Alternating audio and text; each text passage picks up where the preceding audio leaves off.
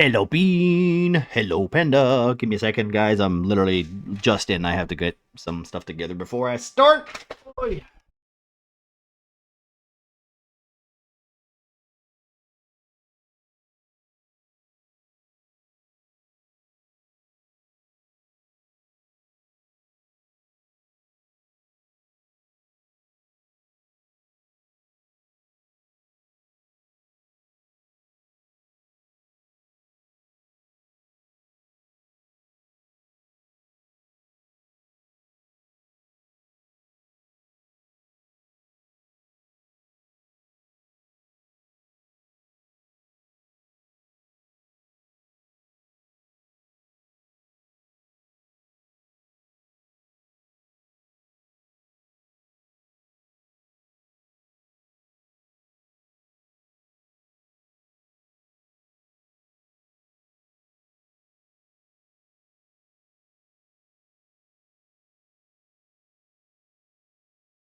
Oh, my, killing me.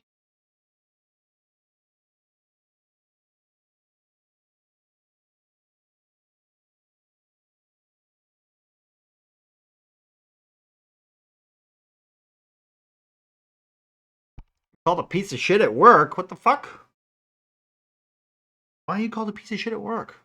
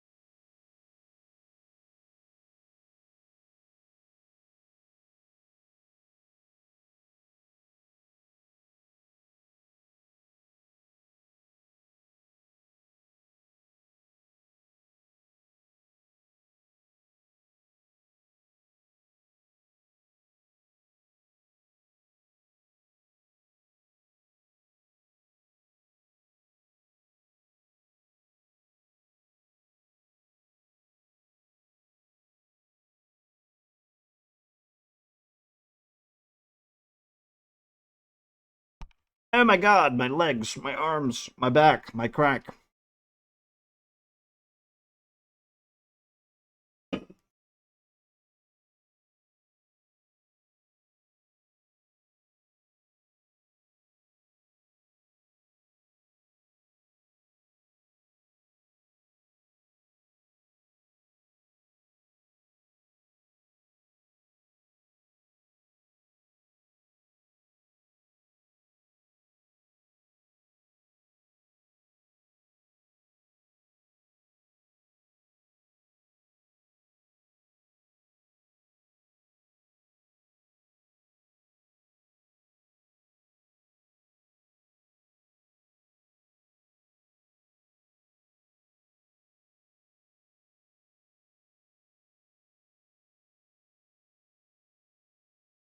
How are you doing, Bean? Are you excited? Ooh, wait. Oh, should I show you this? I think I should, right? This'll get your excitement up a little. I also set up Sirenscape on Fantasy Grounds. So technically we'll have some audio for tomorrow. I don't know how it works. You might have to help me with that tomorrow at some point, but I think I've got it working. I couldn't test it because it was just me playing with it.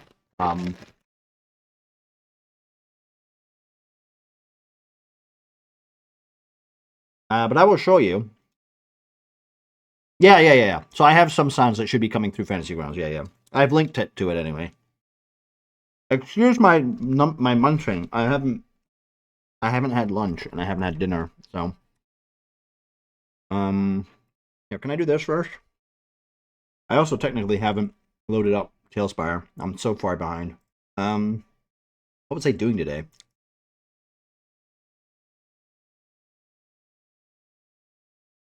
Merc Watch. Fuck it. We just let this up. I'll show you. I will show you the fun thing that I set up too. I don't know how well it's gonna look. It's mostly for stream. It's not really for you guys, but it kind of is for you guys too. I will have to load up Fantasy Grounds though. You know me. I like to play around and fiddle. But how are you doing, Bean? How's your day? Panda, I'm assuming you're working hard or, doing your best. Thank you for the lurk, though. Appreciate it, bud. Let me load this up real quick.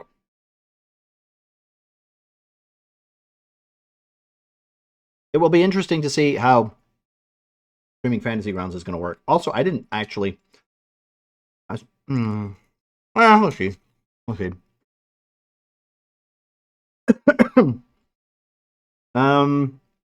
Have a 3-day weekend. Ooh, Veterans Day is Monday, so we have that off too. Nice. Unfortunately I won't have that off. But technically, my boss is he's getting a hernia op on Thursday, so I technically won't have work for 2 weeks, which is nice, but also bad on his end. Right. Here we go. Hi. Okay. So, did you see the funny kitty pic I posted in your Discord? Shameless? No, I don't think I did. The problem is, the location where I work has no internet, so I don't get any of this shit until later. Oh! That's a dumb cat. That is a dumb cat. Alright. I will show you. So, I found an extension for Fantasy Grounds, right? Technically, let me just move to the TTRPG thing, right? So this is what we're using for Alien tomorrow. We have a motion tracker. It doesn't technically work, but technically I can put tokens on this too, right?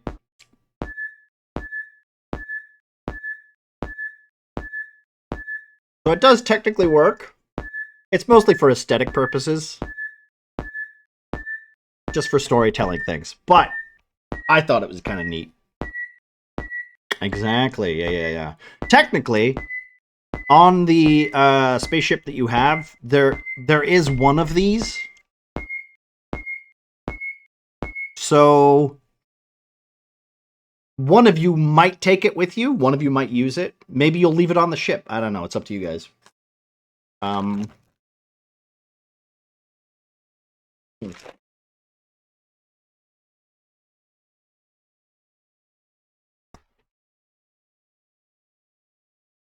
There was also something else that I wanted to show. I can't remember what it was. Oh, yeah. I mean, yeah, we could do that. That would be neat. Thank you, Beam. I think I have it open. I just don't know how to make it work, right? Also, we will be building more stuff in Talespire later, but I just wanted to test this, I guess. I was going to technically do this tomorrow, but if you're available to do that, Beam, that would be great. Thank you.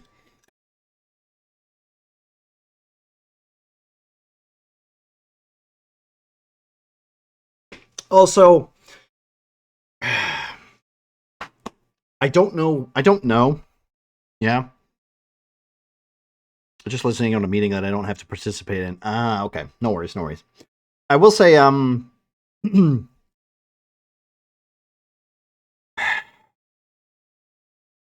did have the idea of using cameras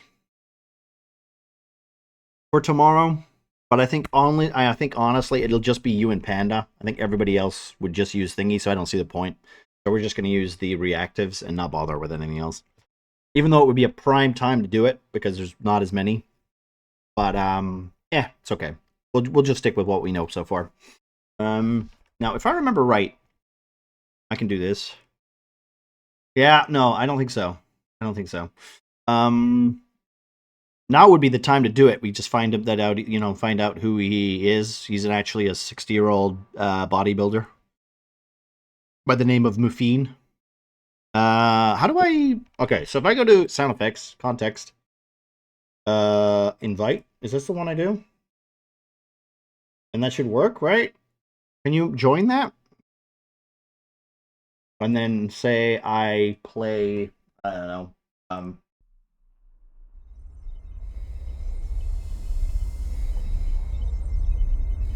Just just turn it down a little bit.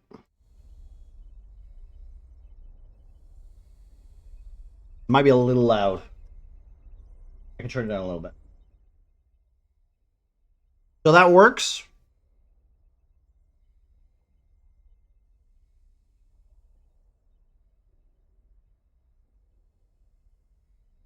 Wasn't specific, right?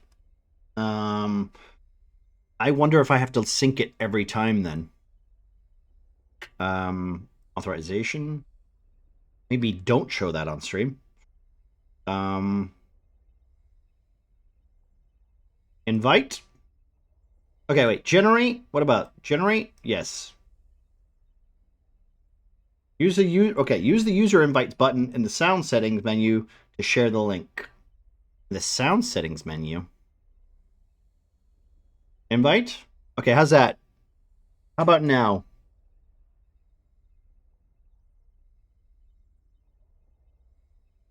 If I can't figure this out, what I'll do is tomorrow I'll do the good old usual what I do, which is I'll just hang out in Discord and try to get it to work before it's streamed tomorrow. I don't want to spend all day here. Wait, can I click this? Page not found. Interesting.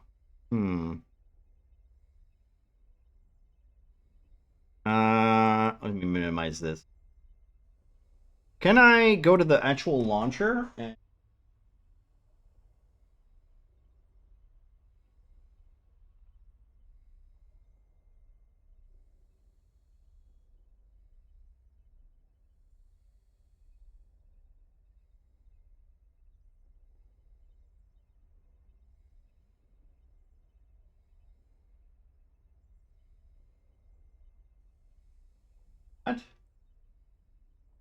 Stop copy to.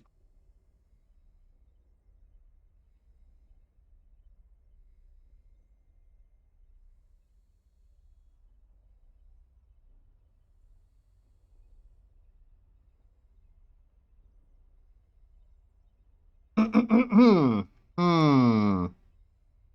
It was just in the announcements window, so pretty sure he never redid it for each session. Okay, I see. Um, if I turn this right down, we don't need this super high right now. Hello, Kitsune. How you doing, bud? I'm trying to think. Is it web import? What does this do? Ah, okay. AVS import. Okay. So if I do this, can I do this and then type? I don't know.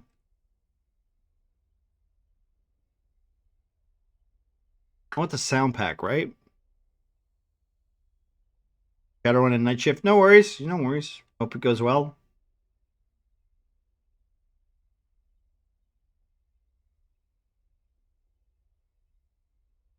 Um. Hmm.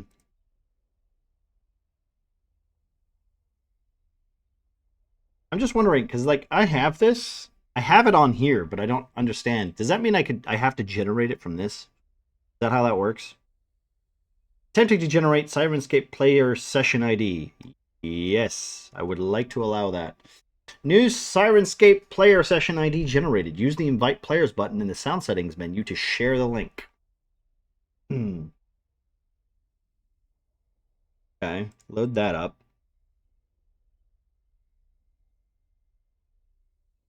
Okay. Interesting. I literally might activate the web audio contact. Okay. Sure, why not? I might literally have to just figure this out, yeah. This thing's different. Is it working though? This is my problem when I have to do, like, yeah, I don't really like to do things live, but fuck it. I mean, at this point, Fridays are building and chilling, so whatever. We could do a skip, by the way, guys. You don't hear anything. Okay. Not skin, skip. There we go. Thank you for that. You hear nothing at all. What if I do?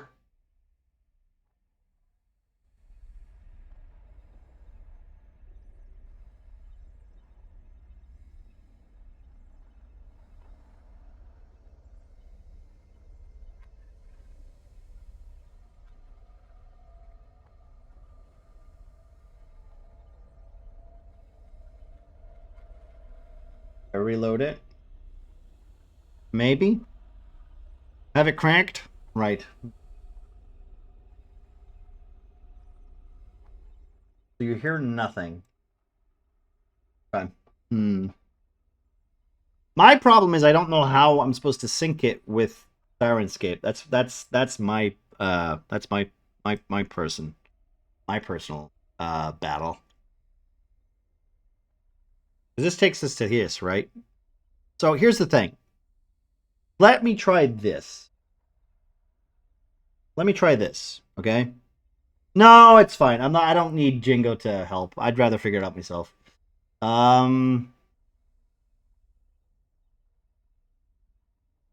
I remember right, this is, I just need to figure out, it's the web thing I'm looking for, right?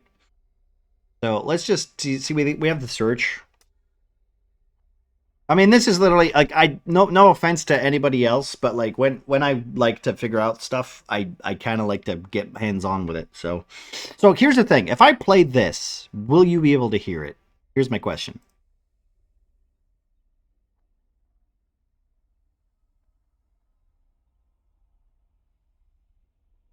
That's really loud.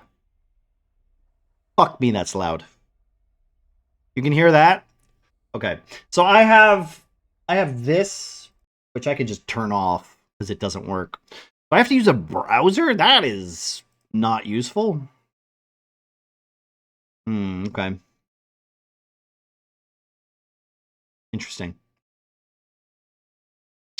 Can I upload my own bullshit? That's what I would like. Sound set. Do they not have that? I mean, I have it on purpose. I figured. No, I don't care for that. Whatever this reason for connections, don't care. So it did work. Cool. Good to know. I'm just trying to think because I have the thing that I want to use, and now that I have to use this, I would have to literally set it to a browser. You have to have a browser open for this? That's kind of annoying. Um.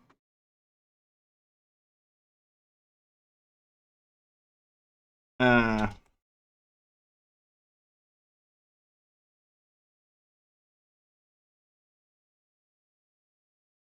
Okay. Well, this is why I find Soundtail works so much better. But that's okay. That's a German product. I have no idea who made this.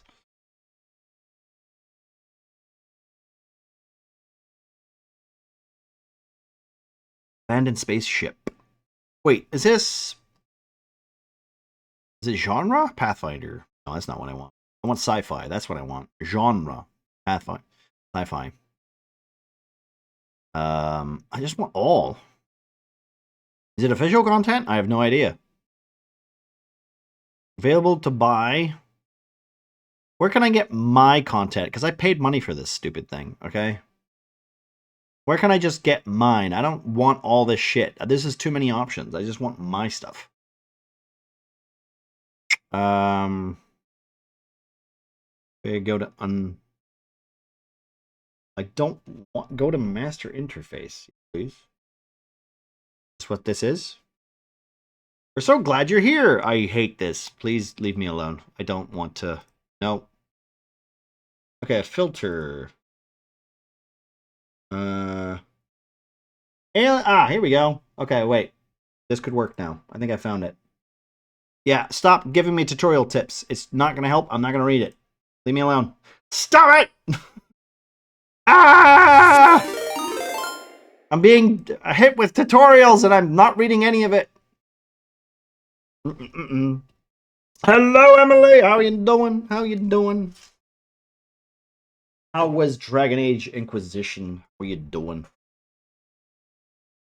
Welcome in, welcome in. We're just doing some sound work right now. Oh, thank you, Bean. I was about to do that. Jesus Christ.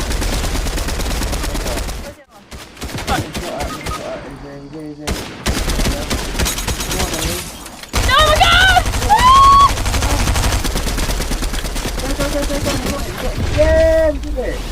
It's very loud. Right now, you need to fix my camera. Yeah, I might need to fix my pants. Let me just switch that to Talespire real quick. Jesus, that's loud. It's a little loud. I don't know why it's so loud. Trespasser, you enjoying it? This is the first time you're playing it through, right? Aren't you happy that it's gonna have no impact on the new Veilguard? My favorite thing about Veilguard so far is that it has no impact on... It doesn't matter what choices you made in 1 and 2. So, therefore, it just... The games that I liked, it doesn't care about. That's a shame. I promise you it's not a tutorial. Well, I'm probably not going to check it then. I heard there's some Easter eggs from Trespasser. Okay, well... From what I've seen... I'm not surprised. They're gonna probably like sprinkle some stuff in there, right? Are you? I know you're excited to hop right in, right? But it's a good thing that you've got Trespasser in. At least you get some enjoyable content. No, I'm not. I know you're probably gonna really like it. There is a. I think the Trespasser DLC was like. I think I played that late, like super late. Yeah, I played through the game first, and then that DLC didn't exist.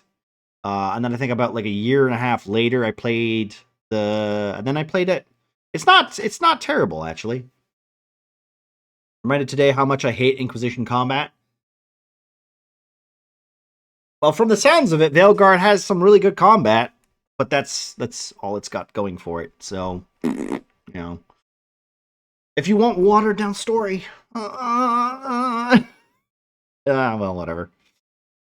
Combat's not everything, right? I mean, let's be honest. Origin is literally one of those games that does not play well, right? There's literally mods that make the combat better because people hate how slow it is. So, but on the plus side, you'll enjoy the Trespasser story. That's a good one. Right. Sorry, I was trying to test Sirenscape. So if I just do this should work, right? If I click on this. Can you hear this, Bean?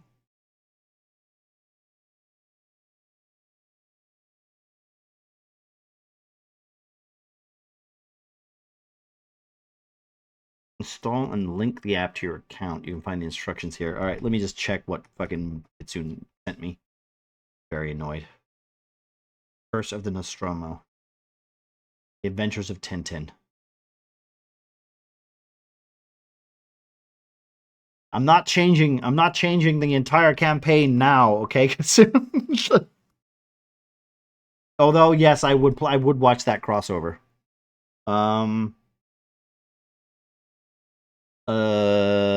Where is it? Can I...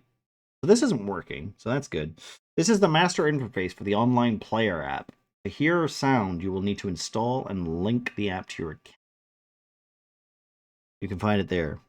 Heard that, but be right back. No worries. Okay. Thank you, Bean. Thank you. I appreciate it. We can fix this later. Right. Let's actually do some building, I guess, right? Also, thank you for the raid, Emily. Appreciated. If you need to go get some food and do your chill and all that stuff, go ahead. Thank you very much again. And that's good to see you. Hopefully we'll catch you sooner rather than later. Thank you again. Right. So Sirenscape it works. And luckily it just works. It should work through Fantasy Grounds, so nobody has to run anything else.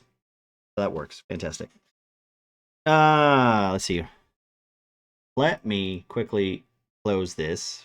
I don't need it. But I will, you know what? I'll leave that over there just so I can do that later. I will minimize this. I will put this somewhere over here. I don't even know. Let's see. Matt, mute this. Yeah, that should be good. I don't need. Is that me? Get rid of me. I don't want me. Put someone else up there. Oh, so now that I have time, about 3 hours out before the end of the day yesterday, one of my testers emailed me. My lead, another manager, and HR basically said my lead and I were no help to him all day. Answered his questions within 5 minutes all day. Said we wouldn't. Okay. I can't wait for this.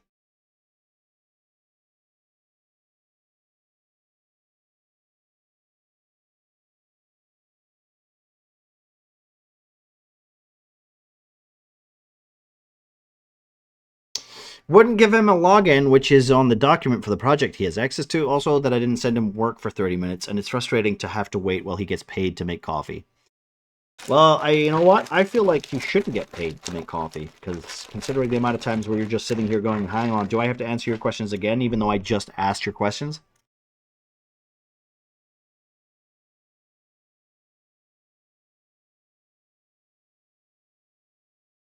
Well, that's fun. Wait, what the fuck happened to him? Oh, he's just wearing a hat. Okay, I was confused there for a second.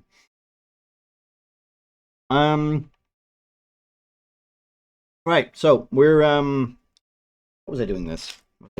Sorry. I'm a little all over the place today.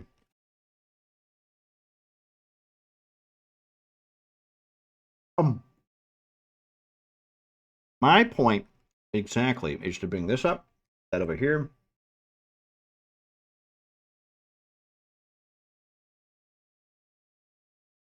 No, okay. Um,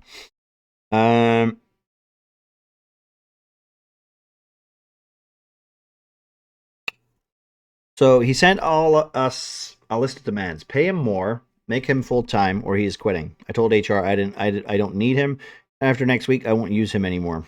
Ah, okay. It's completely out of left field. And HR had a whole conversation that we won't do any of that like 2 days prior. Interesting. So he's basically he sounds pissed that he's not able to do his work, which is funny because he could have done his work if he just paid attention. And now he's just blaming and reaching. Interesting. A little all over the place today. Exactly, yeah. Especially today. I mean, I just got in, so I'm kind of all over the place.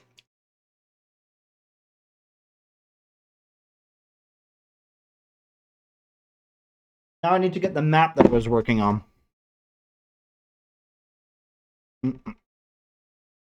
We still have to decorate the main, the bridge, I guess. Because we're working on the map that we're not going to be using tomorrow. So.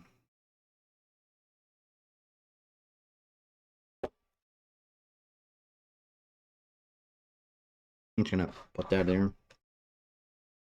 Oh, I suppose I should also do this.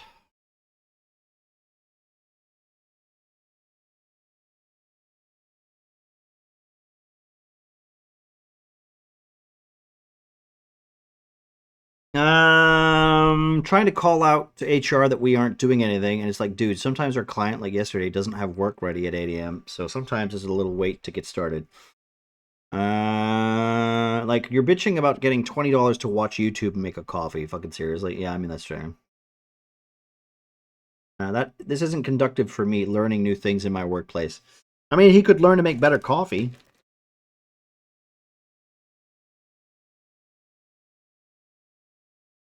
So basically, I quit. I dare you, and you were calling his bluff. Yeah. Well, I mean, let's be honest. Sometimes when someone's really frustrated and they lash out at the wrong people.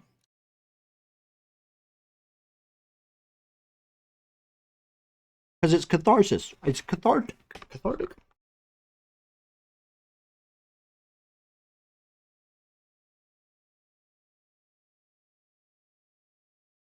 Also, thank you, Bean.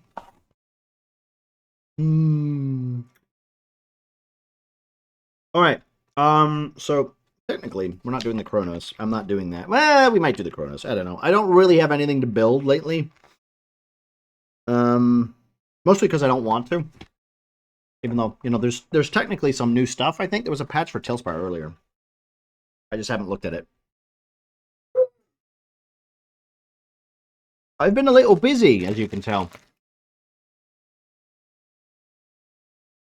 I will have to learn databases all by myself in a space of 14 days with no support whatsoever. Hey, Google exists. That's all the support you need. Also, then you can just say, hey, hang on a minute.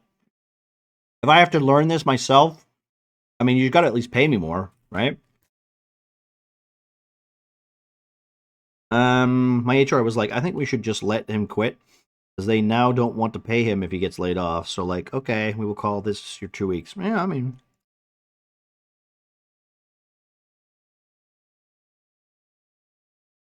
they won't pay me more. Well, does that mean that you are technically ill? What's the word? You're not adequate for the job anymore? So what do they do with you then? Do they just let you go? If you can't just say you can't learn it or you can't learn it in time. What's the option then? Like what's your incentive to learn to do databasing? That's my point, right? Usually a company would be like, "Hey, we need you to kind of learn how to do this." And they give you like an incentive. Usually they give you an incentive. Otherwise they're like, "We have to just replace you." Right? Like, be observant. We had the whole contract leave that affects half the employees. We have plenty of people that need work there. We won't care if they have to wait for a little bit, you know. Do I want 20 bucks an hour to make coffee? $0 an hour to sit in my entitled ass at home. Yeah, Panda. You know, Panda, I bet you can't even make good coffee.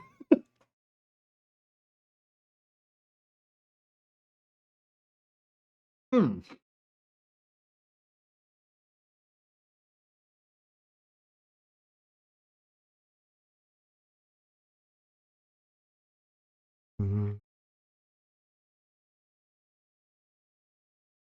Can't learn it in time, probably, so I just drag it along until I can at least do the shit I need to. Is that... Well, here's the thing, right?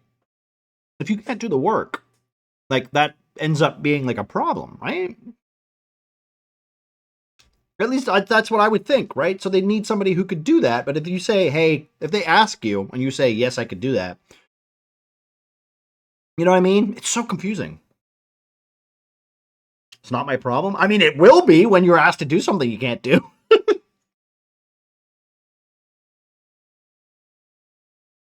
Fun stuff. This guy used to work with us and went to school, and we worked with him so that he could complete schooling. Had him for like 3 months. He left then to concentrate at school, and then we came back this year after we'd gone for a year. They're working for less than 30 days, and you're making demands. Hey, some people are entitled, okay? Some people are entitled.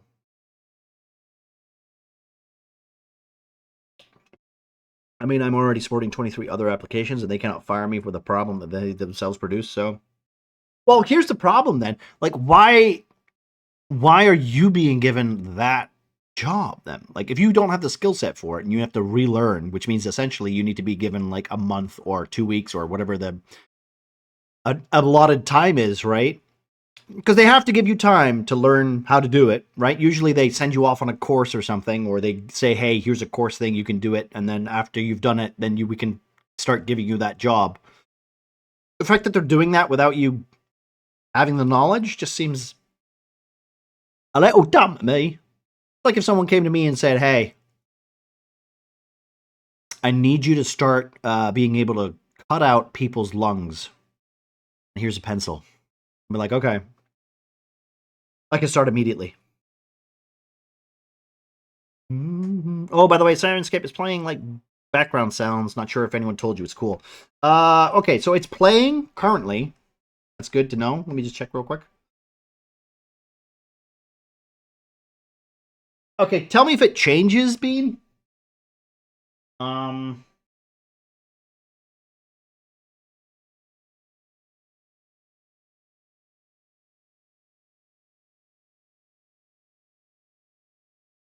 I have to download the online player so that I can hear it. So that then I can play it through stream. But I don't want to do that while I'm streaming because that involves downloading an online player. I'll have to do that after stream. Define change. Is there some beep boops now?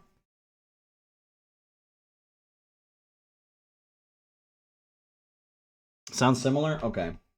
Well, what if I don't know how to turn things off. So what if I do this, and I do this, and I bring this up? How about now? Is it changed now? That's different? Okay, cool. It's just because I have nothing to compare it to, yeah? Okay, thank you. Thanks, Bean. Okay, so I can turn that off now. That's fine. I just don't know how to stop it. So I guess I do this. Yeah, I guess that's how it works. That's cool. Thank you very much, Bean. Appreciate it. The whole team had to take over that app because the team that was supposed to do it had to be dissolved because they had no other contracts and weren't in the green by far, so us taking over as a stopgag solution to avoid complete millions of fines for breach of contract. I see. Okay. But that's the thing, you're still gonna have to pay off the fines if you can't deliver. It's just like, you know what I mean? It's just like basically pissing in the wind, like just trying to buy like another week or 2 weeks. Right? I mean, sure, it's better than doing nothing, but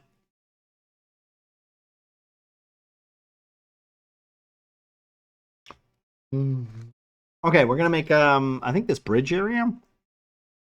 Wait,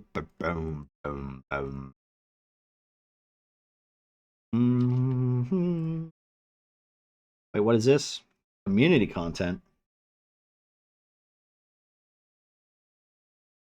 I don't even know what this is. Random mini selector. Okay.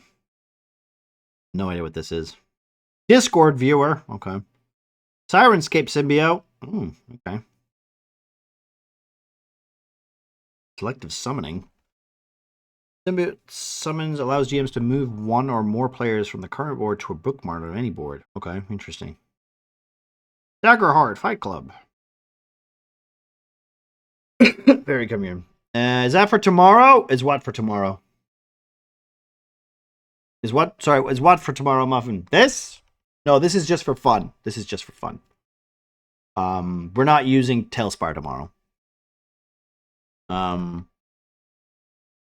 This is just for building fun. Just because I have like blueprints and shit.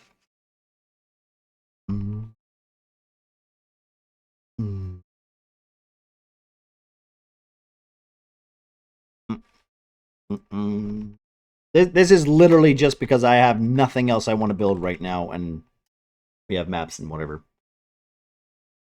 How you doing? We're doing good. We're doing good. Yeah, we're running a little late, but wonder of wonders. How are you, Muffin? I have known How's with life? such unmatched strength of endurance. I bestow upon thee the greatest gift of all, a king's admiration. You ready for tomorrow? A king's admiration can go suck a dick. Build a spooky house of dicks. Well, we're gonna build the rest of the bridge because we finished. This is technically what the Montero looks like, right? We have the airlock. We have the airlock. We have the cryopods. We have a mess hall. We have the med bay. We have a technician area. in the bridge. So yeah. Not really, but who is really? I mean, fair point, fair point. So this kind of gives a vague idea of what it's supposed to look like, where you guys can hang out or whatever. Considering we're not using it, it's fine. Also, I just wanted to like literally like get it in my mind's eye of how it's gonna look. This is Panda and Marcy's ship. Technically, I guess. I guess Marcy owns it. So, we have your ship? No, you don't own it. You don't own it. You've contracted the owners to do it, Bean. If anything, yeah. If anything, Bean, your whole job is basically to look at everybody and go, "You're not really pulling your weight, are you?" I mean, you could be doing better. We might replace you when we get to dock. You know, like, really, that somehow makes it mine. Well, no, because you're just an employee of the company. You're not like the top dog of the company. You're literally just, you know. You're making coffee right now? Are you smoking? Aren't you the technician? I'm not paying you to make coffee. Well, remember, the whole thing about you being on that ship is to basically say to Marcy, hey, if this comes through, we might actually increase our budget, and then you can get a better ship. You can get better engines. You can get a better inventory. You can better, you know, we can get you some more equipment. Maybe some more employees. Another ship to go in flames, and for me to fucking save. Well, Muffin, I'm looking forward to it. I can't wait to see how it goes. I'm excited. I know for the essential the fun of this whole campaign, we have a bunch of events. Oh, that is also something I was gonna do. I was gonna basically make a chat redeem, and this isn't like not like points or anything. I don't want to do that because I know it'll be spam to fuck. So my point was like a way to increase stress, right? Or literally just to cause an event on a random player to add to, you know, to add some chat kind of inspiration to the thing. I'm thinking about it. We'll see. Well, we'll literally see. I might not bother because I've already got like a bunch of things that I kind of want to do. And I also don't want it to be bloated. I will say that like this is supposed to take place in like 2 hours or whatever. It says we can do it in 2 hours. I don't believe that's going to happen. I'm going to probably say we'll have 2 sessions of this. Maybe. Depends on how quickly like you guys behave or make decisions, right? What are the chances to fall in love with a xenomorph? Very slim. Very slim. Unfortunately, my AI bot doesn't work anymore. It's still not fixed. I have not had a fix for it yet. It literally pisses me off how annoying that was. It lasted for like a month, and then somebody changed some code, and now it doesn't work anymore.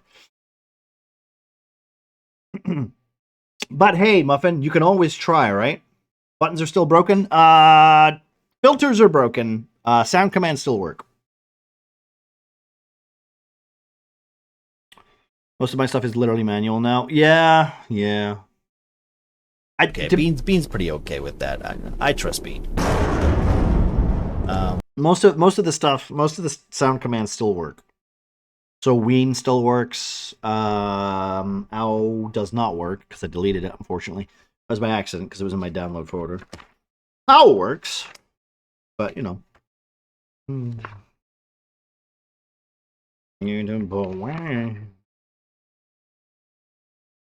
I don't even know I had one. Well, yeah, I gave it to everybody, to people who do the D&D. I think it's is it Muffin? Is it Muffin? I might need to update yours, guys. I think I might need to update yours, Muffin. Because yours is still Nox, right? That's a good point. You know what? Let's do that real quickly. Wait, where is it? Here it is. Is it exclamation mark Godwin?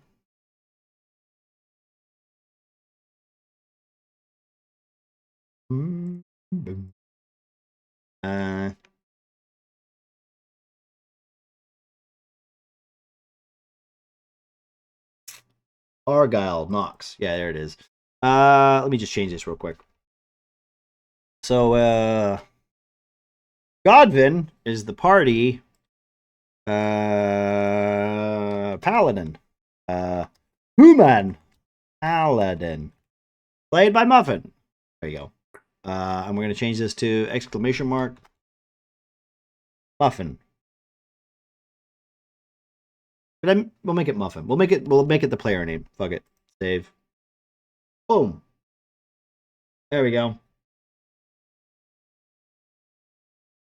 No, it doesn't make any sense to make it the player name. Does it? No, it does. It makes sense. It's okay. I had a thought there for a second. And you know what? I've changed my mind immediately. Is the party lizard man? Is the party dwarf cleric?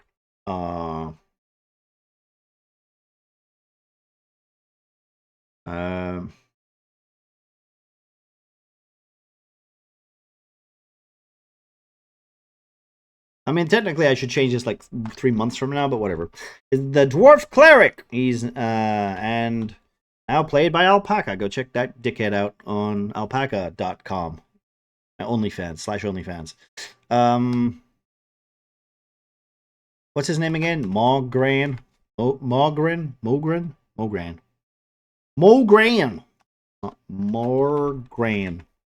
Is it Morgran or Morgan? Morgran? Okay, yeah. Morgran. Figured. There is an R in there. He wants Morgran. I think it ought to be character name. You have character names on screen. If new people drop by, they wouldn't have any idea who the fuck we are. Yeah, you're not wrong. You're actually not wrong. Save. Okay. I'll change Kitsune's then. I'm going to change it to Pyrian. Pyrian. Save. Okay. I don't need Ruby's one anymore. We'll put that over there for in case hell freezes over.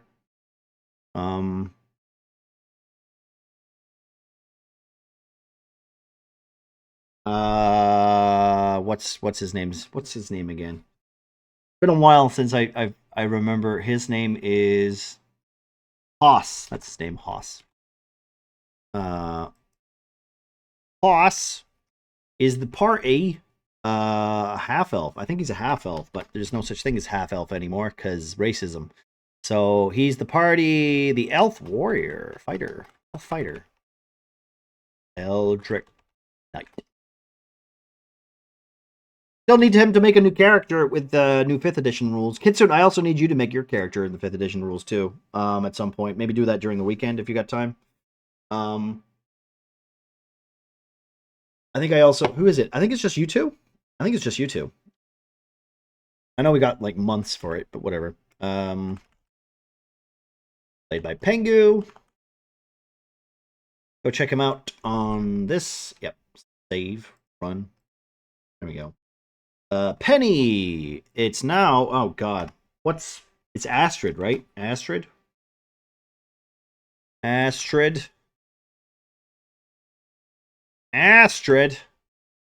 Is the party Dwarf Ranger. Made from the very magics of Newthoth himself. No, not anymore, you're not.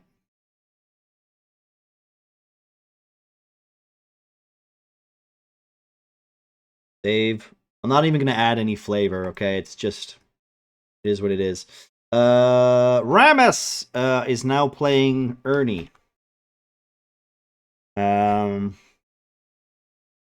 Ernie is the party halfling. I'm glad that we have a halfling. I'll be honest. I'm ecstatic that we have a halfling in our party because I'll be honest. The last party, everyone was too tall. We needed some short motherfuckers. Okay.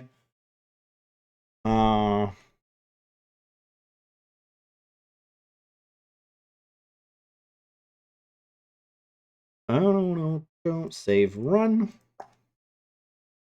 Marcy is playing Grom. And Grom is the party orc. Not a half orc. No such thing as half orcs. Is the party Mexican. Um,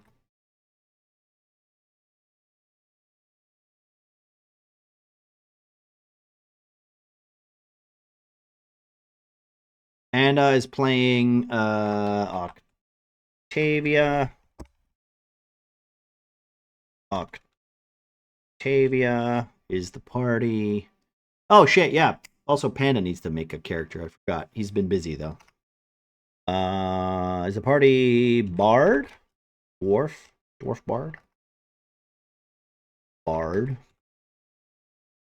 Played by Panda. Check him out on. Nope. I think that's everybody. And I'll change Muffin's one to Godwin. Godwin. Save. Run.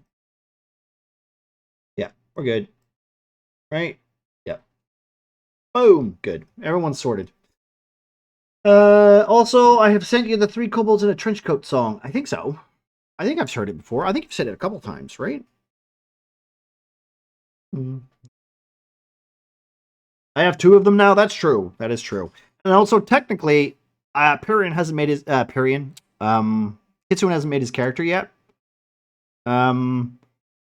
So he could technically play a really short tiefling, because as we all know, Kitsune has nothing. He has nothing to prove, so he's going to play a short guy, right?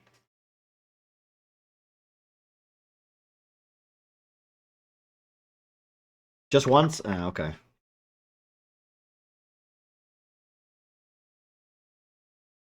I feel like I've heard that song, like, more than once, but maybe that was not just you sending it. I think there's new assets, too. Can I move this over here? This is really weird to have that there. I'm used to reading chat here, not over here. Right. What I wanted to do this. I'm gonna head out. Oh, wait. I'm a head out. Bailiff, whack his pee-pee. Whack his papa. Alright, Muffin. Have a good one. Have a good stream, hopefully. Go check Muffin out if you haven't already.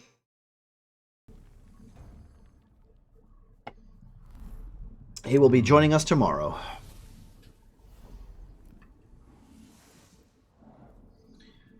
Getting more cognition points.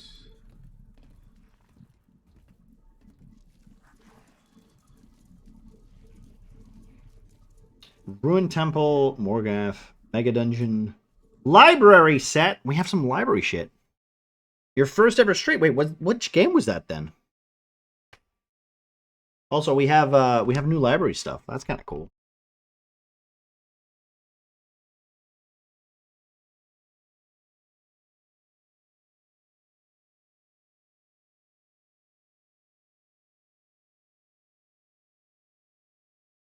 I'm a fan of that. Like, most of the library stuff is kind of terrible.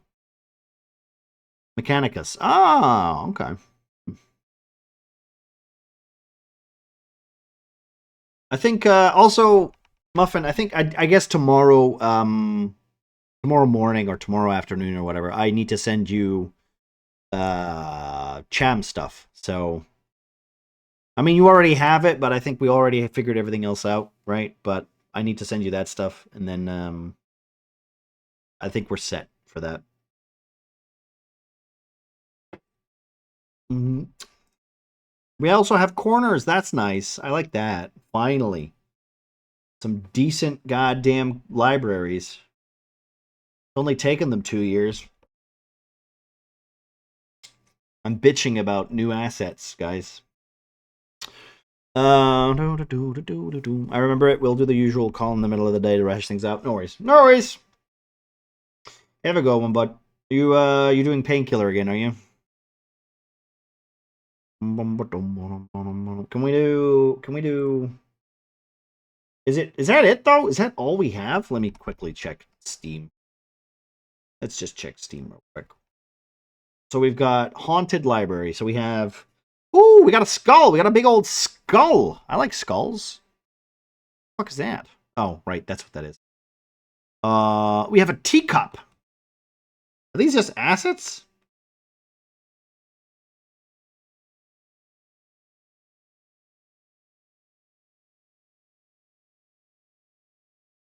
Teacups?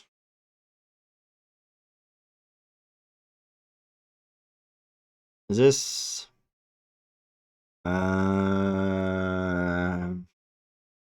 Okay. Let's see. I mean, they've been doing some good jobs, right, for bringing out new assets in like the last month, right? Oh, we got a little globe. That's kind of cool. I like that. A little teacup. Very nice. Finally, Beans Cafe can have teacups. That's good. What else we got? Is that a scary book? That looks like a scary book. I don't know if that's new or not.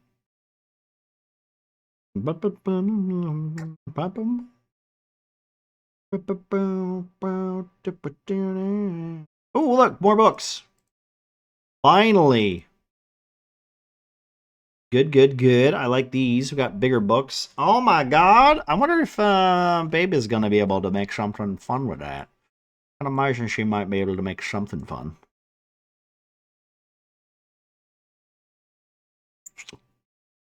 Quills. Tea. Is that it, though? Is that all we got here? We got no more paintings. Okay. Let's try in exterior. Nope. Nothing here. Nothing here. Lights. Any new lights? Nope. No new lights. No new letters. Grim. Here we go. Look at that. That is that. You know what? I think that's kind of cool. I like that skull. Let's bring this down. I just want to check something real quick. If I do this and then bring it all the way around, what kind of shape can we get from this? We're going to take the Black Wolf technique of just spinning it around and doing a cool thing and seeing what you can get from it. It's kind of cool, actually. Right? I don't even know what that is, but it doesn't look like a skull, so that's kind of cool. And there's multiple different colors, so that's kind of cool. I like it. Finally, an actual circle. You could probably make like a mountain out of these if you wanted to. All right, what else we got? We have ooh, we got floating books and a chair. Interesting.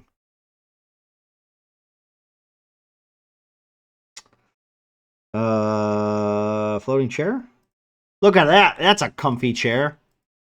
Oh yeah, also Panda, you know what I noticed? You know what I noticed? On Fantasy Grounds, I was super tempted because I was literally in the place of buying like a bunch of these digital books. I noticed that there was what's it called? Something of Strad. And I was like super tempted. Super tempted of buying the adventure on. Oh, that's also a nice chair. All right, we got some fancy chairs finally. Cool. What are we looking for here? That is a nice desk. That's a nice desk.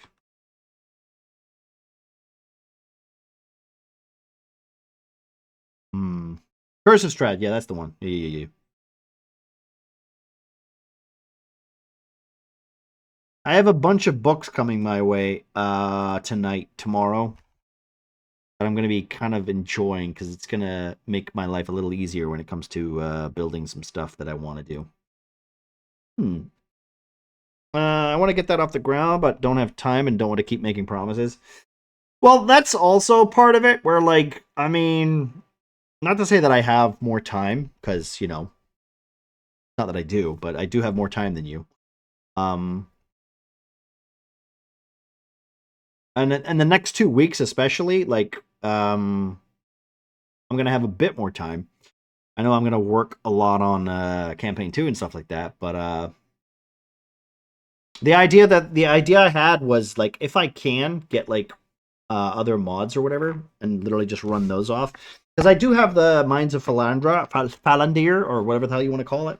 And if I could do, like, I don't know, a silly one-shot or whatever, or a non-player character thing or whatever, I would totally be able to do that, and I would want to do that. You know, just to keep things, you know, different, switch it up a little.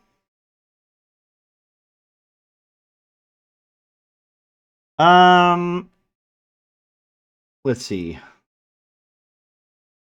Fences? No. I think that's everything then, right? And then it's just monsters? I think we got monsters, right? We do. So if I go here and we look at... Not beasts? Constructs? Demons? Dwarves? Elementals?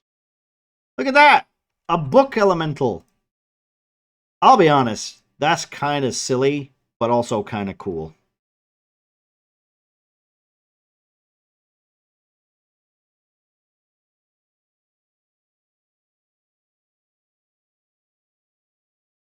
Huge books. It's a shame the books get too big. But yeah, no, that's kind of cool. What else do we got? Some sort of ghosty thing too. Okay. What is that?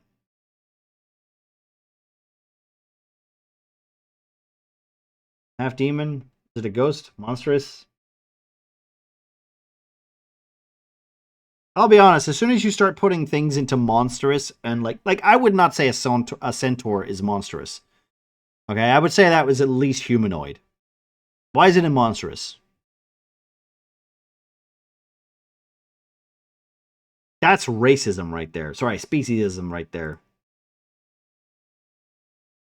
Here we go. Look at this goddamn thing. That's kind of cool. Very neat. I like that. Also, just out of curiosity, what does it look like if you do this? Oh, yeah. You know what? I could see, like, someone taking this and, like, it being the spirit of a boat. Right? Looks like a sea witch kind of thing. That looks really cool. Alright, cool.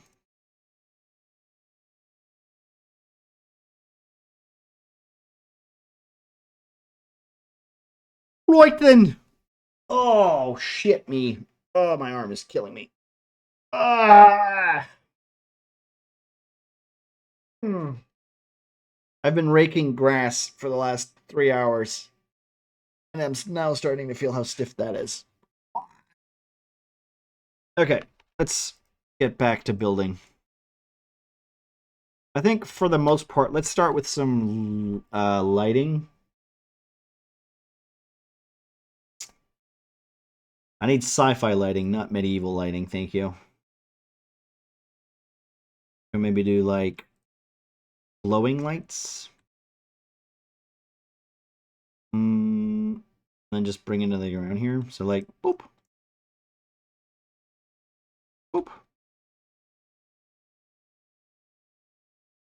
Boop. Or this.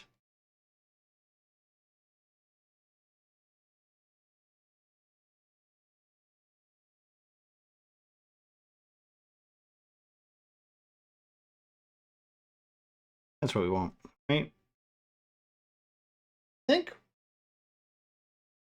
Oh my lord. Some pain right there.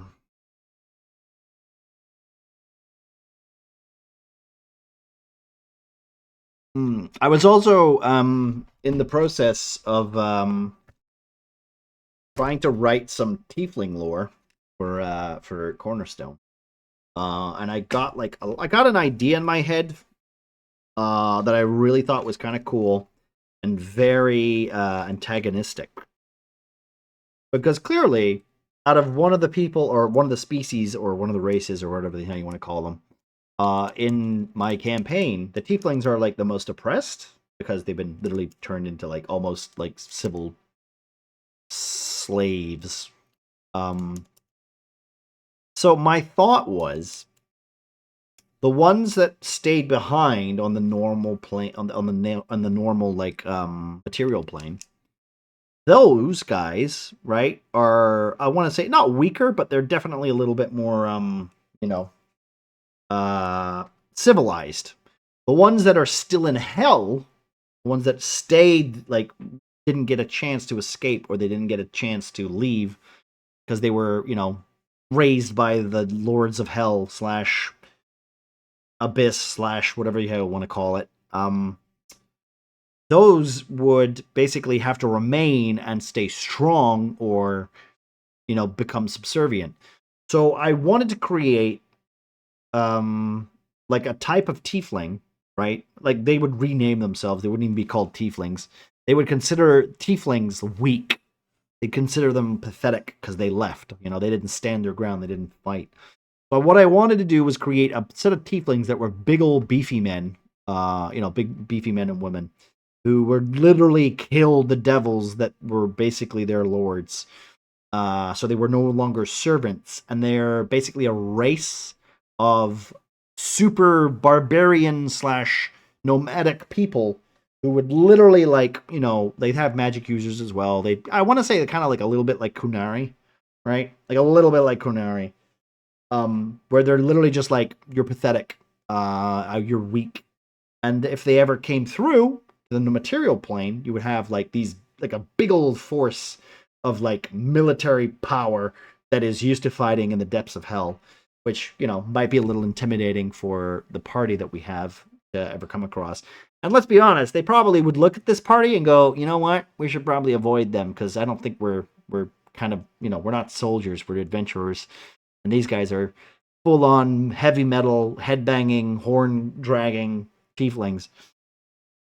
But yeah, I was looking for a name for them, and I was thinking of Tem. Tem could be a good name, but yeah, I'm not sure yet. We also have the Covenant of Dragons, the Mask of Sin, the Change of the Guard, Coin Lords, all these things that I've been Snow is nice enough to get me this little book from semi-Christmas present, and I've been writing notes in it for my current campaign. And well, let's just say I have a lot of things. I've also got a lot of notes for to remind me for the Alien RPG that we're going to have tomorrow. Several ideas that I have that I want to remind myself to not forget tomorrow. But that's the plan anyway. Who knows? Maybe I won't even look at that book.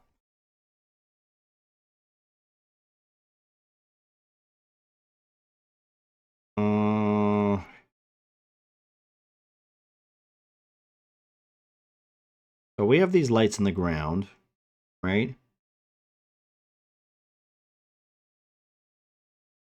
And we can have lights on the window, I guess, right? Or would it be better to just have them like this?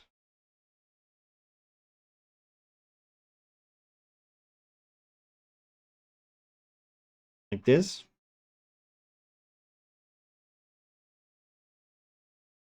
I gotta stop pushing the middle mouse button sometimes.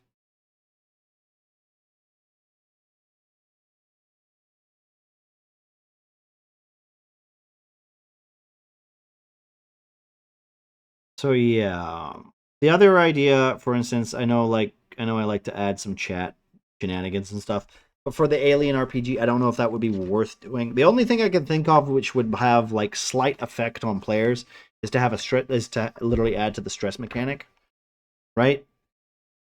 Because I'm not gonna literally add creatures. I'm not gonna change any of the events. They are gonna play out as they usually play out. I don't want to have a device. Like, this game is already pretty harsh. Like, literally, if you fuck up your roll enough times, you will literally be murdered. You will die, right? And I don't want it to be like, oh, it's over in the first hour. That's not really my plan. So adding another stress dice though could be kind of fun, because it literally depends on what the dice roll, right? So, and considering everybody already has like a way that they want to play the game, or has a vague idea of how they want to play. Cowardly, heroic, trying to get as much money as possible, all these kind of things. It's going to be very interesting to see how it plays out, honestly. I'm not entirely sure it needs anything else.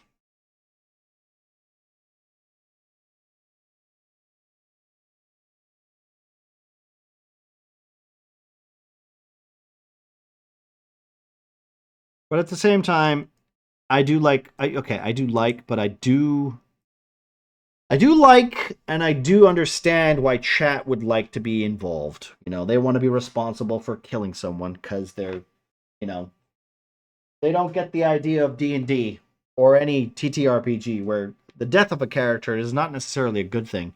It just means you have to start a new fucking character.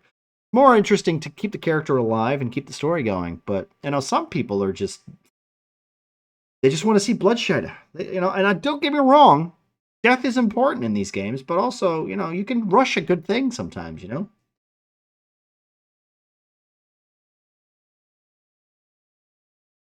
Bum bum ba da dum.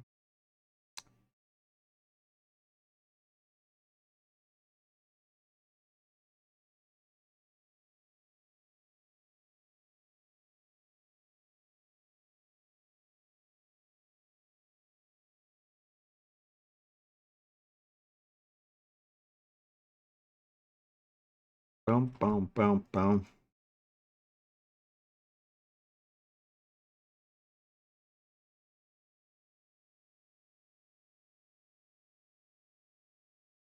We're just doing some lighting here because I wanted to give that like a semi glow.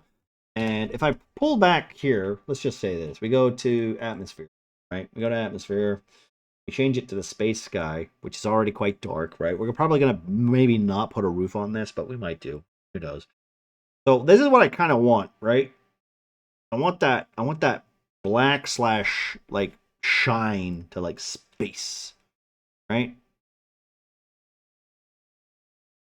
Like that, like at the deep dark kind of like grays and blues, right? We don't need this. There's no fog in space.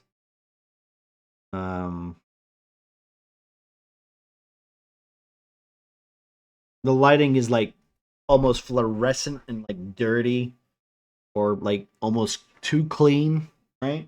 I want to say like almost hospital like. I don't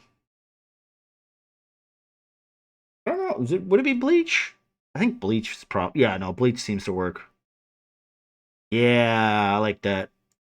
Right? Gets rid of the blues.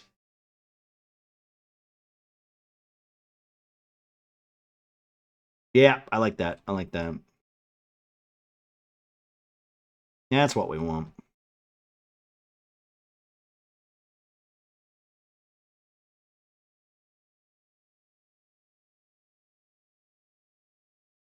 I'm just going to put a little bit more lighting on each of these corners here.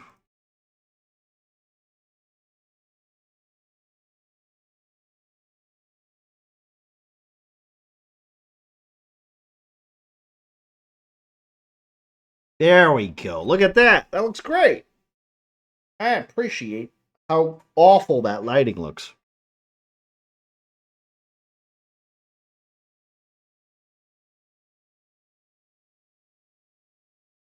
Now here's my thought. I think I might move these to here.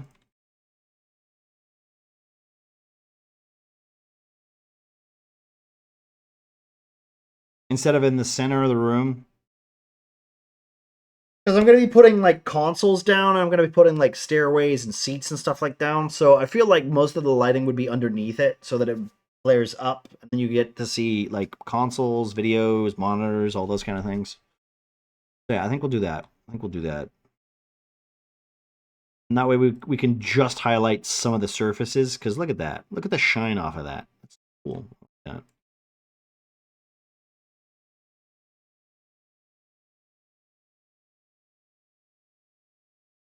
Like a dirty wall just becomes more dirty just because the way it looks.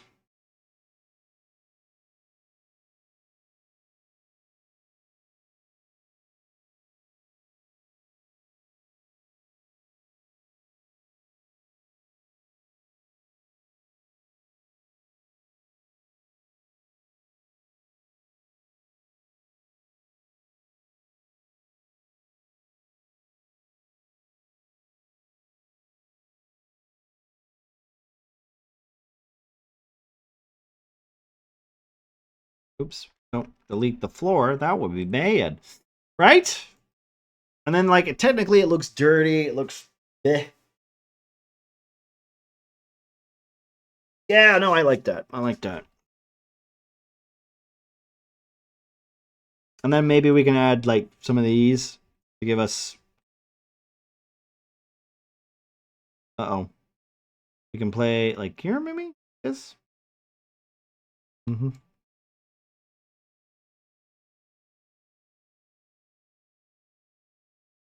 Mm-mm. Do this? No, it doesn't work. Can I get a non... Wait, what if I do this?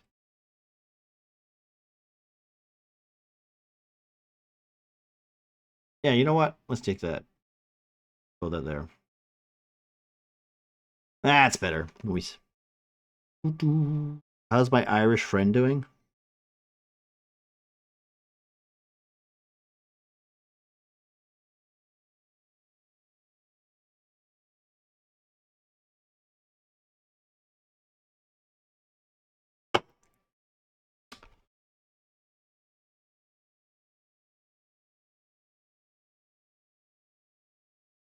Did they let you out? How you doing, Peggy?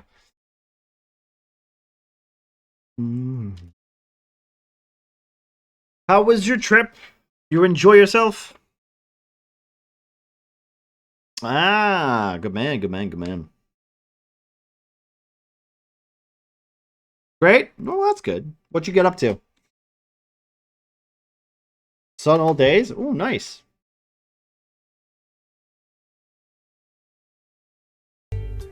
Thank you so much, man. Thank you so much. Alright, well, that's another one for the boys. I mean, for Jim this time.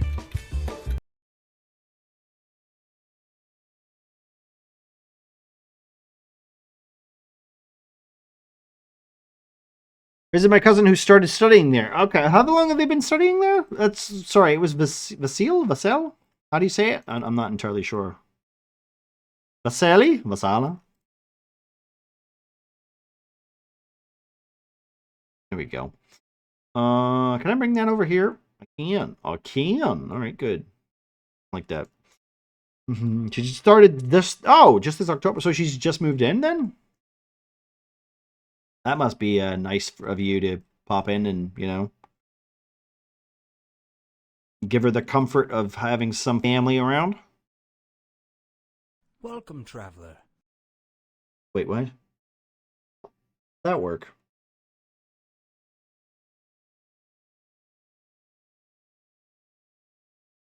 Seville. Sevilla, yeah. Asilla. I don't know why I reversed it. What was that noise from? Where did that come from? Something triggered. Also, no one was aware. Like, none of our families knew about it. Was that on purpose, though? Was that on purpose? Did she not want people to know? I feel like, you know what, sometimes I get that with family. I never told my family anything. I kept it very secret. I was like, no, fuck that. Why should they know?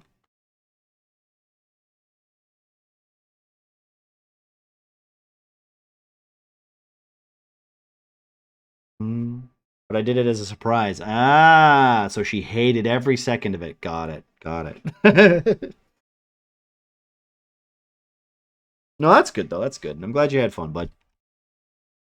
Hopefully it was the traveling wasn't so chaotic. So what I want to do here is I need to quickly look at a bloody quick. Do this.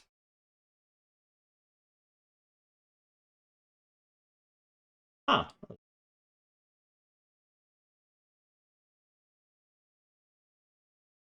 Oh, cool. As I video call my mom and asked her to guess where I was. Oh, no.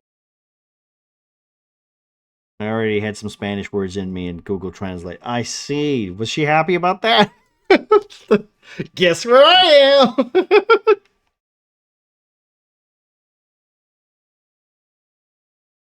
Weird. What did that welcome traveler come from? I can only imagine it came from, like, a follow or something? Or a button was triggered.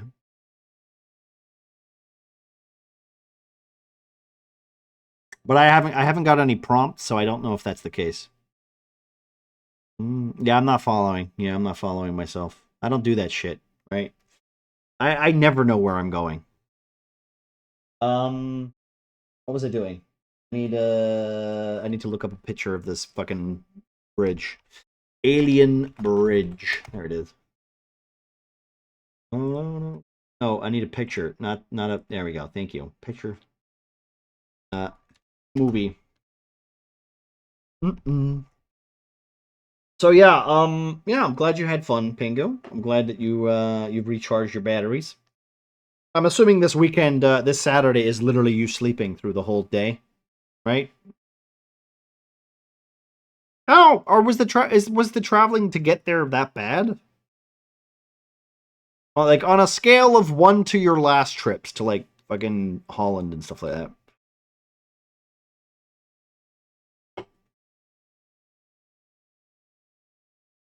This is the one I want. I want this picture here.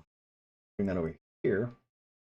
There's a set of stairs. So technically there's a higher up platform on here. So we can bring this area here and maybe bring it up a little. This, right? There we go. Bring this up slightly. And then we're going to put the build light on because I can't see shit. It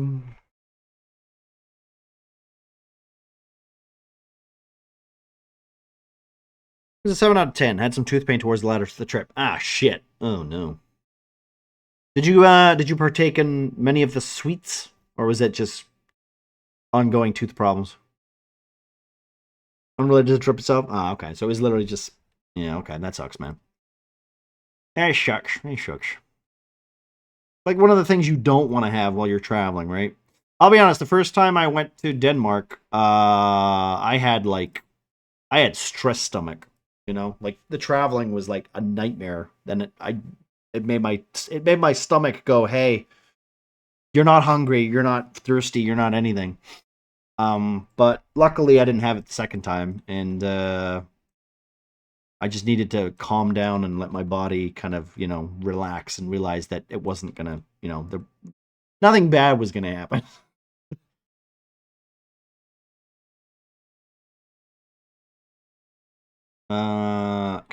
I need some stairs, I think. Right? Stairs? I don't think we have stairs for these. Can I do some stairs? They're too big. Maybe that would work. It's too metally. I don't like metal.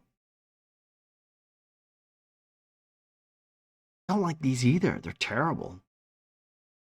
Street stairs. No, that's good.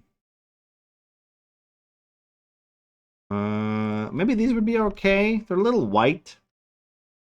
Yeah, they could work. I have to deal with it until Tuesday. I'm seeing a dentist. Wow. Well, I mean, at least you can see a dentist, right? That's good.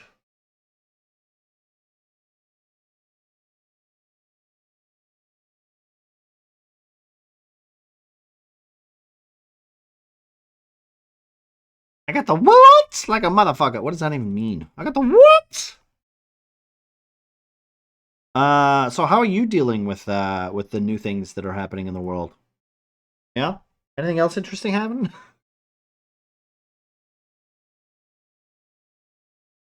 No, what can we keep you up to? What can we highlight you to?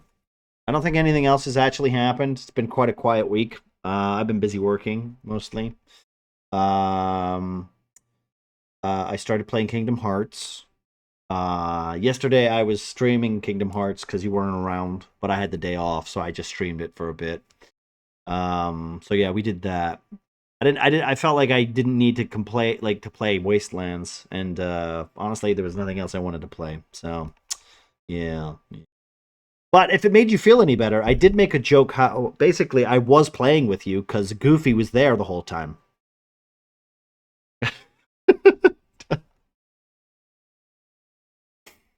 So yeah, technically it was like technically it was like you were there,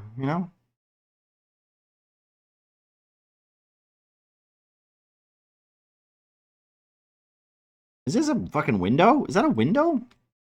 It is a window. You know what? Okay, it's fine. I feel sorry for chat. I mean, I've been having a blast. The game is so fucking stupid. But yeah, no, I completely get that, though. I totally understand. Can I do one here and then bring this down here and we'll do some stairs like this? Work. There we go. That's what we want. We bring this here. Oh, these two lights, though. No, they should be okay. I think if we bring this like this, do this. And then the problem is that we have the main screens on this window here, so we can do a big old monitor, I guess. Science? No. Roads? Technology. Technology! Big monitors. I wish there was, like, you know, actual monitors with, I don't know, some science shit on it rather than this bullshit. But what are you going to do? What are you going to do? Ah, dear, oh dear. Oh yeah, there was something else. There was something else, Pengu. Oh yes, that's what I was going to tell you. Hello, Pengu. So for Cornerstone, I wanted to ask you, you have the group stuff, right? You have the group stuff where it's you, Ernie, and all that doing your thing. You know, you're doing your jobs and whatever. But I did want to like specify that there is essentially a thing like why currently you were in Trino, right? Now I technically know you live there, but considering the thing that happened with the three of you, yeah, and how you kind of got into trouble but also helped, and you were told to like maybe like, you know, keep a low profile for a while, and I would assume with like your backstory, you would maybe want to do like you not necessarily disappear, but like go away for a couple of weeks, then come back and chat with Ernie and Grom. So my thought was, considering we're trying to get the whole party together in one location, so that the adventure can happen, the party can form. My thought was if you could be a deer and come up for a like. Literally, why would Haas leave for a couple weeks and come back? Yeah. Like, what would he do? What would his personal journey be? So he's got something where, you know, a deer, yes, my deer, you know. You're a furry again? I don't know, man. You make the rules. You know, I don't believe in furries, okay? I don't believe in them. They're not real, okay? They're just a concept that people who haven't quite grown up yet have instilled in their brain. Okay? You can do whatever the hell you want. Just leave that dog alone.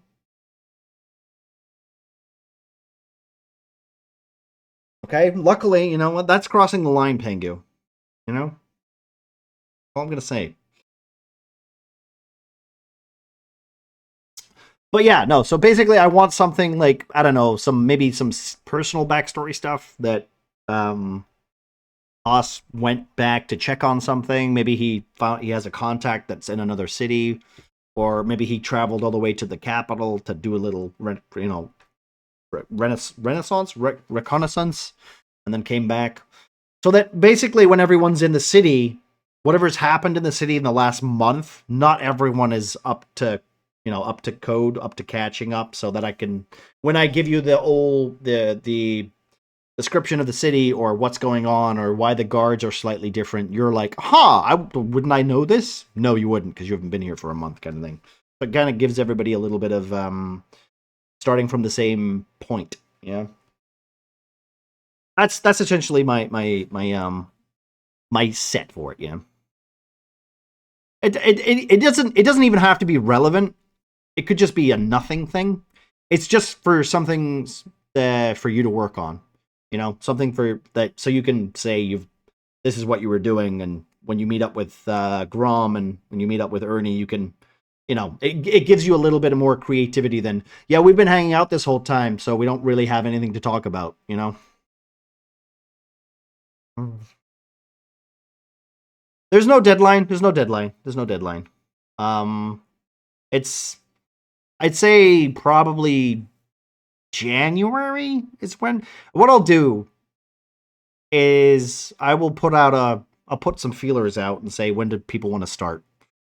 It's going to be next year, right? But I'm still working on it. So if I throw a message your way or whatever, you know, get to it when you can get to it.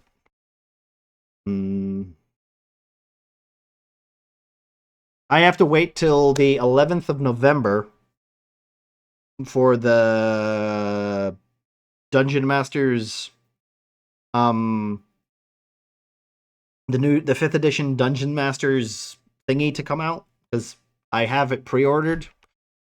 And apparently there's going to be some interesting. Alpaca was saying there's going to be bastions, which is basically like player housing and stuff. There's a whole like rule set for that in there that might be interesting. But we'll see. We'll see. I'm not holding it to a regard or anything. I've already like bitten it off, so we're just looking at it now at this point. Right. I want a screen here? I guess I do, right? This is the only one, and I hate that it's got TV news on it. I wish it was just black and it was just No. That's TV. And this is TV2. It's just bad TV. I just want numbers. Like, I want this, but like a bigger version of it. We only have 2 versions of it? That's so frustrating. Can I just do empty monitors then? Oh, but they have so many screens. All right, fuck it. We'll just do this.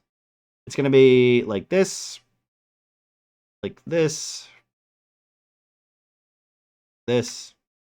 And then we're going to slightly turn this. There we go.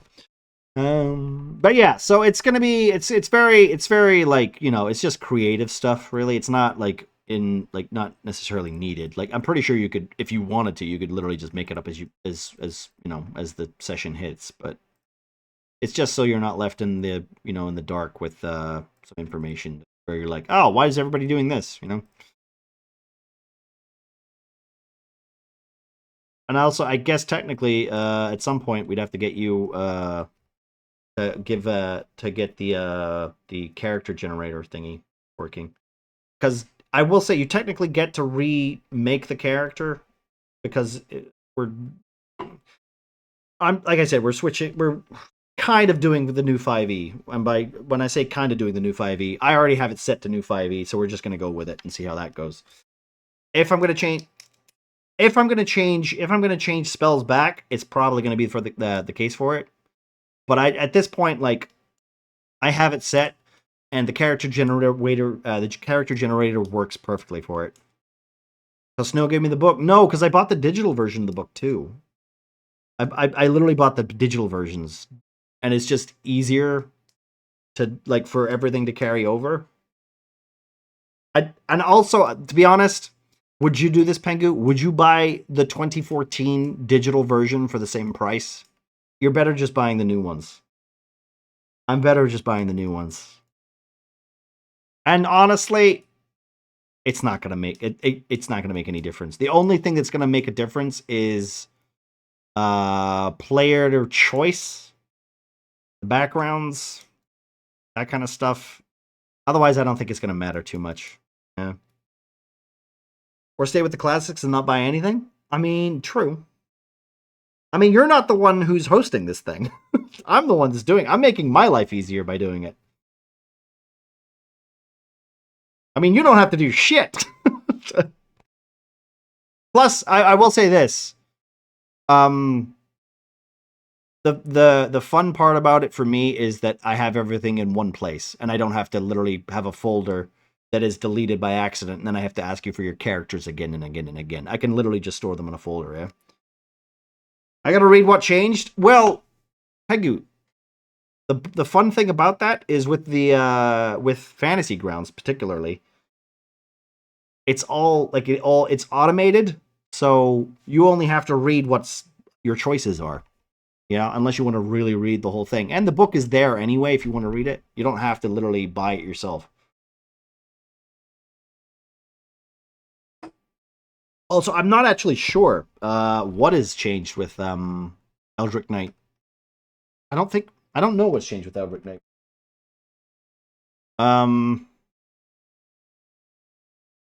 Give me a second. What did they change? And I think I did say, I say this like fully if you feel like it's not the same character that you wanted to create, you can change it. You're allowed to change it.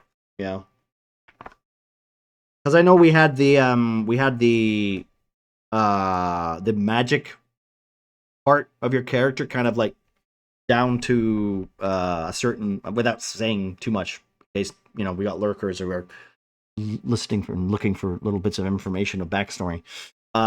Your magic kind of thing from Eldritch Knight comes from something that technically doesn't matter. We can change that. That's where is it? Can I have a look?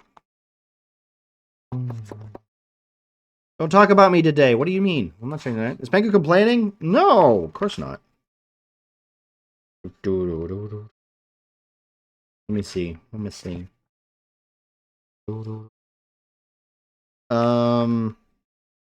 96. 96. I don't think they changed Eldritch Knight too much.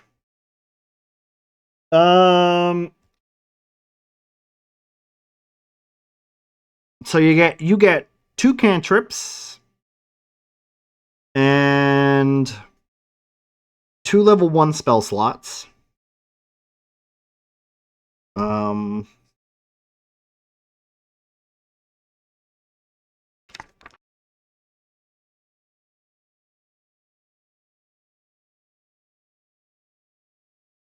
You can create you learn a ritual to create a magical bond between yourself and one weapon.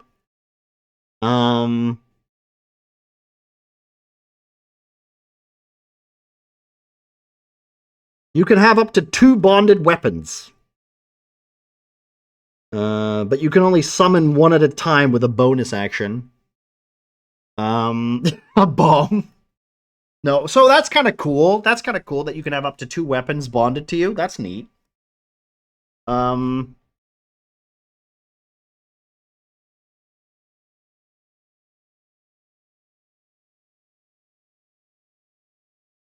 Bomb fails if another fighter is bonded to that weapon, or if a weapon is a magic item which is attuned to someone else, so they've already covered that shit.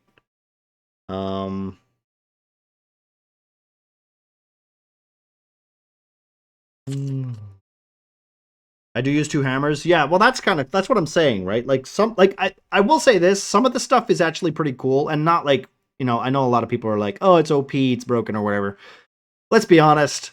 Pengu, you were so broken in the last game. Like, we're not really caring about OP stuff. I'm just like, and also it's kind of all new to everybody. So it's kind of, you know what I mean? Like, it's all new. It's all exciting. We can all surprise each other with bullshit, right?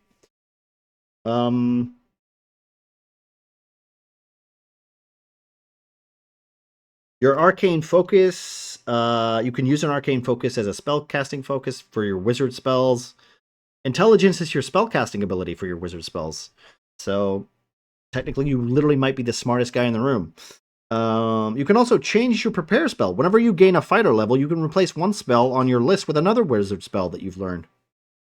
That's kind of cool. How dare you? How could you throw just a feather on me after I used my reaction?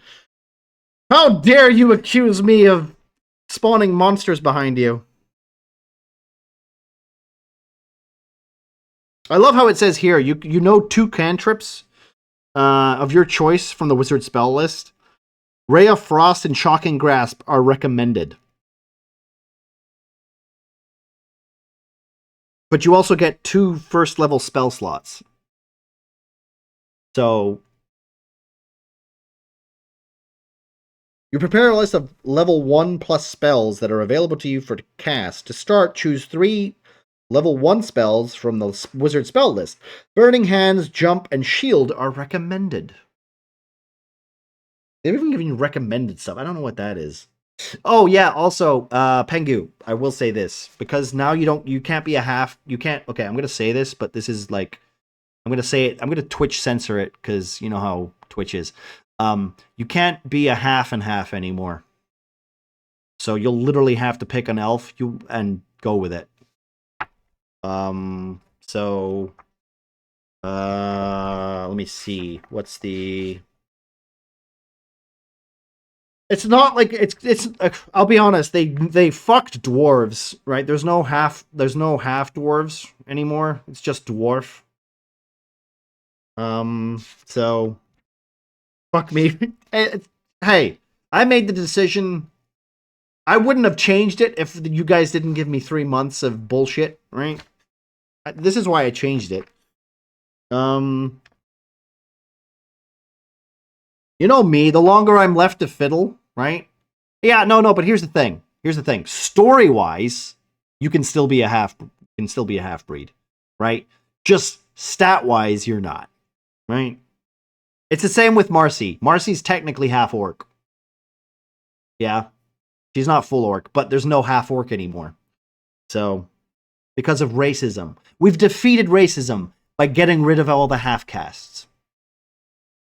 No, wait, that's the opposite. That's more racism, I think.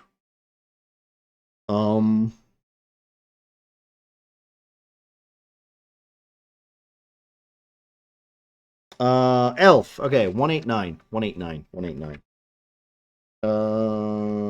189. 189.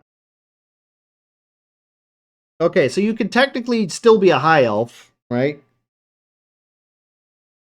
I don't think it changes anything, really. What does it say? Oh, hey, there you go. At level 3, you get a free detect magic. That's kind of neat.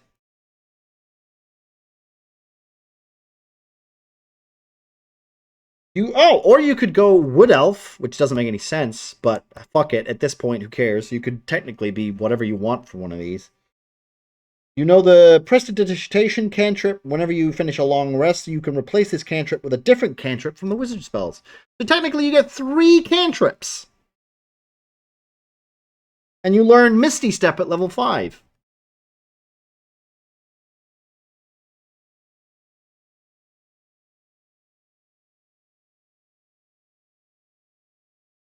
So, I mean, ups and downs.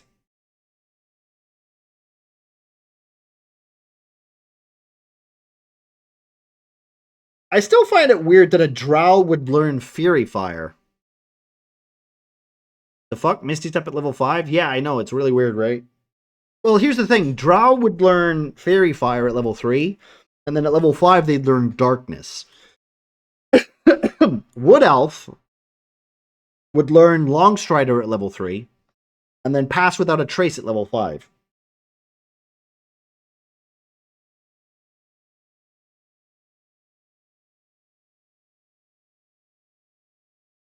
So, I guess that plays into your advantage. I guess you get to enjoy 2 extra spells for some funds. And I'm trying to think on, hey, don't even get me started with backgrounds.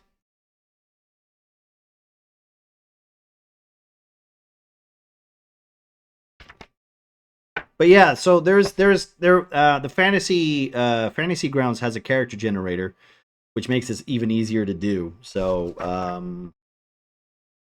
and considering I have all the digital books now, it's all sources and whatever. So, it's very easy to just throw together, and you can play around with it too if you don't like what you have or what you want to make. It will also give you a list of all the spells. You get to pick them because you've got 3 level 1 spells, you got 3 cantrips, and technically you'll get Misty Step at level 5, and you'll get whatever the hell the other level 3 spell was. So yeah, it's not bad. It's not terrible. Not for an Eldritch Knight anyway. Welcome back, Bean. How you doing?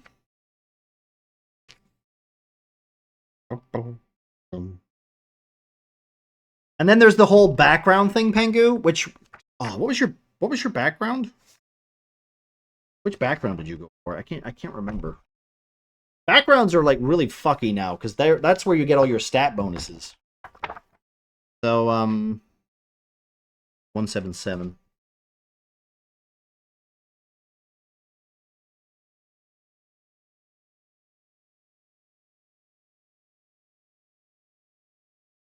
Is it a hermit or something? Soldier? Maybe it was a soldier. Or a guard. I don't know if it was a criminal. I don't think it was something like that.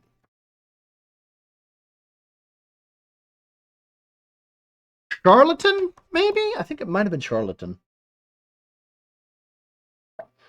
I will say this about the background thing. I'm not sold on it, but also at the same time, like, if you want to play, like, what Marcy wanted to be, which was the Tavern Brawler, she wanted the Tavern Brawler feat, you needed to be a sailor, which made no sense, because Grom had never really been a sailor. So Grom's a sailor now, because of that, even though she's only been on a ship once, you know? I'm so sad that with Merkwatch, I never got to say to Derek, when you die, you're the best. Yeah, it was really weird that you said that to Marcy.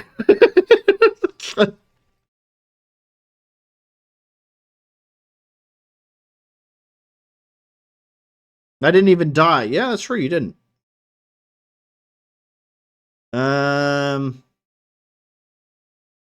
Maybe it might be noble. Your background could be noble. You get this skilled feat. Skilled feat? Hmm? You want skilled feat, Pengu? Hmm? I know your feet like to be skilled. Chapter 5. Fuck me. Just, you know what? This book is stupid when it says chapters, because I want the page number. I don't want the chapter. I don't want to have to go all the way back to the beginning of the fucking book. Sent my best on Discord. Cool. Let me look. Also, hello. I want the one. Wow. This guy's fucking hilarious. Okay, let me just look up dickhead in my head. Yeah, here it is. -2 to all your skills. Oh, it says here, feet, no friends.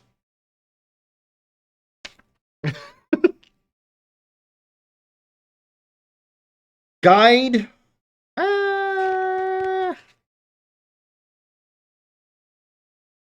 I guess it would be criminal. I guess you're a criminal, right?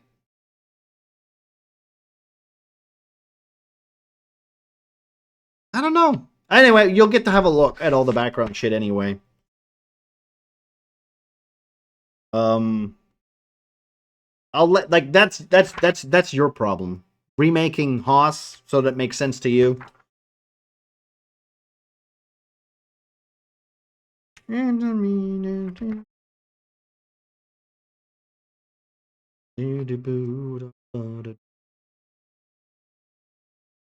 the best around. Also, do you know what's very funny about halflings now in the new 5e? And you'll get a kick out of this, Pengu. Ernie is literally 3 feet. That's the max size he can be. So he's literally 2 to 3 feet. He cannot be any higher than 3 feet. He also has the naturally stealthy ability, which means he can take a bonus action and he can hide on any creature that is bigger than him. So if he's standing next to Grom, he will always be hidden. Always. Also, hello, Jillian. How we doing, bud? I just got here and you call me a criminal? Hey, listen, okay? If you want to admit something, that's up to you, bud. Always hidden. You can take the hide action even when you are obscured only by a creature that is at least one size larger than you. You can literally hide. He can literally just hide on Grom's back and never be spotted.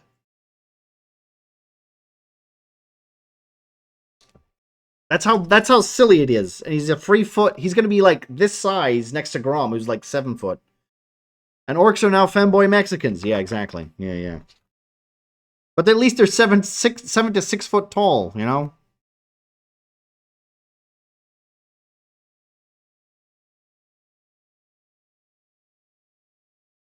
How's your Dungeons and Dragons session going, by the way? I never get to catch it because I'm always streaming. Oh, sweet Jesus. Oh yeah, it's the Hunt Showdown. I love that game. I have not played it in a while. I have not played it since they added the compound battles. Quick play, I guess it's called. Ah, no worries, bud. No worries.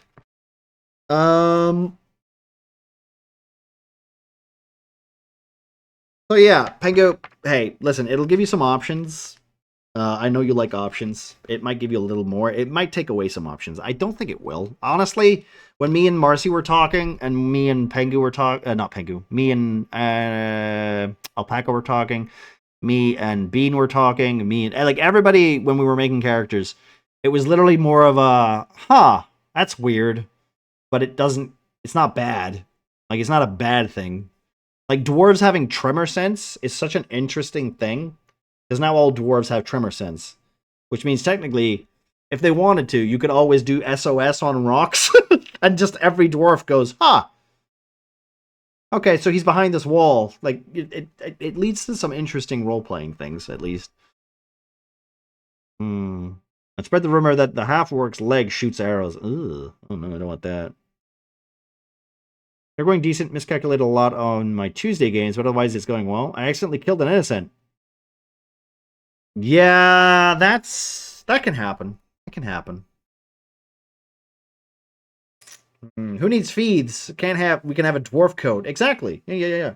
Hey, who's to say that there isn't a dwarf feeds code? Right? Right, Bean? And to be fair, this party, there are 3 dwarves. So you guys can just literally just be like, that Hoss guy is a bit of a control freak. Isn't he? Yes. Like, why are they fucking knocking? The dwarf thing. Ugh. Yeah, so you've got, like, all this. Yeah, I'm just tapping my foot. Yeah, what are you talking about?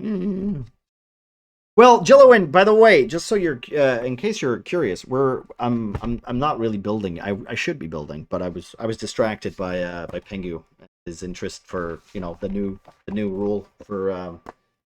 I was bought this by my lovely girlfriend, Schneebait. One of the custom art new books, and we're literally just well, our new campaign will be this, but also at the same time, we're playing Alien. We're playing the Alien RPG tomorrow, so I don't know if you're a fan of Alien, but that's what we're doing tomorrow. We're gonna kill my players. Hopefully that will be fun.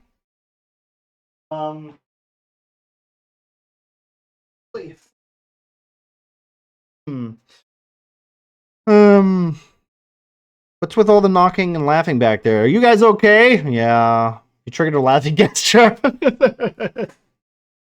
Yeah, you know what? We still don't have a rogue. We actually don't have a rogue. We've got a ranger. I guess that's the closest thing we have to a party.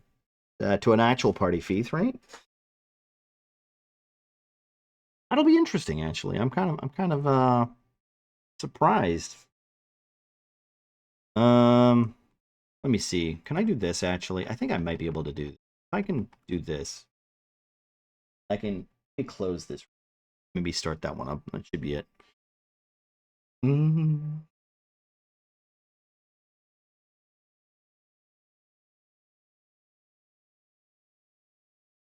There we go. I'll load this up real quick. I think I can. I'm playing a Goblin Rogue fight in my Thursday games. I'm a Sorcerer Warlock on Tuesdays. Are you guys playing the new rules, or are you playing 2014? Or are you playing Pathfinder? Old? Oh, okay. I'm not going to check for update, but we are going to load the core. The only reason I'm starting new is because I'm learning how to use Fantasy Grounds, and I bought all the new books, digital books, as just because. That's literally all it takes. If I'm left idle, I will make a decision, and then I do it. So yeah, that's literally it. I have no excuses besides just, you know.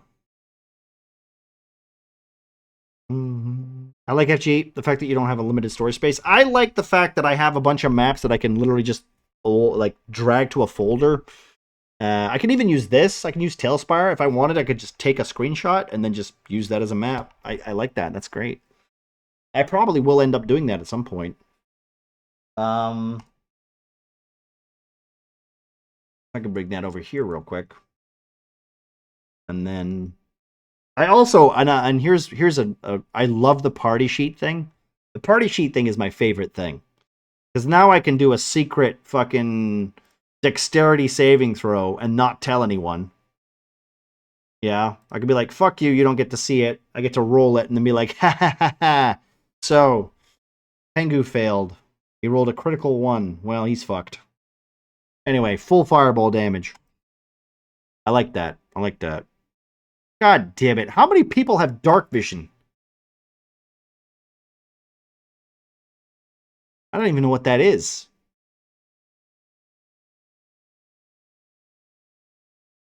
Anyway, should be interesting. Like I said, we're working on I do believe that Talespire is working on a do it to an export to FG. Is that true? I don't know if that's true actually.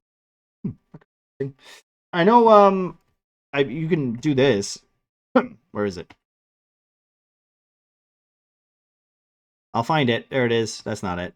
That's the wrong mode. There it is, photo mode. You can do this, and you can do this, right? And then,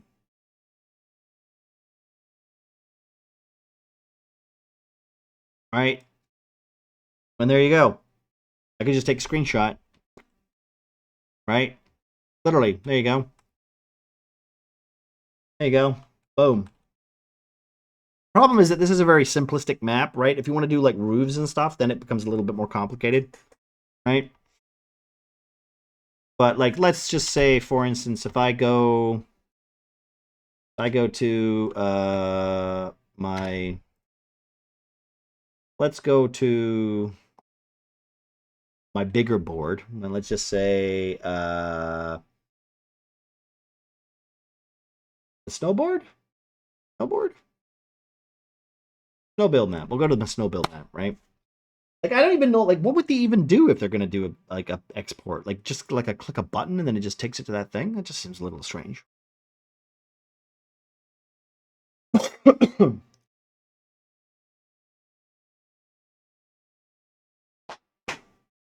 like, let's just take this, for instance, right?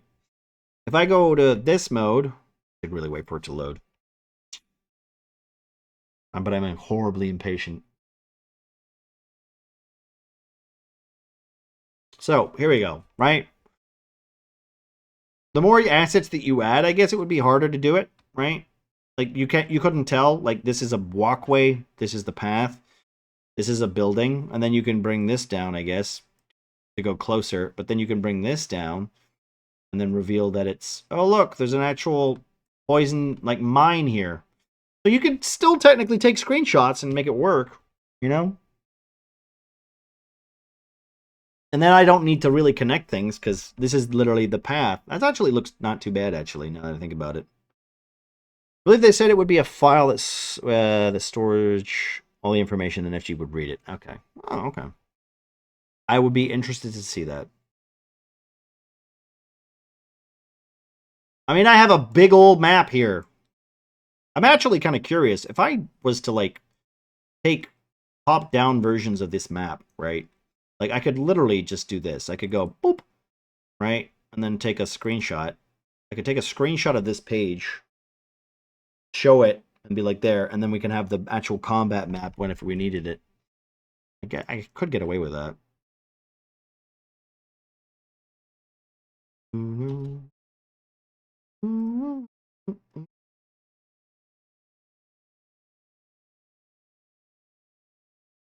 There we go.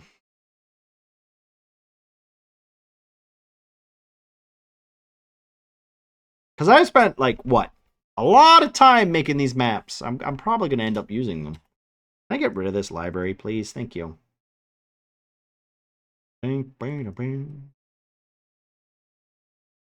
Lock me up, Daddy. No worries, I'm feeling Bean. a little bit too slay. No worries, Bean. No worries. Like, look at this, right? Look, I can just do this. Boink. Right? Look, that's a city. This is literally a cemetery. Cemetery and a church. Boom. Right there. Perfect. Easy. And then you'd be like, all right, okay, here we go. There's the church. And then we've got the park, housing area, farming area, city block, tenants, not church, clock tower, more farming area, dock, rift, what's it called?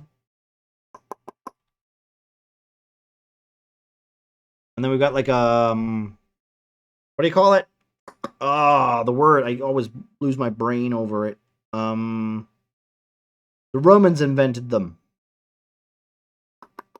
They do water. They move water from one place to the other.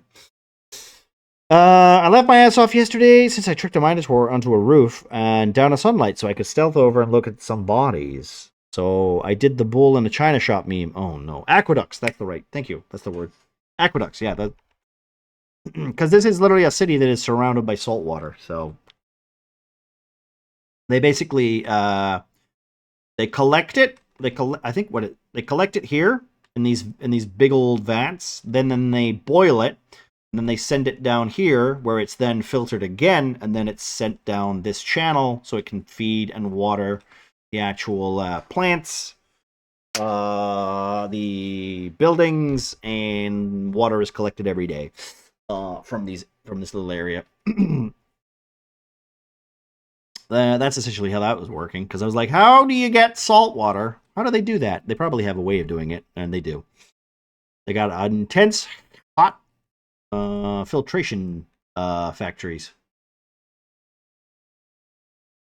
Like, I mean, look at this.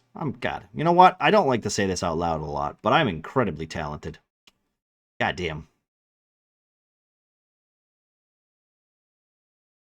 Would it be vats instead of an open pool? Well, no, because that's where it's collected, right? So these are where it's collected, right? And then technically there's a factory underground. So it's basically there's like a sewer area where all that water that's collected is then like put into like pipes that go underground, and then that's where it's put, like it's superheated, and they collect the salt, they collect the water, and then, you know, this town is famous for two things. One of it's salt, and the other is its entertainment district. So I guess they're really good at jerky too, I guess. From my basic storytelling narrative. Where am I? Where are we going? Workwatch, Montero, there it is. So yeah, that's probably gonna be campaign 2 at some point. But I have a couple ideas for other maps and stuff, so we'll see how that works. Is only that? Oh, okay.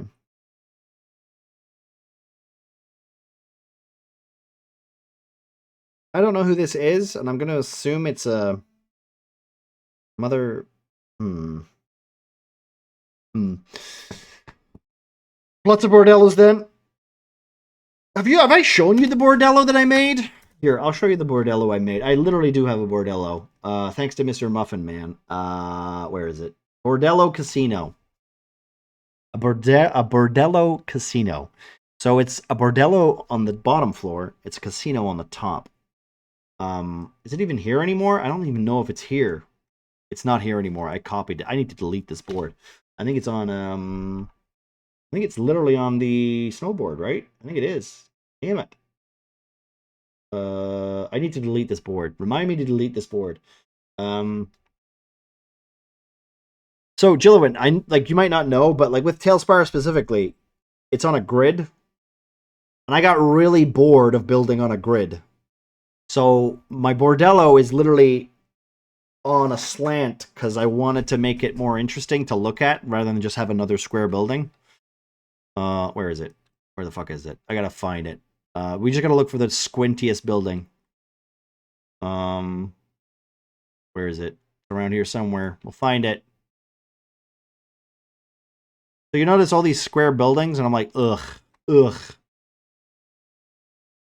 think it's over here. Maybe. Where is it? Bring this down here. That's a big castle. around here? Somewhere? I should really delete this because I don't need these anymore. It's around here somewhere. Is it on this side? I think this is it. Here we go. Here it is. Look at this. Right? This is the bordello, right? This bordello itself, it's got an open top balcony for all the casino players to smoke their cigarettes, play their cards. They get a nice draft. They get a nice little bit of hot air, right? And hello, Eric. How you doing, bud? So let's just see here. Let me bring this back here. So here you go. This is the top floor, right? Top floor, right? You got the vault. You got the manager's office and the casino area, right? And not only that, but you got dancing girls. You got dancing girls in here. They can come in here. Dancing boys too, you know, just so we're not being sexist. And then you've got like this little loop here. And then you've got down below, which is like the bordello area. So this is literally, you have a bath. You got a nice little bath here. You got like the cheap seats, right? The cheap seats. And then you have the expensive seats, which is basically, you know, you gotta, you know, this is a banquet. You come in here, you get to sit down, you get to join your friends and stuff. That's what that is. And then, of course, you've got like the area where you can book in and you can save your stuff and you can literally be like, hey, we need to collect your stuff here. Come in here. You want to see a girl? You want to see a boy? All right, you can come in here, whatever, blah, blah, blah. And then we have all the sex rooms because that's just how that works. And then you've got like the cafeteria, which is literally cooked like here. So yeah, I literally made this. And you'll notice, like I said, it's not made. It's like squint. It's super squint. Like this room itself is square, but it's made sideways. Just because I was like, I hate that everything is on a fucking square. So all these rooms are like not aligned, not perfectly square. I'm like, I cutting corners, just trying my best. Trying my best to like make it more interesting to look at. Good on you. I'm pretty good, Eric. I'm pretty good. We're looking forward to the Alien RPG tomorrow, where we're gonna try and kill some players in a space sci-fi environment. So you know, a collector's edition of Metaphor came in. How you been enjoying that, by the way? I've heard that's really good. I've heard that's really good. Like a lot of people are more excited about that than Veilguard. I had a casino that was run by vampires and you paid blood to get coin to gamble and other services. That's a cool idea. I like that. And I mean, the femboy orcs need work too. That's true. Except for I don't think we have very many femboy orcs. They're all Mexican. And I'm pretty sure that's racist. It's funny how making them all Mexican isn't racist.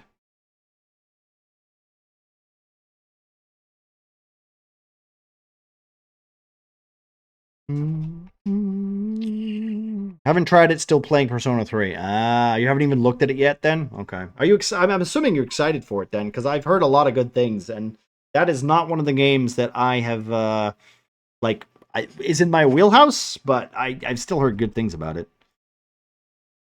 Okay, well, let's get back to building the Montero.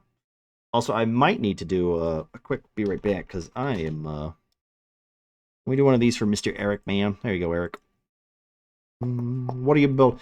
You wait. How far are you into Persona 3? Most of my deaths have been just falling to my death. You're not done yet? Enemies. It has You've been playing it for a while, man.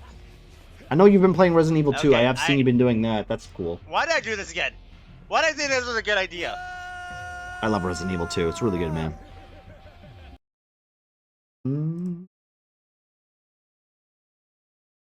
I got the collector's edition. If that says anything, it says quite a bit. It says it quite a bit. Let me open this. I need to open the Montero page. Here we go. Is that you? Is that you set for the weekend? Then you gonna. And also, while I'm doing this, can I? I don't think I can. Right? No, I don't think I can.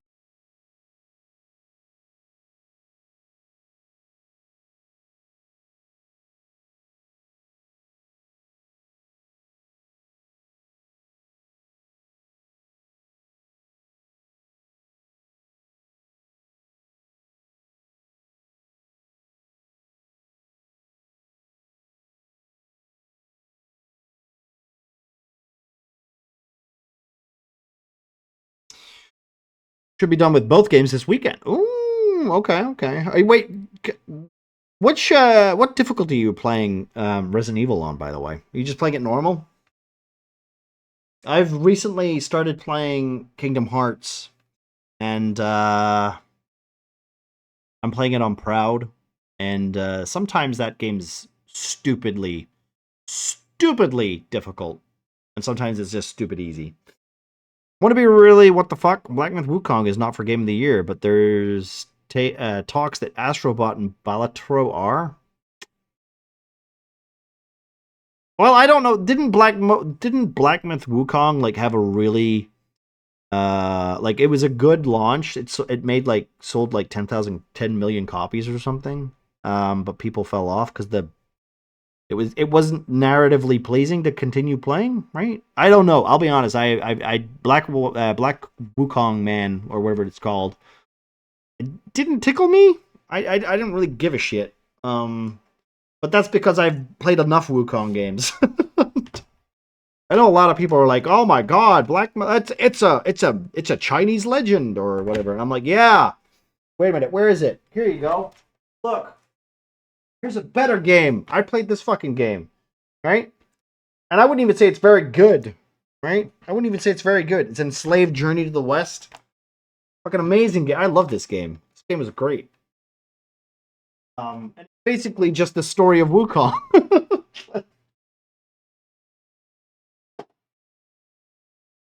I'm a bitch to horror, so normal. Hey, listen. Oh, you gotta start somewhere, right? You gotta start somewhere. It's also Complain Plus, Eric. Complain will give you the number of times I've complained. Complain Plus will add to the counter. But hey, I'll probably play that game eventually. But like I said, I'm going through my own catalog of games that I want to play. So I would say I would like to play Veilguard, but considering how awful it is, I don't know if I'll be able to stomach it enough to enjoy it, because they've literally just gutted they've just gutted out Dragon Age, and that upsets me because it was one of my favorite franchises. But I have learned that all of the franchises that I liked as a kid, as a young adult, are now terrible and bad, and they're just not for me anymore. So I'm going to, in favor, just not buy their games, and then they can suffer, and I'll be up 50 quid. So, I mean, win-win for me, right? I get to keep my money and not be annoyed at the franchise that I used to like. A win for me. It hasn't been BioWare for a while, right? Since they got told to make what do you call it? They got told to make what was the shooter game? The Destiny clone. It still has more active players than TVG. Is made a new dev that outsold many others with graphics that we haven't seen in a long time. I mean, that's true. That is true. But here's the thing. It doesn't have it. Here's the thing, right? It doesn't have what I like to call media attention. Because guess what? A guy or whoever it was that made that game, he's a nobody. Even if he's made a game that's like, it's like the Among Us thing. Remember when Among Us was so fucking like in everyone's faces, and now it's just a silly meme, right? I'm sure a lot of people still play that game, but it's not as loud as it used to be, right? Anthem, that's the one. Yeah. When they were told to make Anthem, I was literally at a point in my life where I was like, why? How can you write a good story, a good RPG? Why? What is this bullshit service game that you're getting BioWare to make? Because they don't make those games. They make the one shot kind of like, story games where you're I don't know. I genuinely don't understand why they've done that to BioWare. But that's because BioWare isn't BioWare anymore. Hello Tofu, how are we doing? They want the live service money. Have you seen what they're doing for? Do you see what Ubisoft's trying to do to make some money? That's my new favorite thing. I love Ubisoft at the moment, and by love I mean I hate them. But I hate them. They're trying everything they can to make some money back, and right now it's just fun to watch them burn.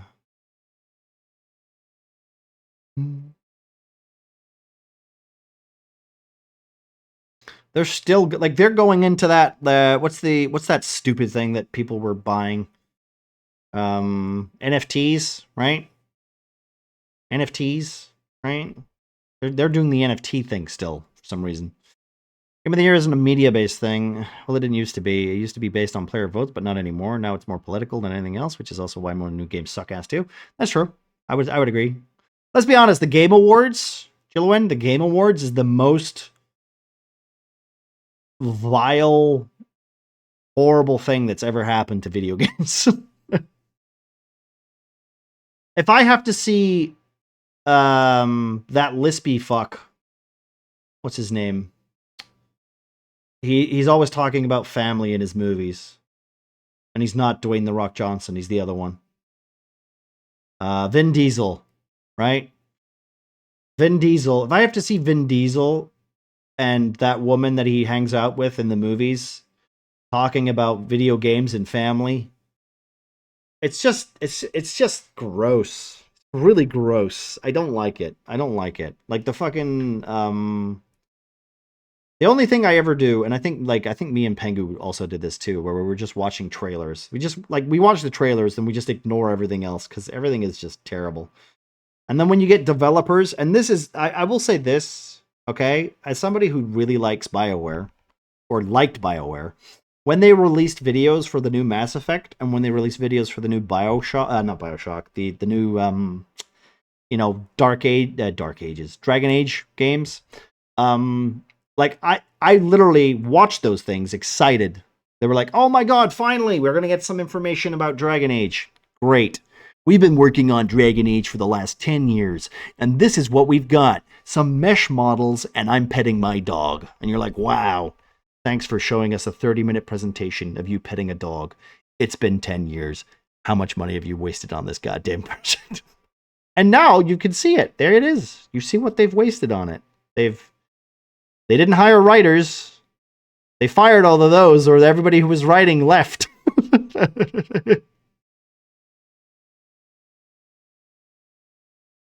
And now you just get vapid dialogue where nothing matters.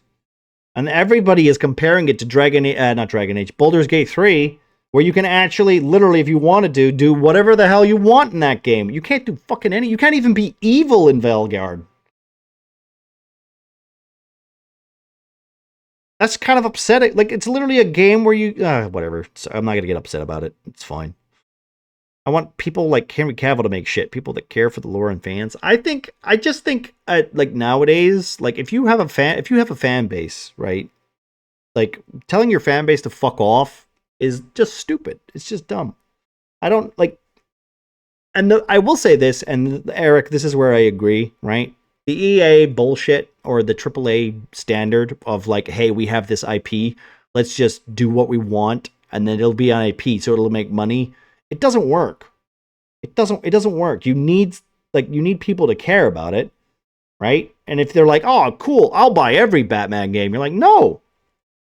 That's just not going to happen. It's just not going to work. Like, you're not going to make the numbers that you used to make. Because people, like, Helldivers, until it shot itself in the foot, right, was really good, right? They had the perfect campaign. They had everything that was fantastic. And for some dumb reason, the people that were working there decided that, yeah, fuck it, we'll just not listen to people and just nerf everything into the ground for some reason. Okay, fair enough. Very weird. Very weird thing. Maybe they just didn't want the work and they just wanted to lower the player number so they didn't have to work as hard. Maybe that could have been it. I will never know. I would like to know what happened to Helldivers in that regard. But you don't need an IP to make a really good game. You don't. You just need to have a really good game, and then have the people will go, hey, this is a good game. Like, even Space Marine was doing pretty well, right? Didn't Helldivers come back though? I mean, it's on a plateau now. I don't think it's gonna go up, and I don't think it's gonna go down anymore. I think it's where it's at right now. Unless they do like a big expansion or like they get the new bad guys to show up or whatever, then maybe it might rise up again. But I don't think so. I don't think it's got the same hype anymore.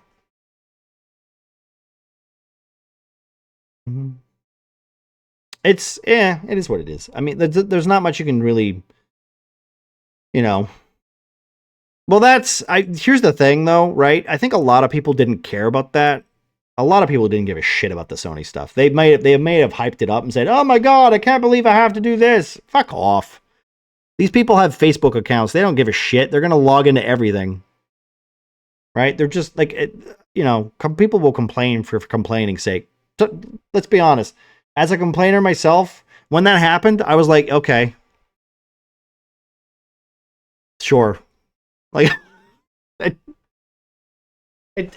what's it gonna do? Oh, I have to log into another website? Oh, okay.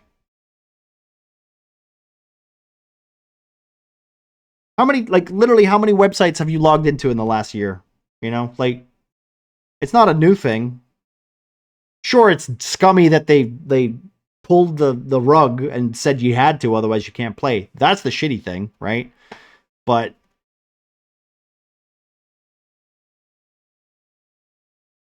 it's mostly that a lot of places that no longer should be able to. Yeah, exactly. Well, that was the main thing too, right? Is that PSN just was.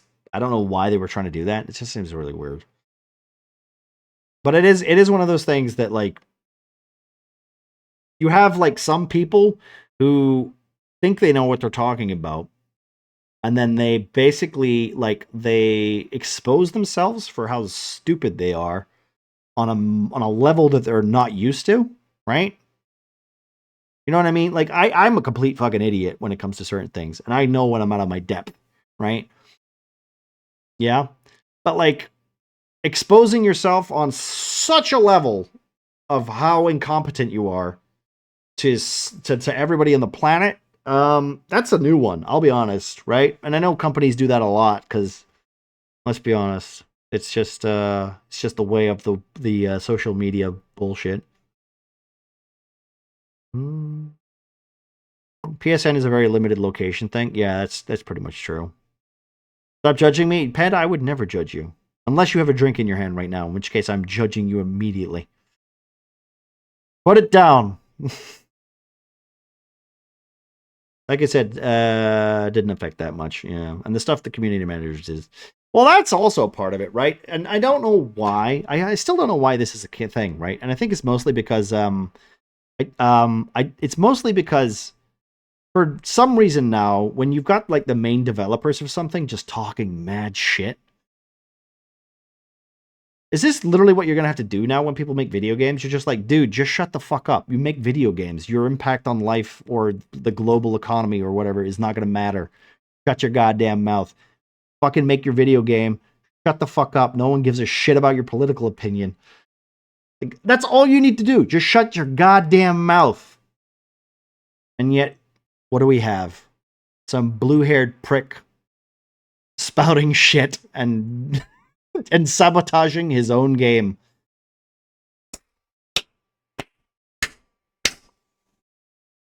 Even I know when to shut my mouth,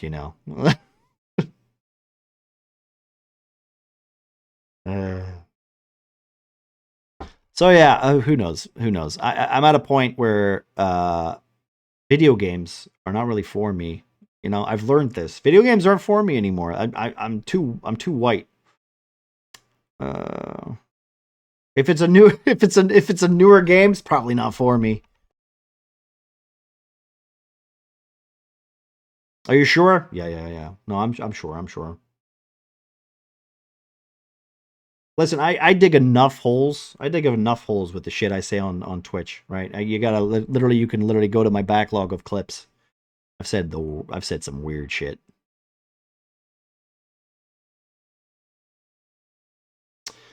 Community manager has nothing to do with DDO, with the making of the game. That's true. I think this guy was the lead writer, though, right? I think that guy was the lead writer who was talking mad shit. Mm. I don't think the community. I think the community manager for there's no community, right? I don't think there is a community. They've already moved on to Mass Effect. They've literally said that they're not doing any DLCs. They're just going straight to Mass Effect. No, but he opened his mouth too. I'm not aware of that one. I'm not aware of that one.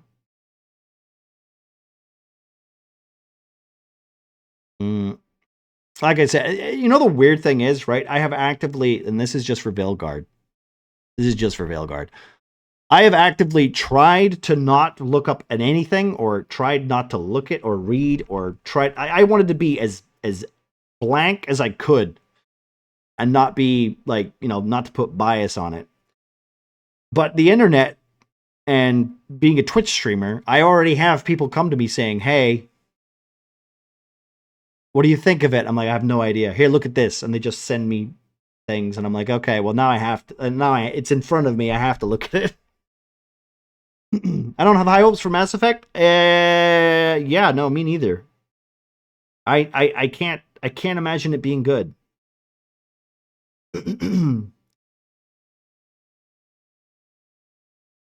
I can't. Well, here's the thing, right? And here's the thing.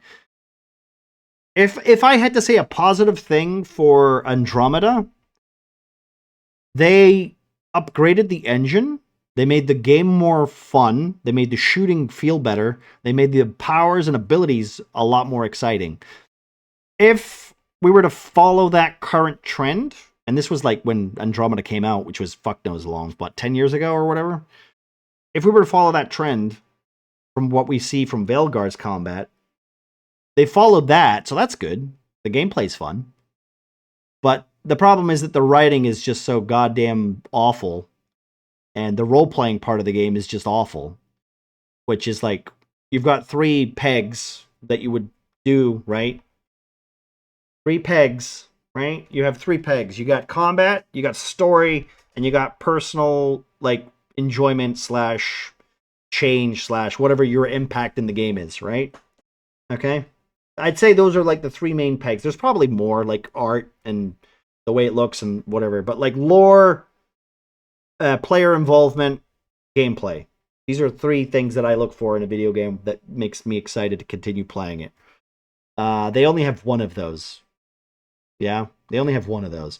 Dragon's Dogma, right, has more has more interesting concepts. I'd say combat's probably better and it's less arcadey, right?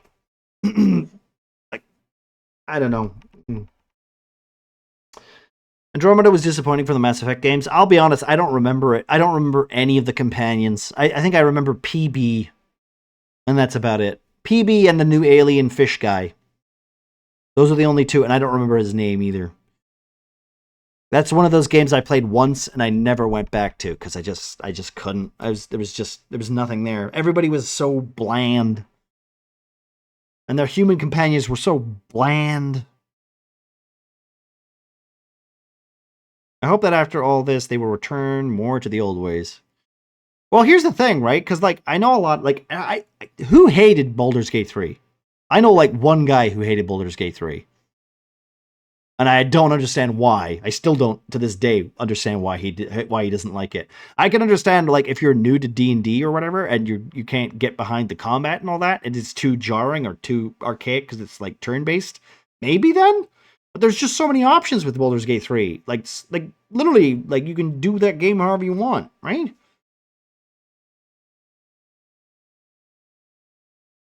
Story was decent, gameplay was man.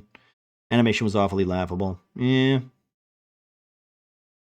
Eric, did you play, like, when was the last time you played through the actual trilogy of Mass Effect? Because I'll say this. Mass Effect, I love. I love the universe. I love campy space stuff, adventure stuff.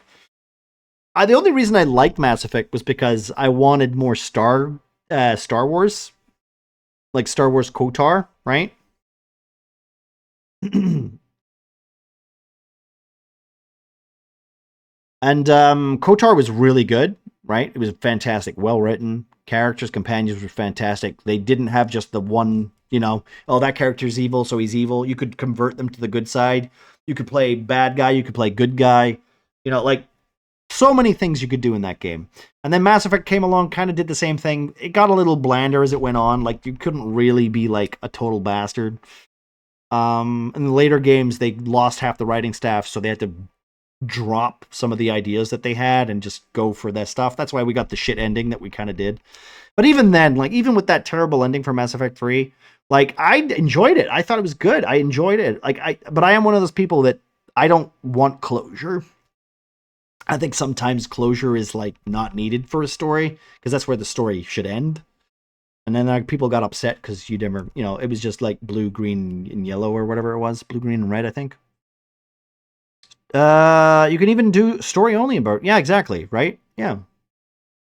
Also, you can also just tell the story to go away, and then the game ends because the game overs. Replaying Mass Effect is on my to-do list along with replaying BioShock. Well, I've done both of those on this channel. Good times. Good times. BioShock got a little stupid at the end, but that's just because, well, I don't know. I like the game. I just think the storytelling gets a little derivative. Mm-hmm. I'm going to quickly, you know what? Let's do a tofu shout-out, and then I'm going to quickly nip to the bathroom, because,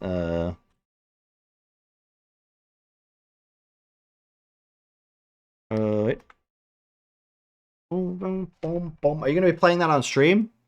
I love the twist in BioShock. Which one? Which one? Which BioShock as well? I'll be right back. 2 seconds.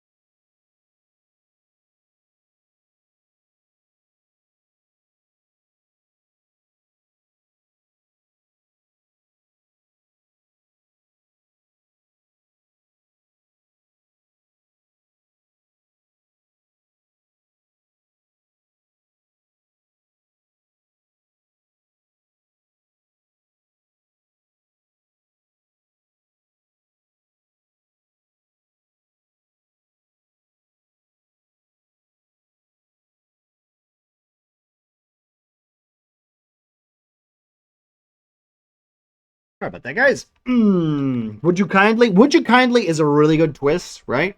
And here's the thing, right? One of my favorite games is KOTOR, right? And the Revan twist is so good, right?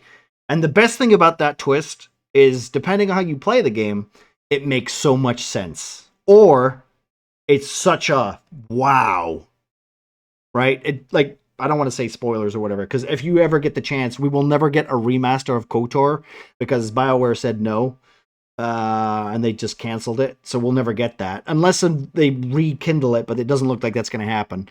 And the only way you can really play that game anymore is on an Xbox if you want it to be stable. You can technically play it on Steam, but it's shit, and the more computers get better, it's only going to get worse.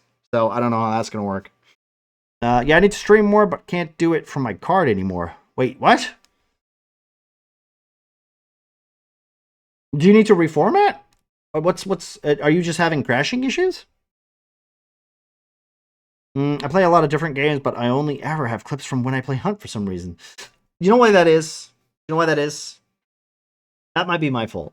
I have I have Clippy, or side wheel. It's side wheel that I use.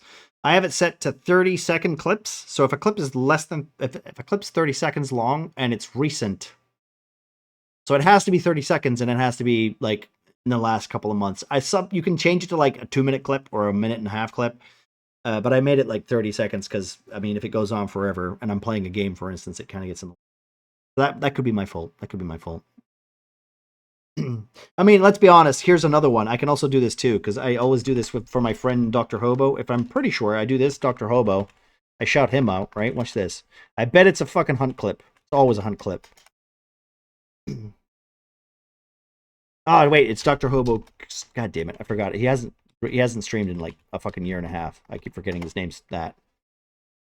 All right, wait for it. Oh, it's not. It's the Dark Souls clip. Damn it. All right, well. How the hell did you do a punch and attack again?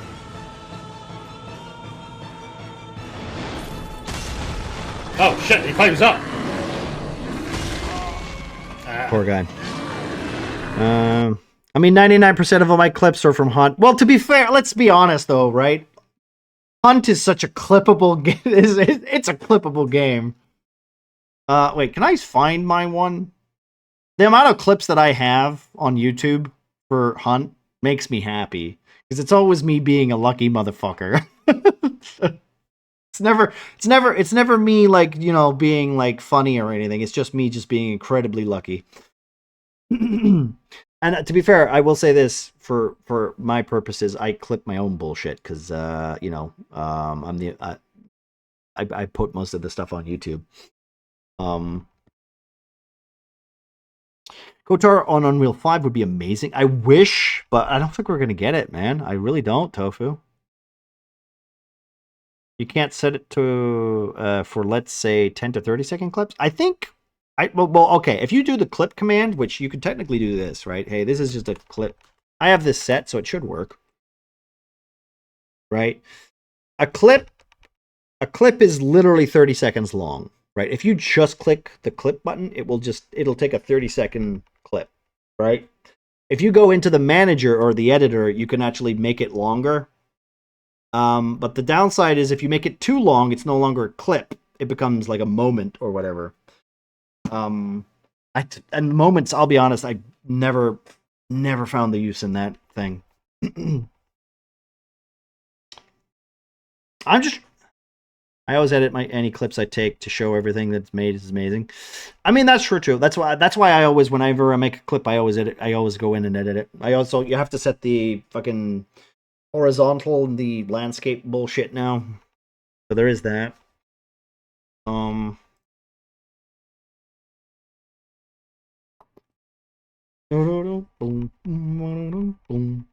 There is what's my I'm just trying to think of what other game I played that had an amazing twist that literally made me just like, damn. BioShock, KOTOR, I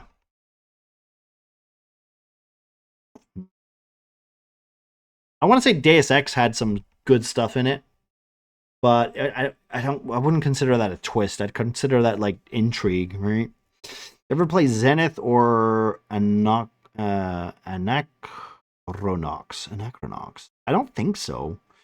Zenith, the wait, I think Zenith. I think I remember Chameleon talking about Zenith at some point.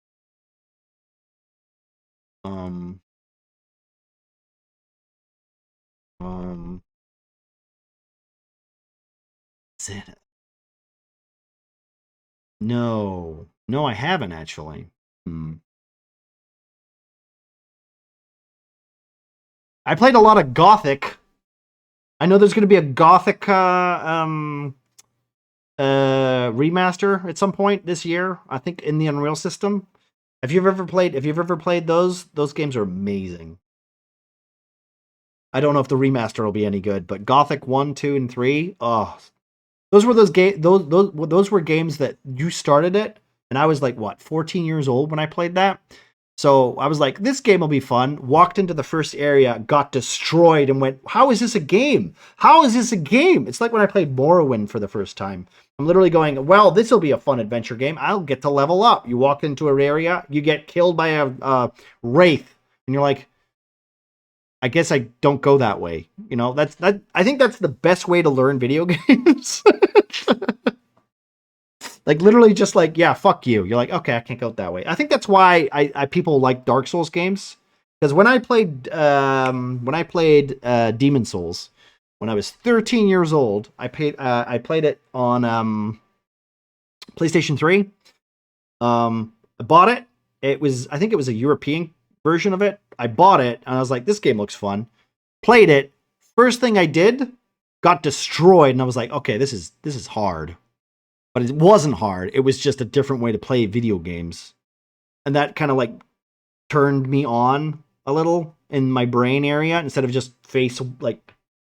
Because let's be honest, how many times have you watched someone just fucking face plant and be like, you know, just headbutt the thing until they get past it, you know? Like, it's almost like there's a mythology, a methodology there. I'm so happy about that Xenoblade Chronicle X is getting a remaster. Are they? Wait, which one? Are they almost remastered all of those yet? Oh my god, it's a Shades. Hello, Shades boy. How we doing? How was your did you get done with Satisfactory today? Let's do a Shade shout out. Also, we're talking about twists in video games. Do you have a particular video game that a twist that literally made you go, man, that was a good story?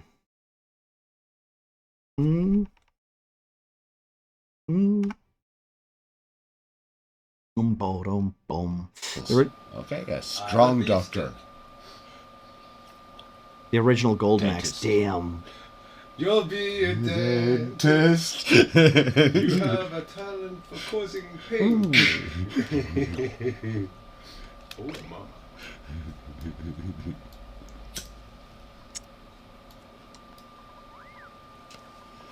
Jilwyn, what is that game called? You must. Okay, you're a man of culture, right? You're a man of culture, which means immediately I know you probably know of this game or you have played said game. Where is it? It's from Vanillaware. I just can never remember the name of it.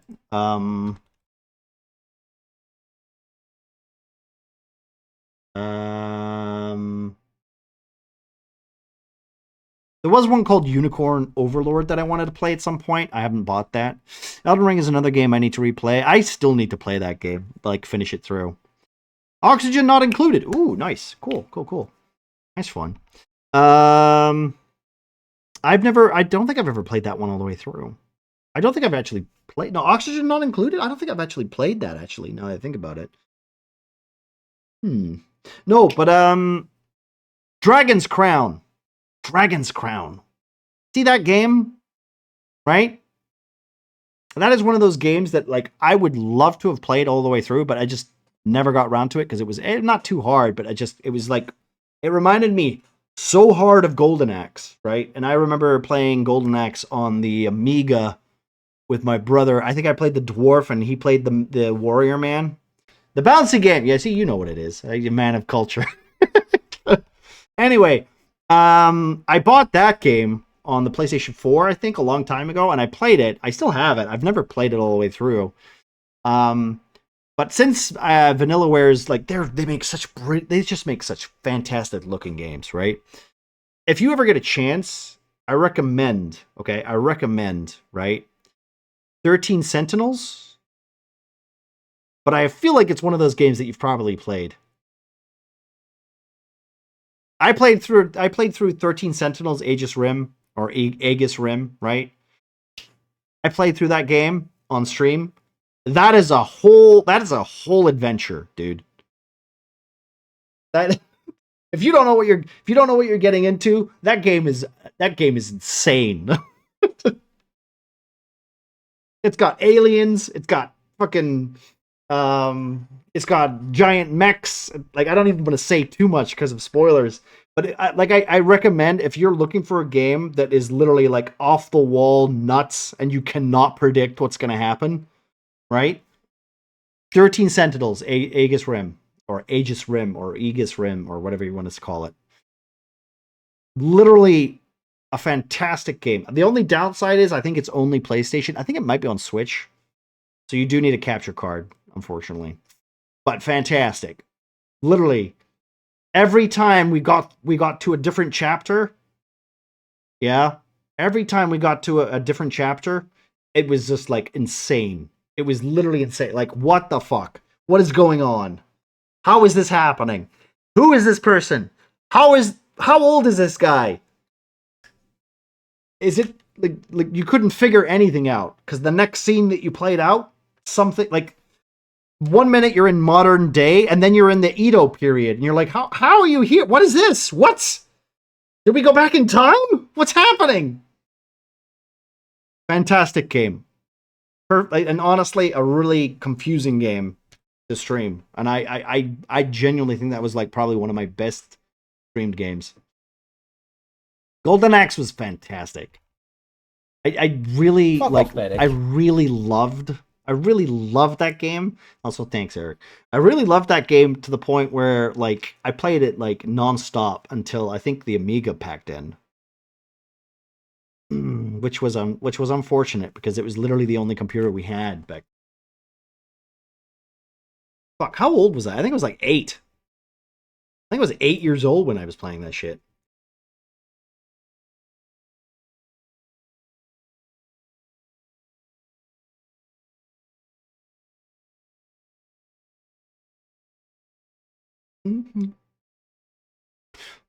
Mm-hmm. 1 and X were on Wii U. Remaster on Switch. Okay, that's pretty cool. Eric! Why the do you have a Wii U? What? Does anyone have a Wii U now? I'll be honest, there's a Switch over there. I barely use it. I don't play very many things on it. I am trying to think of like something else. I think those are like the most recent game that I played that had a twist in it, I would say is 13 Sentinels though.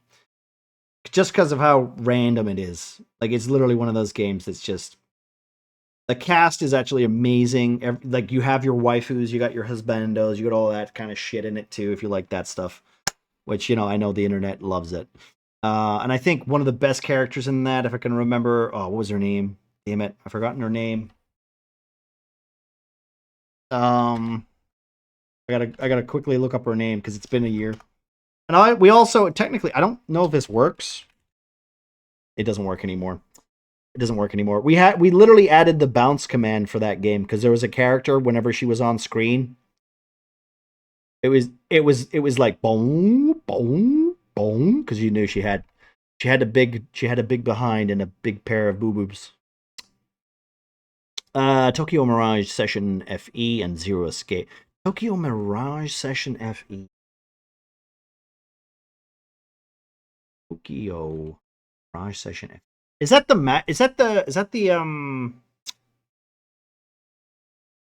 the instrument one? I know there's a game that's literally like it's like is it Idols or something? And Zero Escape are fantastic. Zero Escape games are great. I will say I played a lot of them, not on stream or anything. I have played them. I think I had played them on PSP. Yeah.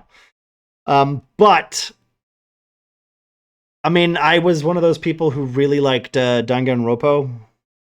Danganronpa. Can I do that? Let's do one of these real quick. I loved like death games and stuff like that. Those are fun, right? They're just fun. Can we do song request? Danganronpa team. Can we do that?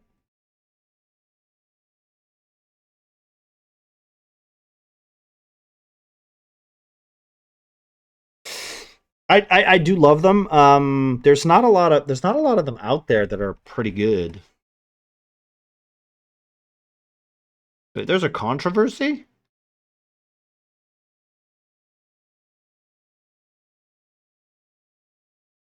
Oh, wait, what?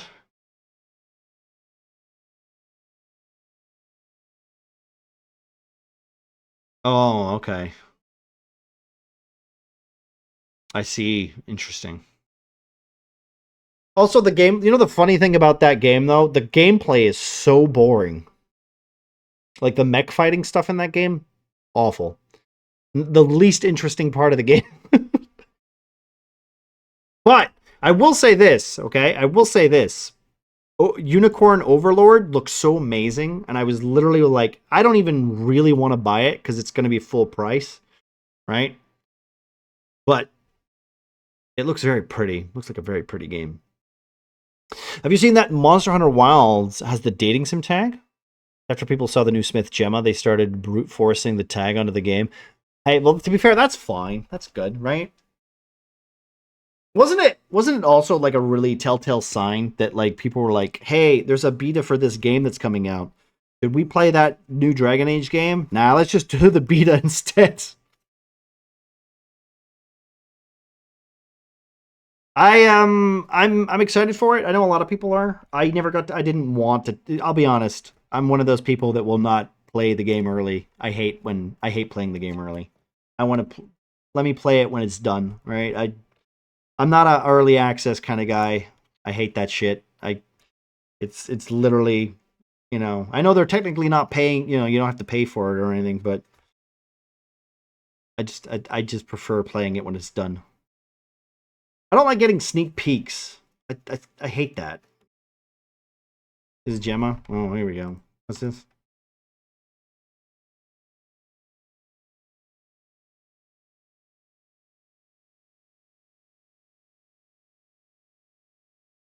She's got a lot of hair. Is that the same nerdy what's her name from what do you call it? From Worlds?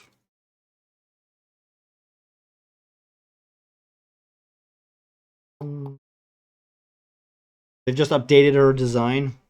No? Okay. Whole new cast? Oh, okay. I mean, yeah, it makes sense. Makes sense.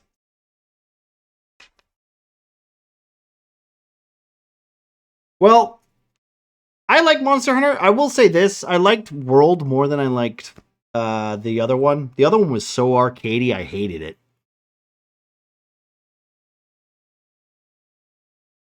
I genuinely did not enjoy playing it. And I played a little bit with what's his name? That guy, Panda.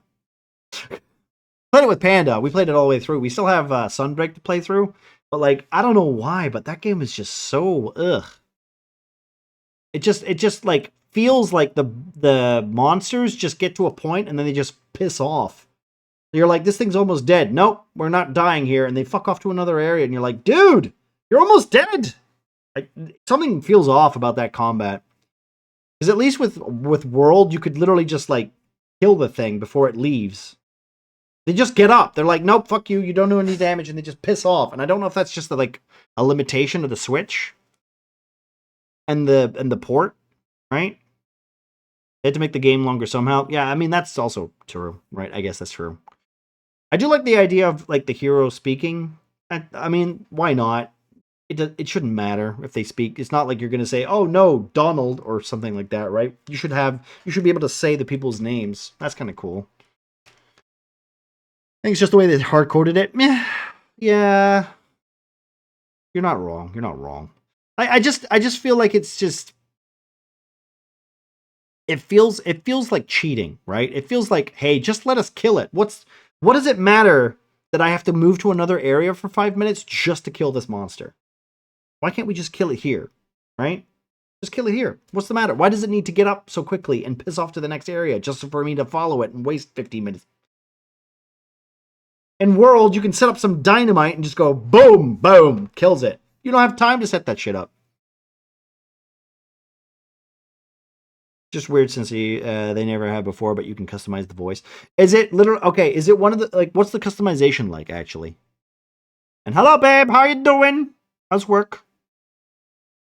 I see. No. So the customization is it like? Oh, it's tired. I'm sorry, baby. It's the voice thing is it like high pitch? Low pitch, and then man pitch, woman pitch, or is it one voice but with like you can make it high pitch for a lady and low pitch for a man, or medium pitch for like for a man woman? It's a mechanic. I hate that. That's such a lazy excuse for a fucking game. Well, the mechanic is that you get to move to the next areas because we like wasting your time. Here's World of Warcraft's technique for making gameplay last longer. They do that with World, though. Oh, well, to be fair, that's what they did before. That's what I'm comparing it to. But if they actually do like full on like not grunts and stuff, they actually say things and they actually they actually got a voice actor or a couple of voice actors, that would be kind of cool too. You're complaining so much we can't hear the Christmas music. I'm sorry. My bad. My bad. So if you lower their stamina or raise their affinity too much or make them tired, it triggers them to leave the area. But here's the thing, right? Here's the thing. It's not too early for Christmas. It's literally 6 weeks away. That's not too early. Can I bet, Panda? It's not too early. I literally have to buy Christmas presents. It's literally 4 weeks. That's not a real holiday. You made that up when you enslaved people. Listen, okay? I literally have to put a list together for cooking, for recipes, for fucking inviting people, okay? These are the same things. Like, they're literally the same thing.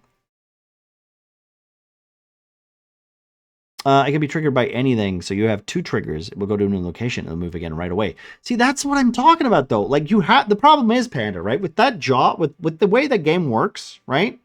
With the way the game works, you have to do these things. Because what else do? You just let the monster, like, you have to hit it. You have to do a thing. Like, it just seems really weird. I don't quite understand it. And let's be honest, if there's one thing that Monster Hunter is really bad at, it's tutorials. They're not good at it. They're not good at telling you how to play the game.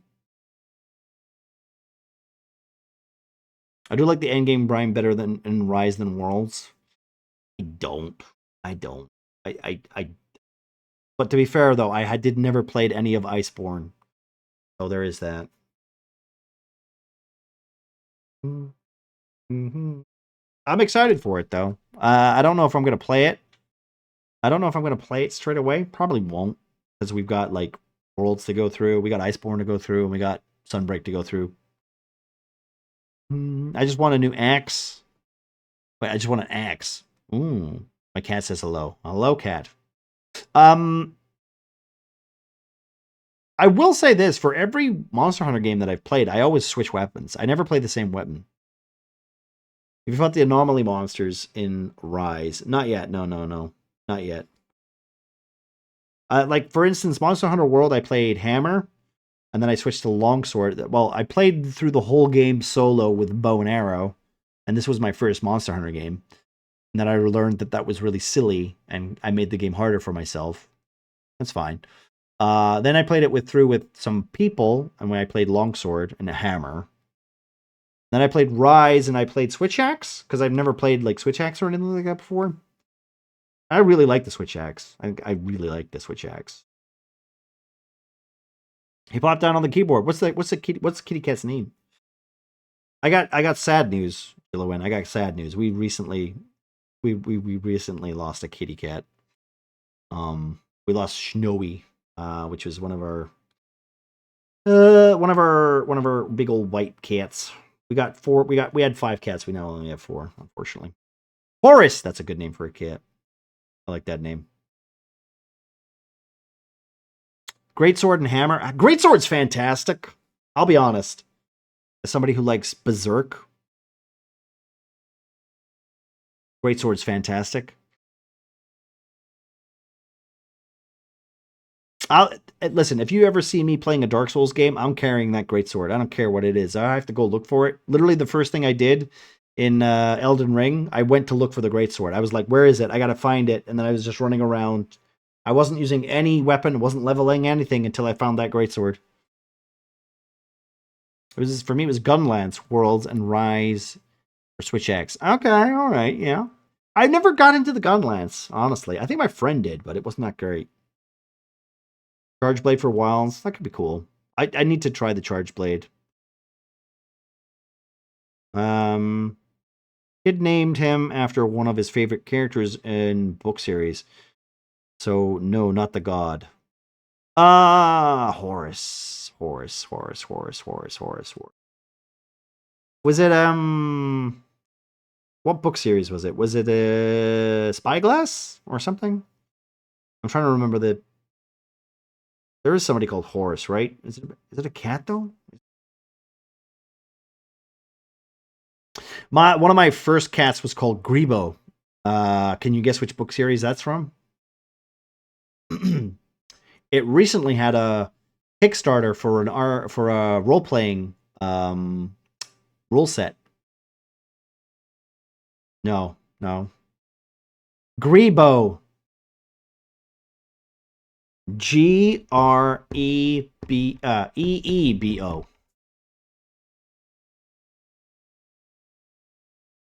Grindo. No, it's from Discworld. It's from Discworld. Yeah. There's technically a new rule set, a new RPG rule set for Discworld, Jillowin. If you're interested. I know a lot of people who like Discworld like a lot of silly, sarcastic humor. I was tempted to pick it up, but I'm not sure yet. It does look fun, and who doesn't like Discworld? Discworld is very funny. How was your meetings, Bean? How we doing? We were talking about twists in video games that had you going. I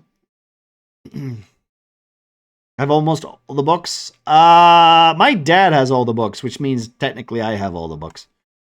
We even had some of the collectors, Kohan the Barbarian art pages and the catalog, the calendar from the artist guy who makes the Discworld novel books. I have 2 Maddox. Shades must have rated. Yes, Shades rated. Yep, he did. Oh, that means technically I have 2 of me then. Oh, let's change that to not me, shall we?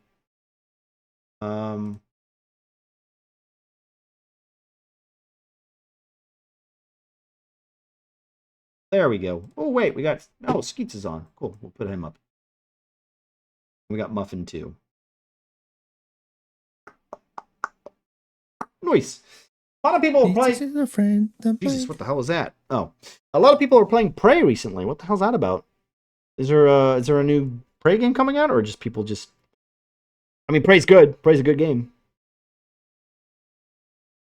I'm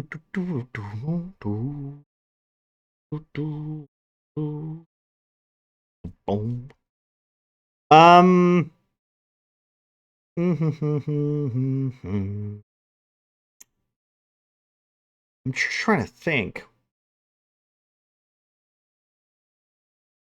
It is one of those situations, right, where I would really like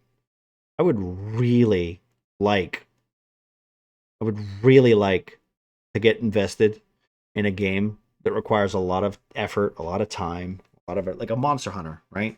Like a Monster Hunter. But I just don't find myself playing. Like, it's like Hunt, right? I really want to play a lot more Hunt, but I just don't have time to do it. That's the downside of DMing and shit like that. I would much rather like not go through the frustrations of playing Hunt, and I'd just be like, fuck it, I'll just set up another room for my dungeon, or fuck it, I'll write some story stuff or whatever. Can't stop moving! Oh my god. Jillowin, I should really set up myself, but I'm too lazy. What are you playing tonight, Jillowin? What are you up to? The new Hunt lobby will annoy the shit out of you. Let's be honest, it probably will. You have no idea? Because I know you're usually on when I'm on today, right? I usually have you up. Doo.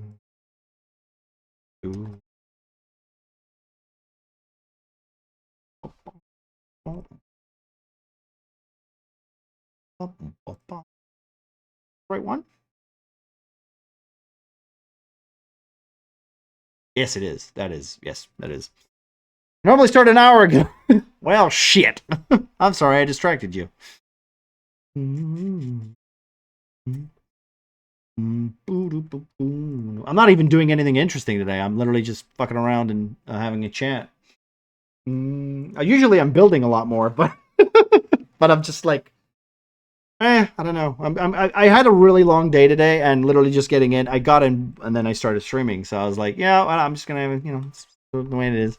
And we technically, you know what? Let me just show this off, shall we? Look, right. This is tomorrow, right? This is tomorrow. We're playing Chariots of the Gods. We're playing Aliens. We're gonna have Marcy We're going to have Bean. We're going to have Panda. We're going to have Muffin. And we're going to have Kitsune.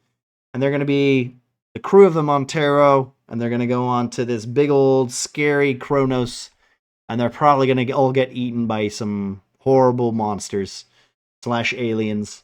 / androids. / whatever the hell's on that spaceship. And the best part about this role-playing set is they all have secret agendas. So they'll all be trying to do their own thing while trying to work together as a team.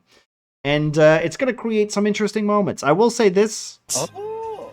Hello, Lynx! I will say this. I don't think anyone's going to survive. But hell. Maybe we'll see. Maybe we'll see.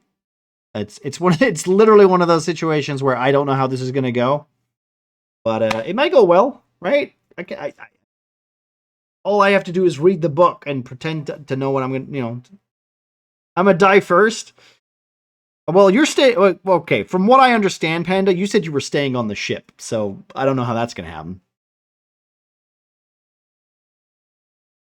I'll win since I'll play the Xenos. Well, I will say one thing. Right? I will say one thing.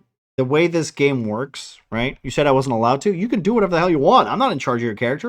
The problem is, Panda, is that you technically, your agenda, if you don't play the agenda, you don't get the story point. And you want that story point. You want that story point, you know? The thing about the thing about this, right? The thing about this is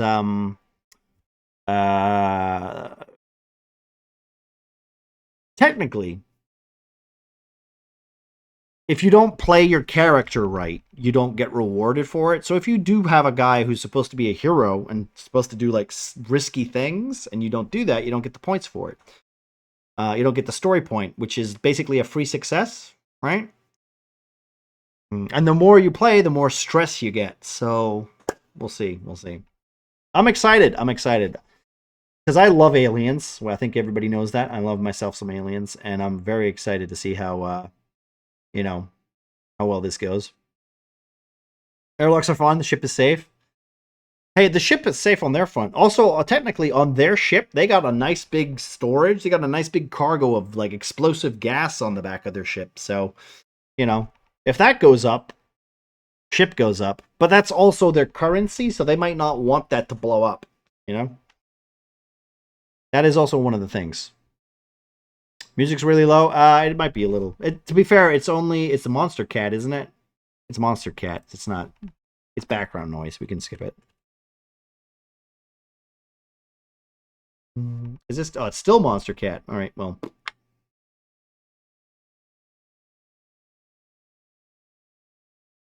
Can I filter? There you go. That should be better. So yeah, this is tomorrow. We'll be doing this. We will be doing this literally now. Yeah, we'll be doing this now tomorrow. So if you're not doing anything or whatever, feel free to come in and give a wave. And we'll see if we can kill Bean, Panda, and Muffin, and Kitsune, and Marcy. Just so you're all aware, Marcy is the captain. Bean is the company officer. The company man. Panda's playing the pilot. Kitsune's playing the technician, and Muffin is playing the cargo holder. So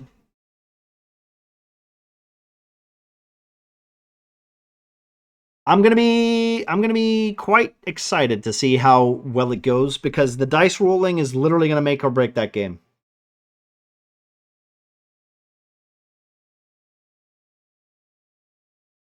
Death to Wall! How are you doing, by the way, Lynx? How's your Friday?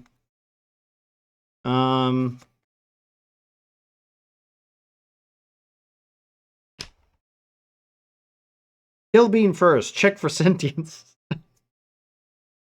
I see what you mean. Kill Bean and then make sure that she's not an android. Got it.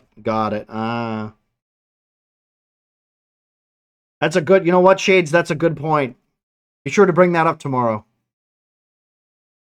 I'm good, you? I am tired. I was scarifying today, and I didn't realize I was going to be scarifying, so I'm actually destroyed. I have My arms are killing me.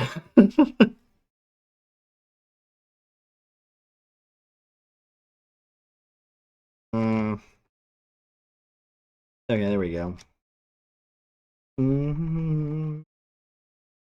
That's okay. That's like I said, I wasn't expecting it, but like we will be the guy I work for, the guy who pays me, my boss, I guess. He is going for a hernia op on Thursday, so we want to get as much stuff done as possible before he goes in to get his insides pushed back inside him. So, you know, I should have expected that we're going to be doing something today. I was expecting maintenance, but no, we're doing some scarifying, so. The fire briefly took control of the ship. Oof. Yeah, I mean, I never want to get a hernia. That's for damn sure.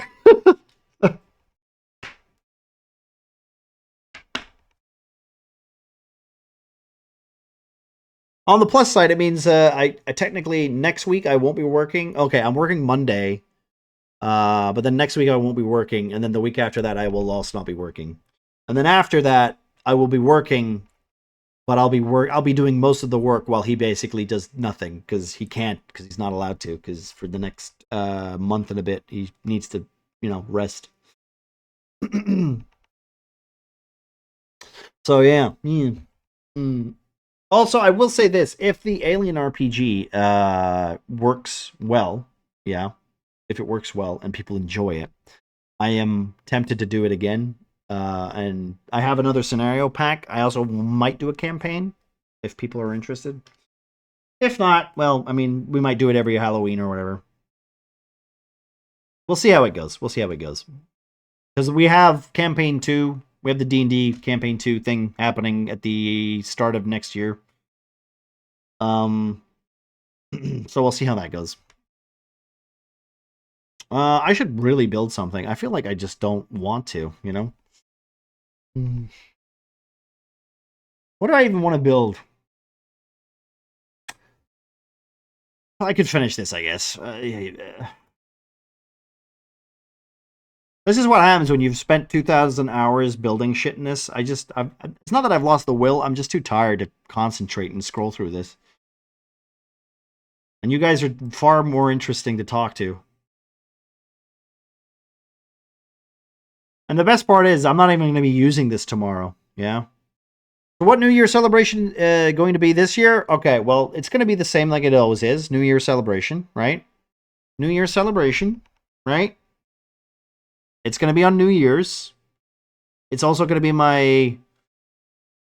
Is it my third? It's my third year. It is, right? It's year 3. This is my third year of streaming, right? Yeah, so this will be my 3-year celebration, right? I always get a bottle of rum, right? We've got I technically need to get a new bottle of this. This is the plantation rum. Yeah. Which I love. I don't smoke, so I'm not gonna do a cigar. But yeah, I don't know. I think Snow was saying that I should make sushi of some sort. Because I don't do sushi. So we might do I might do some horrible sushi rolls, like spiced sushi rolls or something like that. The problem is that it's a 12-hour stream, Eric. And I don't know about you, but if you leave fish out for 12 hours, that's just going to make anyone sick. So what I might do is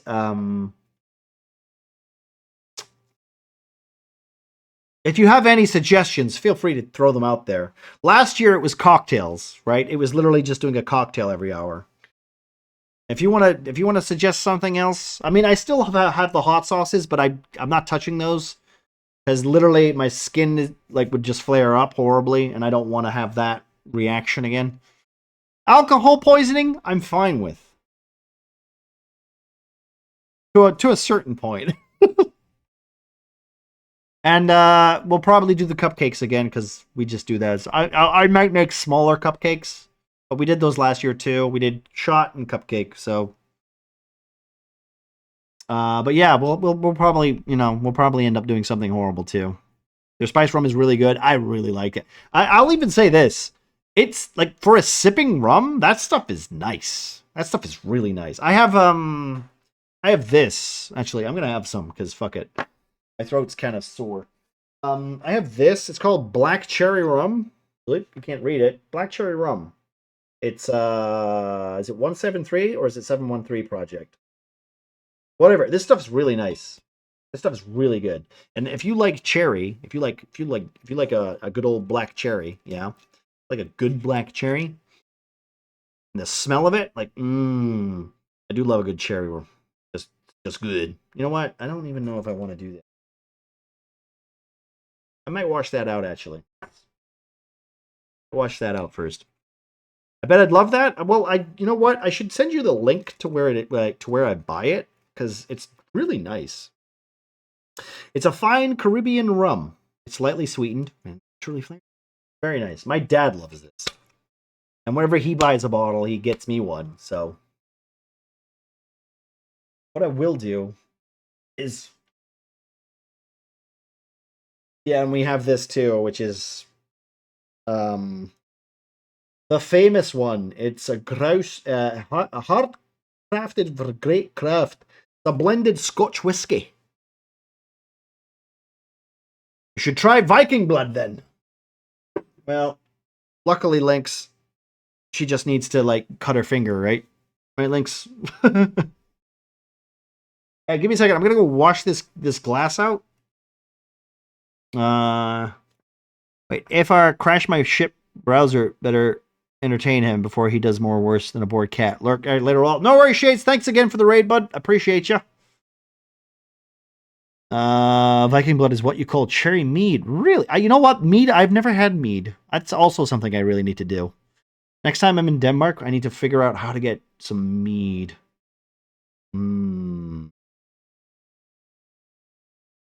Because we tried a lot of like interesting Danish beers when I was there.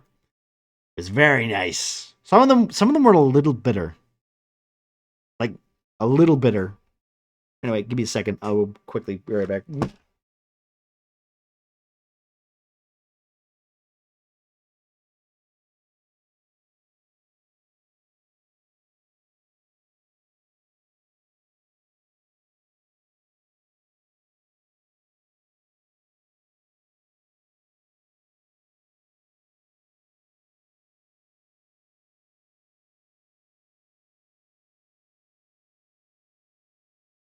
Sorry, man.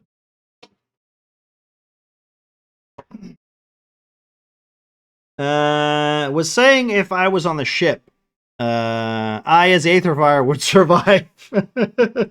Yeah, but how though? Explain why you'd survive. Come on, you gotta literally give me more than that. I would survive. Okay, all it takes is the other player to literally just click a button, and then literally the airlock closes, and you're stuck in a room with an alien. Right? How do you stop your other party members killing you because you're just in the way? That's the real question. I can send you the link to the one I buy from where they have a family business, but the own sold it since he just wanted to make mead and not worry about running the business. Really? Okay. I mean, that'd be kind of interesting. I'd be interested to see that. I will say, like, I don't know if I would buy it here and then have it thingied.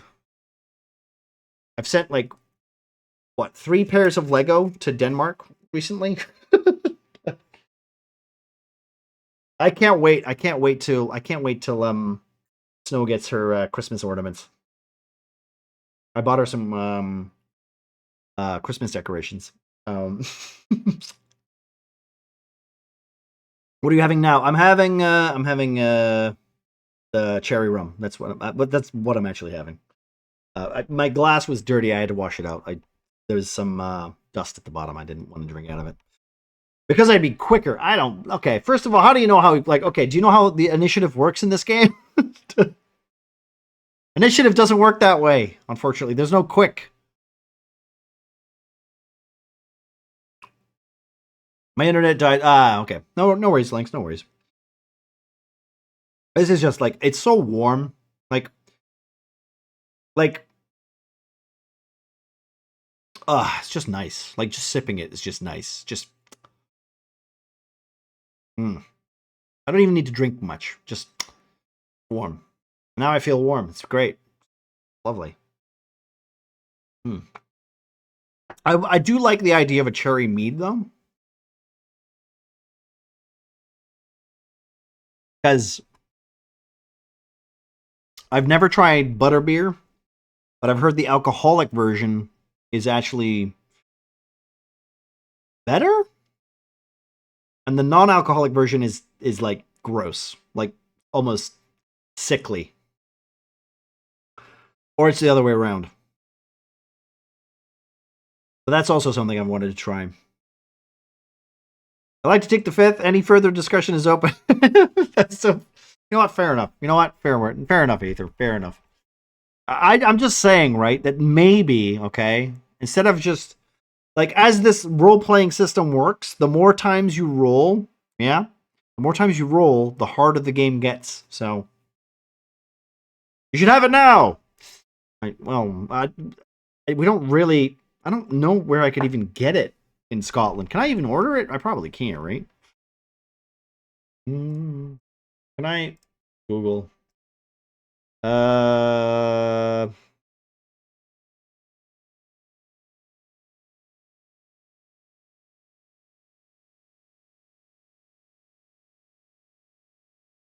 apparently I can get it in Sainsbury's.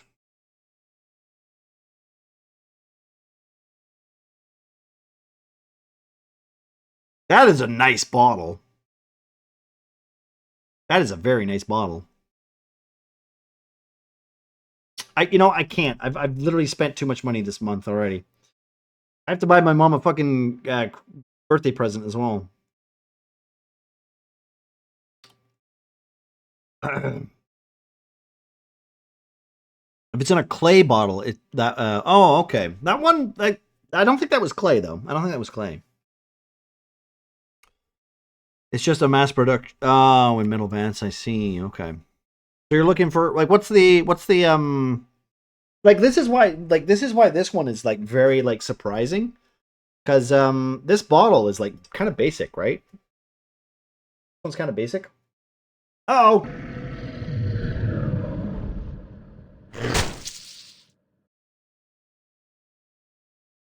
Why did that...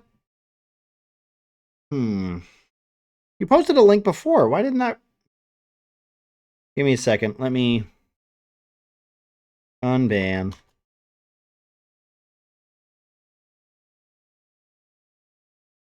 There you go. Sorry, I think it's because you posted a link, right? I think yeah. You posted a link before, though. That's so weird. Wait, let me do this. Let me do, shit. What's the thing for it? Yeah, that's the one. Permit. That's why I'm confused by it. Why did it now choose to do that? That's really weird. Yeah, thank you very much. Appreciate that, Jalen. Me back as a DM, I could see it ending with Afar and the alien in the room, and the aliens in the corner shaking. Oh, okay. Wow. All right, okay. That's a different kind of alien game. Ah, there we go. Metheglin. I will save this. Because my dad really enjoys his meads. Fruit. Ooh, that could be a nice Christmas present. Okay. Oh, they have a Facebook page. I'm almost mocking them because they have a Facebook page. I've never been on Facebook.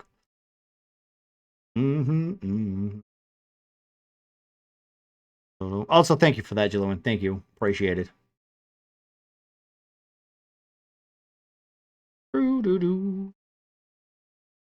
That family has made meat for over 1,000 years before they sold it. Wow, okay, damn. You know what? That's pretty cool. I like the idea of giving it to people who deserve it, right? Especially if they make some good stuff. Better than just buying it from a supermarket. We have there is a, if I remember right, there is a whiskey that is sold locally And the distillery is literally around the corner. It's not terrible. I just don't like it. It's very, like, heaty. But my dad loves it. And he only buys it from there. I can't remember the last time I went on Facebook. I went on Facebook when my gran died, so I could talk to my cousins to realize when they were coming over, so that we could book flights. That's the last time I was on Facebook, and that was 20 years ago. So, yeah.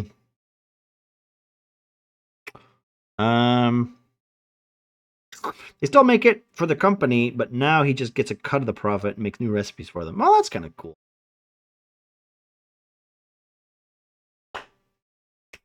I was last week for me. It's because my son's school does everything via Facebook. I mean, that is, I want to say schools literally have that problem, right?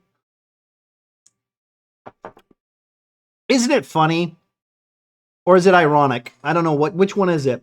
When I was in school, we got shouted at for being on Facebook. Or like people got into trouble for being on Facebook. Nowadays, oh, how society has changed.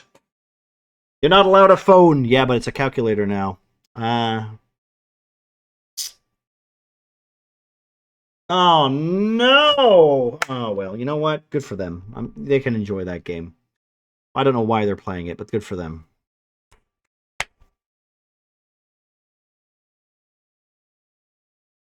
A lot of people are playing that game right now.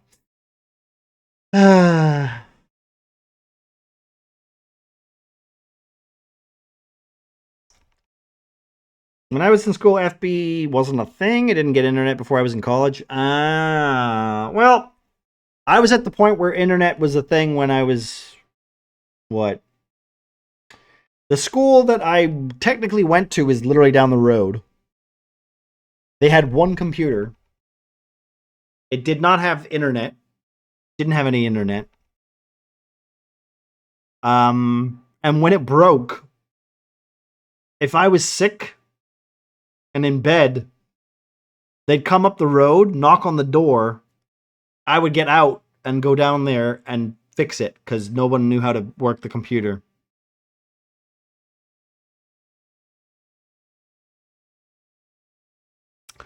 That's how old I am.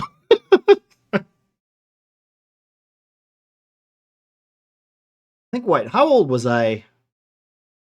I think I was like wait. When I moved here, I think I was 11. 11.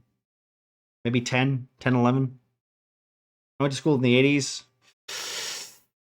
Yeah, I was a 90s kid. 90-ish. I think, yeah. I was like 10 years old. That's literally what, 26 years ago? 20? Yeah. Does anyone remember MySpace? Does anyone remember Bebo? Bebo is now just a horrible tombstone. It's just horrible tombstones. Like literally just pages of people who died when they were making Bebo accounts. I think I had a MySpace account longer than I did a Facebook account. I think also Bebo was more of a UK thing. I don't think it was an American thing. I remember LiveJournal. I don't remember LiveJournal. Remember MySpace? I'm also old, so it has to be expected. Exactly. ICQ? Yeah, ICQ, TeamSpeak. I never used ICQ, but I did use a lot of TeamSpeak. MSN Messenger. I have never heard of whatever Bebo is. Yeah, it's basically an early like web page. It was basically early MySpace where you had a page and other people could visit it. You could edit it and all that stuff. Yes, yep, Yahoo Messenger. Yahoo Messenger was also a good one. I had one and met one of my exes there. Oh, no. To be fair, though, I mean, listen. Social media works really great, you know?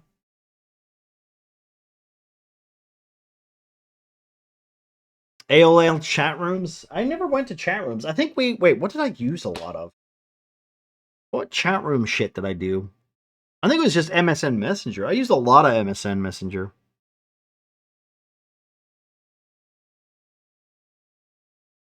More of an IRC guy. You see, I knew a lot of IRC people, but I never had one myself. ICQ was the one my dad used a lot of. But mostly we had like a TeamSpeak room, and the TeamSpeak room would literally be set to like it would be on consistently. So like anyone could just join it, and if you were sitting in there and then someone joined, they'd be like, "Hey, are you there?" I do remember one night where my friend fell asleep with TeamSpeak still on. He had it on his phone. He went to bed, and all we could hear was him snoring and farting. And then me and the guy that were in there went, you know what? We're just gonna go to bed. So I'm just gonna leave, and I think you should leave too. And we're just gonna go to bed. It was the most awkward thing ever. Just like, yeah, I can't kick him. I don't have rights. He's like, no, okay, shit. What do we do? I'll see you tomorrow. Bebo was an American social networking website that originally operated from 2005 up until bankruptcy in 2013 and relaunched in February 2021. It relaunched? Interesting. I don't remember it relaunching, and if it relaunched, it didn't relaunch very well.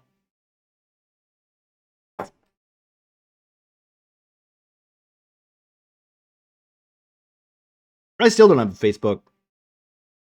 I wonder, like, I do wonder, right, if I made a Facebook and then had people say, like, had a Facebook symbol and then said, hey, I'm on Facebook. Come check me out on my Twitch channel. I wonder how many people would I get from it.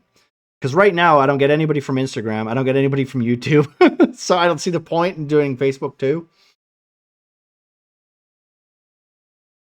I have a Google Plus account. I do have one of those. I think you kind of have to. And an Amazon account. I kind of have to have one of those too.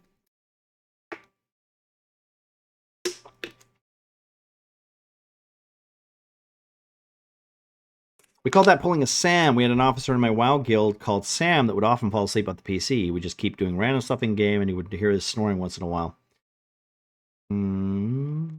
I know. I will say this: I've only fallen asleep once at my desk, and that was because I wasn't very well. I didn't want to go to bed because my legs hurt so much. But I've never fallen asleep at my desk on purpose. That I can be proud of.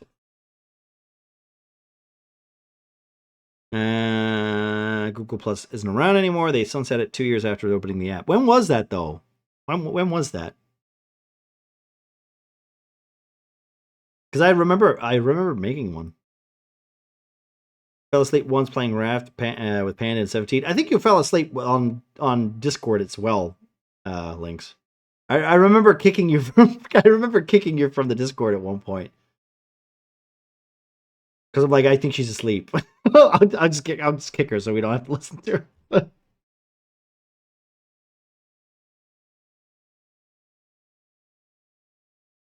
I think wasn't it I'm trying to remember what it was. Wasn't it Panda's birthday? I think it was Panda's birthday, right? So embarrassing? It's not that embarrassing.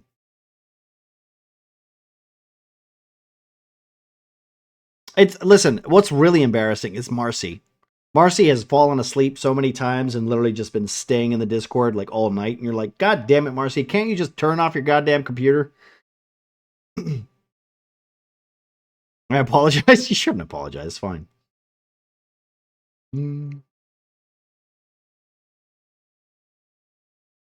That's why Lynx. Listen, Lynx. That's why it's fine, because, like, you know, I got your back. Okay, I'll mute you so that no one can hear you snore. Okay, don't worry about it. One time we had a meeting in a lower level area, and he fell asleep and started running around the zone. But there was a low level allies player in the area, and Sam for some reason just started following him. Hey, that's a good way to not be logged out, right?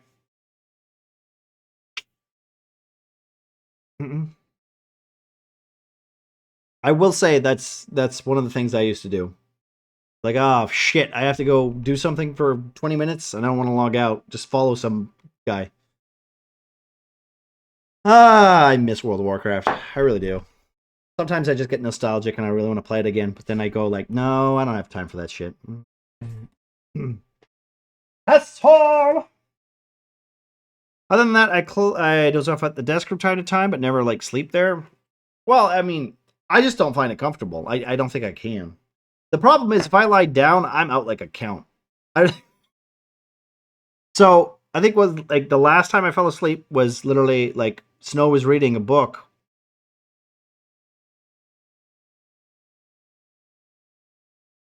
Don't remember what the book was about.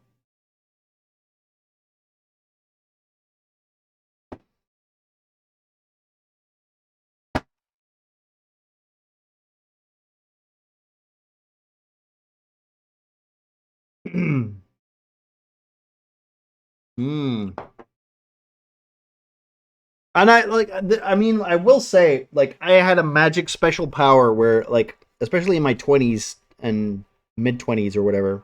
No, not even mid 20s. I think by mid 20s I'd stop doing that shit because it's just bad for you. You're literally killing yourself if you stay up that late. But I would literally get to like 4 o'clock in the morning, and then I'd go to sleep, and then I wake up at midday, and then just continue. So I'd just have no daylight. I'd have no daylight. And it was just like the worst thing ever.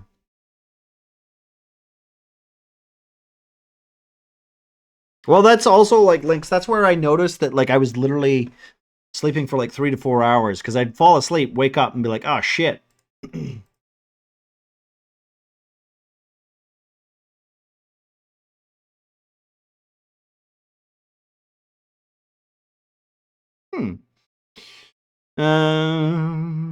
I wish it would only take me 2 hours to fall asleep. I suffer from insomnia. I used to suffer from a lot of insomnia. I genuinely found it very difficult to fall asleep. But no, I'm actually not that bad. The only thing that really pisses me off is that sometimes I will like fall asleep and then wake up literally like 4 hours later.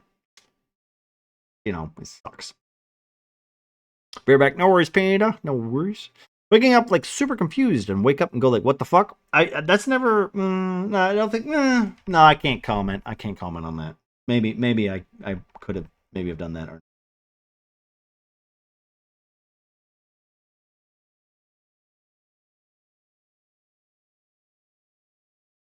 But usually I'm pretty good with sleeping nowadays. I think I kind of have to be though. If I know like I'm working, I'm literally like I have to sleep. I have to. There's no way I'll be able to fucking work and do what I need to do. Like half asleep. Like I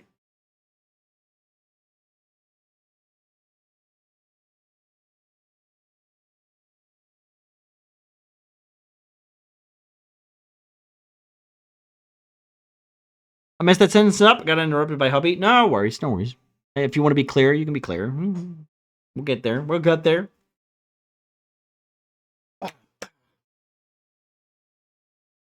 I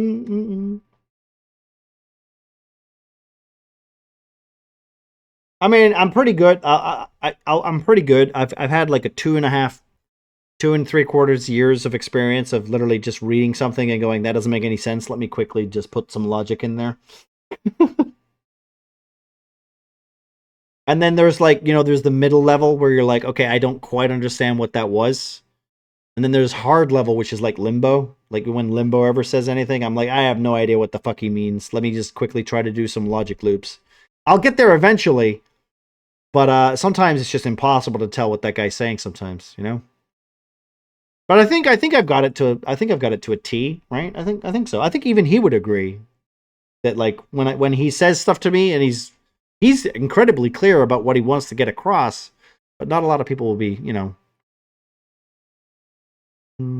I used to go to work Mondays and go home Wednesdays at around 6 p.m., then sleep till sometime Thursday night, and then go out partying Friday and Saturday, then sleep till Monday and rise and repeat. My dad used to do, he'd work 9 till 6. And 9 till 6. Not really. 9 till 5, but it took him an hour to get home, so he'd have to go boom, boom, back and forth. He would get in, sleep, wake up at like 9 o'clock, and then he'd be on the computer till about 12. Then he'd go to bed, and then repeat that until Saturdays and Sundays. And I was sitting there like the whole time going, how is that? Like, Jesus, that's rough, you know? Like Mike understood me, understand me. Like Mike understand me. Mike understood you. Because you lived with Christine so many years. I'll be honest, though. Like, Christine's a little hard to follow. In comparison to you, Lynx, Christine's is harder to follow. Like, the amount of times that when we were in Mike's stream and Christine would waffle on.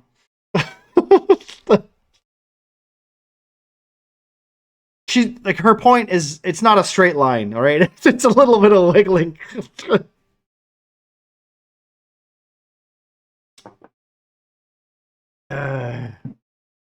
No, it's not. She's lovely, though. I think that's just a woman thing. I don't know. I honestly, I know for a fact. Okay, if I had to say, right, between me and Snow, right? I'm the waffler. I'm the waffler. She's not. She's very straight and to the point. So I don't know. I don't know. I can't agree. I don't think it's a woman thing.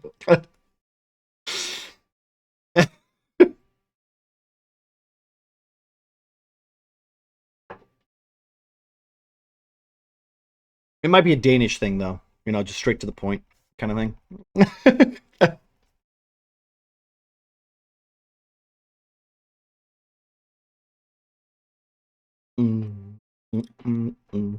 Because there is a little bit of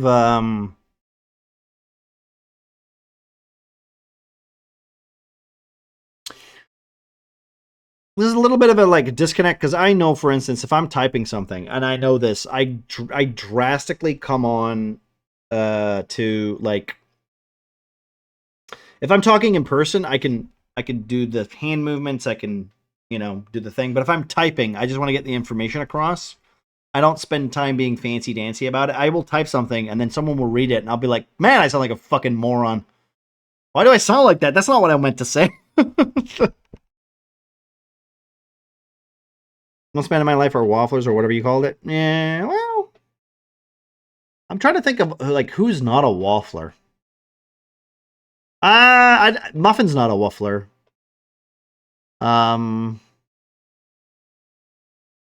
Who do I know who isn't a waffler? Hobo is a waffler. He waffles sometimes. I waffle sometimes.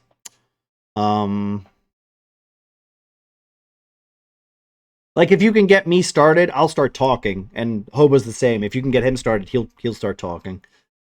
What's a waffler? It's basic. Okay, a waffler is basically somebody who just can't stop talking, right? Like, if you get them started, they can't stop.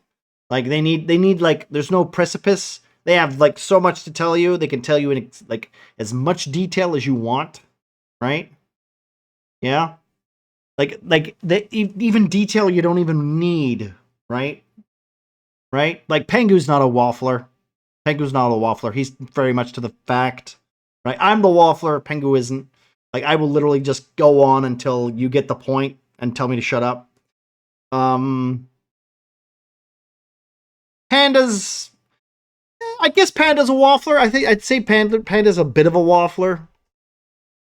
But that also could be that Panda doesn't know what he's talking. Like, when he's going on, he's not entirely sure how to be clear about it. So that could also just be, he could just be normal. Am I a waffler? No, you're not a waffler. No, Eric, you're very matter of fact. You're very clear when you're talking. Like, I've been to your streams. You're not a waffler. You're not a waffler. I'll be honest, sometimes being a waffler is very helpful for streaming. That's for damn sure. You can talk about fucking anything for hours. Like, about what a fucking waffle is. A pancake. You know what? I feel like if I called you a pancake, right? If I said, yeah, you're a pancake. Is that the opposite of what a waffler is? I'm a waffler, you're a pancake.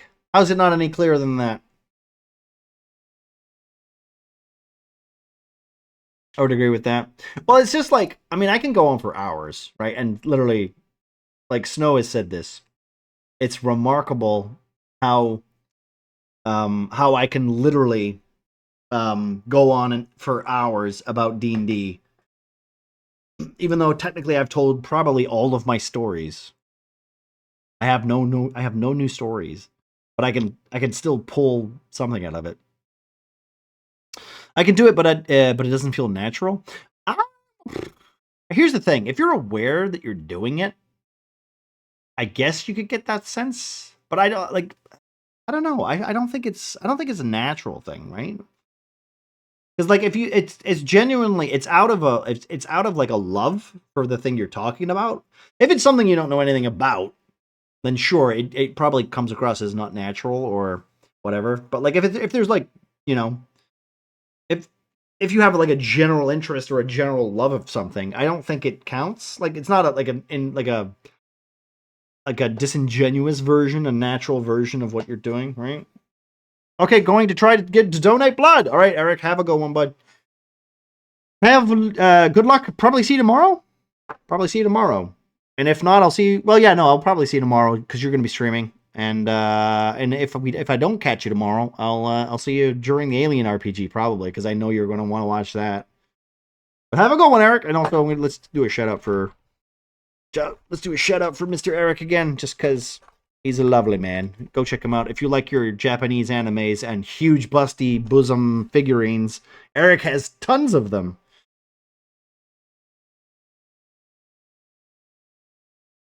Sometimes I forget that my brother is like that, and I call him out. I call him to ask something, and then make the mistake of asking what he's doing. Then he can go on for a long time, like him explaining what he's watching, the YouTube video about space, and then it goes on and on to the point I have to tell him shut up. I mean, that's true. Also, why is this? God damn it. Let me do another one, because this isn't working. No, shit! I didn't mean to do that. That was my bad. I just stopped. Whoops. Let's try that again.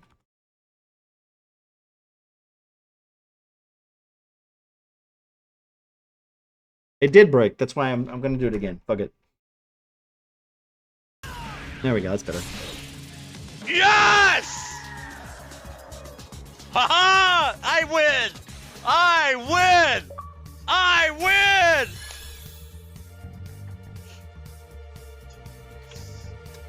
Suck it, merciless! Good luck, Eric. Have a good one, bud.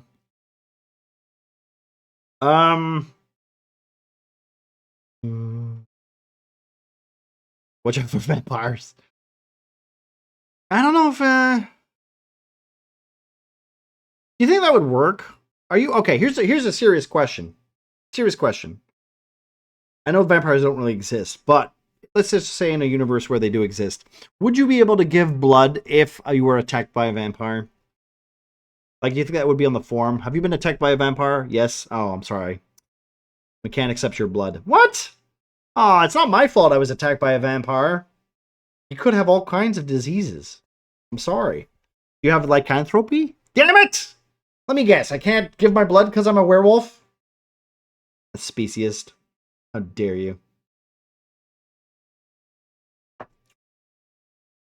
I should really close this goddamn tab, huh? Uh-oh. I guess somebody's having a bad day. Can I close this? Let me close this real quick.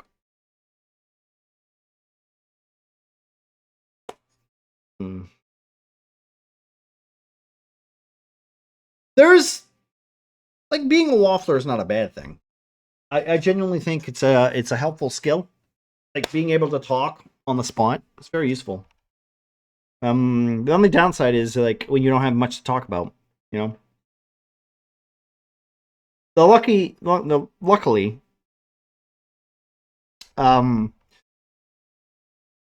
I have such an active imagination that literally all I need to think about is just some dumb shit that I've ever thought about. Or like one of the many notes that I've had in my book for D&D or literally what my recent goddamn endeavor was in trying to fix something. Because I think, like, I mean, everybody on this planet has something that they're working on, something that they have an interest in, something that they literally like want to talk about something with, right? That's just human nature. So, you know, you have that ability, you can kind of do whatever you want with it. The trick is to being articulate, which that's probably my least like helpful skill. I wish I was a little bit more articulate. Sometimes I get wrapped up in using the same word over and over again. That's something I wish I was better at, but if I was being dead honest, my one problem is literally being impatient and just speeding up and trying to be like I too quick. I should really, and this might just be a thing that I'm going to have a heart attack about at some point in my life, is I'm like that with walking too, and I don't know if anyone else is like this, but if you need to get somewhere, okay, I have to get there early. I don't want to be there on time. I want to be there early, right? So if I have to get on a bus, I'll get on the bus early. If I have to walk, I'll walk early. The problem is if I'm walking, I'm going to run, but not walk. I'm going to walk fast. I'm going to fast walk. And then I get there, I'm all sweaty and horrible, which I hate because then I'm in that situation. So, you know, it's one of those things where, like, you just got to feel comfortable in your own body. And I know for a fact, if I just took my time and I relaxed and I went slower and I took things easier, I probably have less stress in my life. But that's not how my brain works. So I gotta be there early. Gotta get there early. Can't not be there early.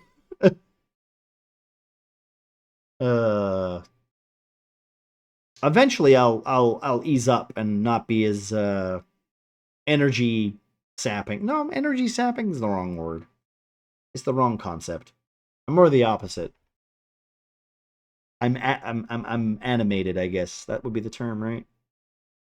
I've always been like this. It's not going to change anytime soon. So like maybe I'll reach my 40s and then suddenly I'll just take a step back and go, "You know what?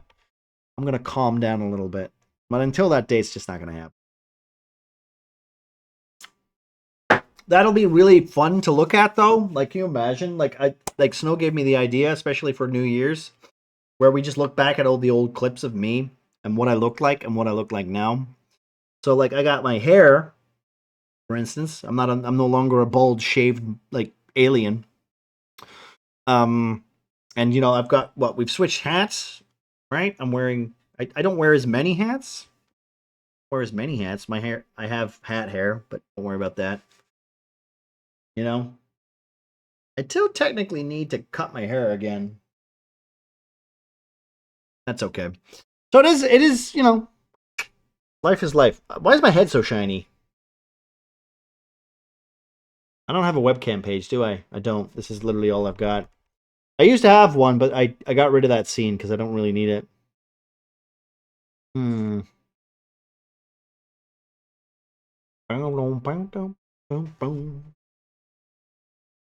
Yeah. Okay. I could wear it like a cool guy. Shall we do that? Let's wear it like a cool guy.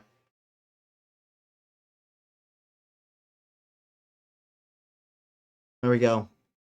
See, now I can be like those Call of Duty players. Wait. How do we do it? Wait. Dude, let's be like the proper Call of Duty players. Way back. Of course, there's glare from the screen that'll affect my gameplay. There we go. Now it's all better. Now it's cool. That's it. Now we have it.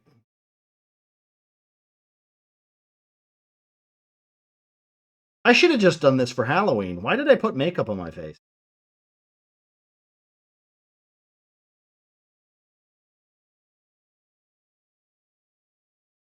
I don't know. I don't know why I do these things. Now I can't see anything because the room is dark. Oh well. Let's continue. So I need a console. Wait, let's build a console. Let me see, what do we got? Put up in a version. Way back. It's a dustpan. I will admit, wearing sunglasses in a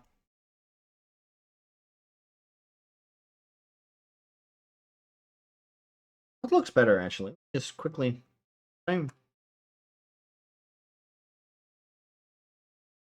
It's funny how I look like somebody who's trying to stay away from spy, and then I'm a Call of Duty streamer, right? What happened, Mr. Cool? Thank you, appreciate that. You know, the whole time I took these sunglasses with me to Denmark, and I used them like once just to. I did think it was very funny because I did realize I'm in Scotland, for Christ's sake, right? I'm in Scotland. I'm never gonna use these. Never gonna use them.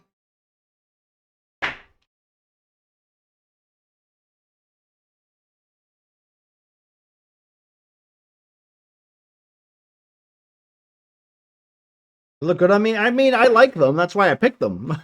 But I'm never gonna use them.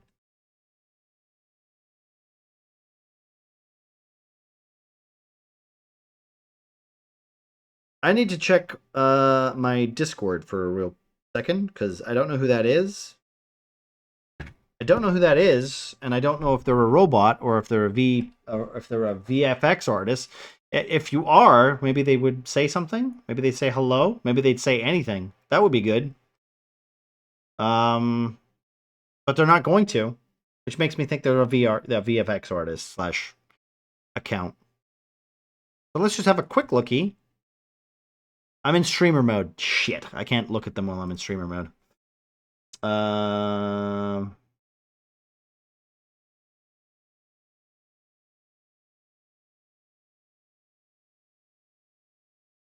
They have an anime icon. Could be good. Problem is, I don't believe that they will be.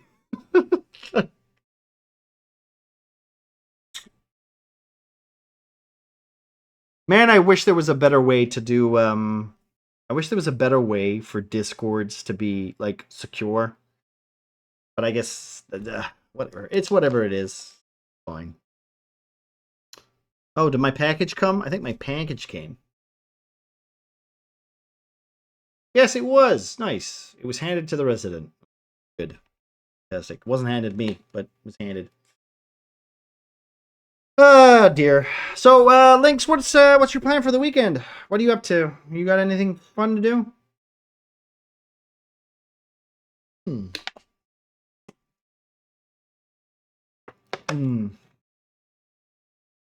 Oh, shit.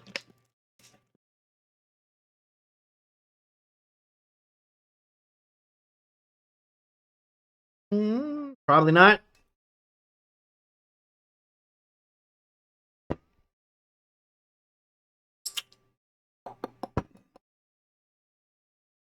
Probably not was not what your answer was. I don't know why I read it again.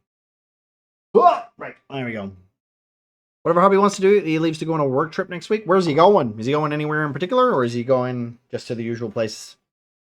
I should not put my hat backwards. I look like a dickhead.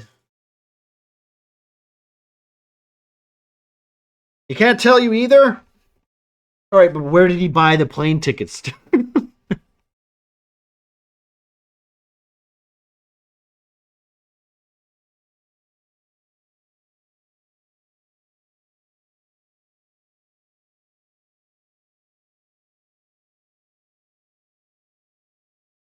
That did not work, did it? It didn't work. Give me a second. There we go. Oh, it's not working. Okay, that's a little odd. Well, that's not fun. Oh, well, that's a shame. Fortunately, somebody had some streaming issues.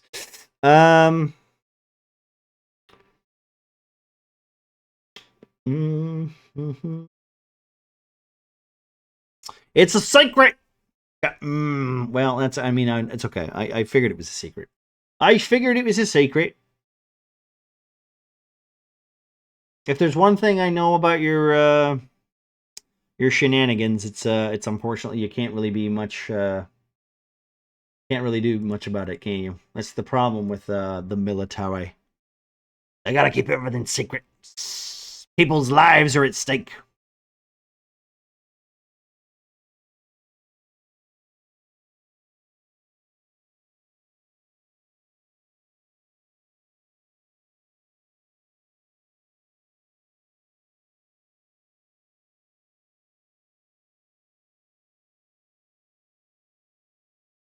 I wonder if I can... No, I got an idea. I'm going to delete this first. Take that over there. Straighten this up. Bring this like this. This. Like that. There we go. It's annoying sometimes, but it is what it is. So is this something you're using tomorrow? No, we will not be using this tomorrow. We're not using Talespire tomorrow. We're using Fantasy Grounds. We will not have very many representations for the maps. We'll have this scene, right? And see where the Talespire thing is over there? That's going to be Fantasy Ground. It's basically going to be the dice rolling. That's about it. Yeah, we're not using Talespire. We're not. No. Hola, Muffin! How we doing, buddy? How was the skeletons? Let me just switch scenes so that I don't do a shout out on that scene. Muffin, here's a question for you. What game did you play that had an amazing story twist that literally was like surprising for you? Bam. It's like a ship kitten. A shitten, if you will. Yeah, no, I did. If I remember right, it's what is the translation for it? Let me see.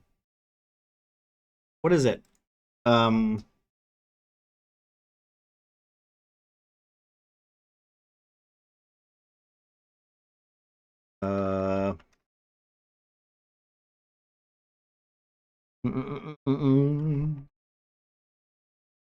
don't think it actually tells you what it stands for.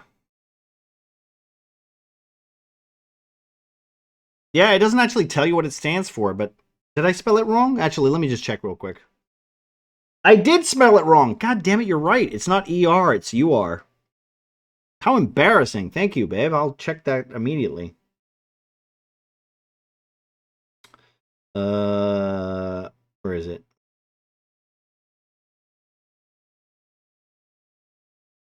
It's UR. How embarrassing. I fixed it.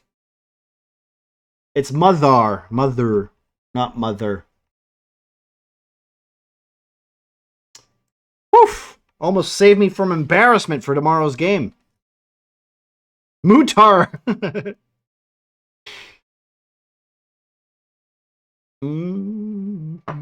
How you doing? As you wait, how long you got? Are you nearly done, babe? Is work slowed down a little bit? Hopefully.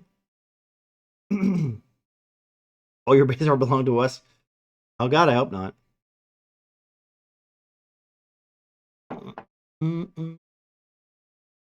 So, do I even need to ask? Skeleton Boomerang.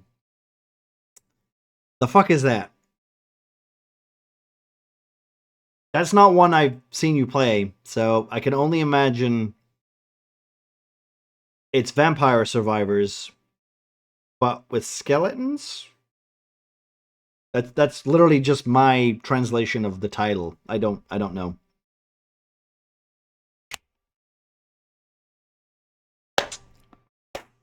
Bean is looking forward to that 3-day weekend. Are you playing anything else this weekend, Bean, or are you just playing our game? I should really keep on top of asking you, because sometimes I don't know.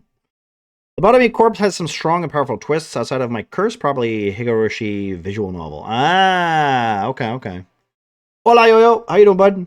Yeah, I figured Lobotomy Corp had like a couple of them, right? They have some pretty strong twists from what you've told me, right?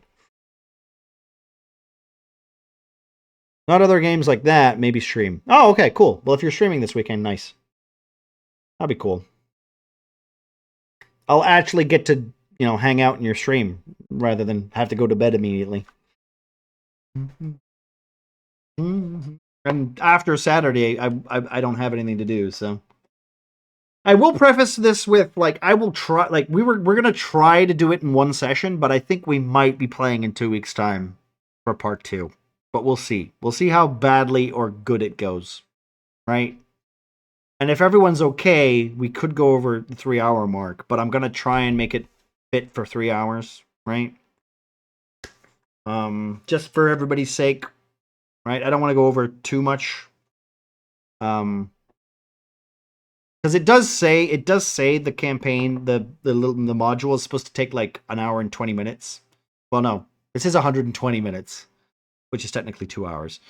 But who knows? It depends on how much we get into it, right? Skeleton Boomerang is a platformer with precision attack, basically Super Meat Boy, but you can shoot. Oh, okay. So nothing of what I expected it to be. Fair enough. What is it? Is it silly? Is it Super Meat Boy animation, like art style?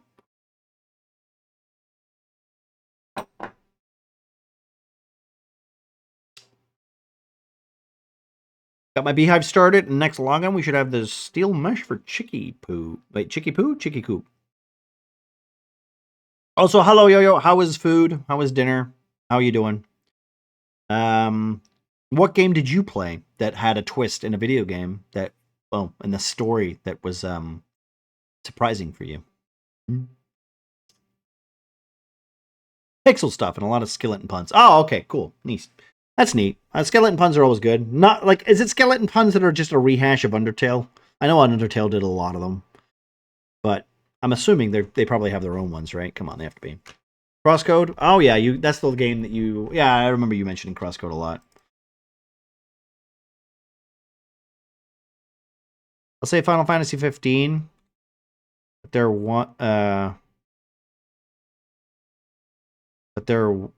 wasn't a twist and needed one so badly. I don't know, Final Fantasy 15's twist, it technically had one. It just wasn't very good. Because remember, they had the whole thing where, like, Nox is kind of, like, aged. Like, spoilers for Final Fantasy 15. There's a part in the game where you're no longer a teenager. You come back as, like, an adult dude. I guess that technically counts as a twist. It wasn't a very good one, though, Bean. You're not wrong. I mean, I wouldn't even count that as a twist, so, yeah. I remembered another game with a twist, but I don't know if it counts. Which one? Which game? Which game? Love that game. Well, mine was, of course, the Revan twist in KOTOR. I don't want to say anything, because, honestly, if you ever get the chance to play that game, you like Star Wars, it's fantastic. Probably the best Star Wars game, in my opinion. I needed the gods to step in and give a happy ending. I mean, I get it. I get why, like, people would want a happy ending. I just feel like at some point you're like, yeah, come on.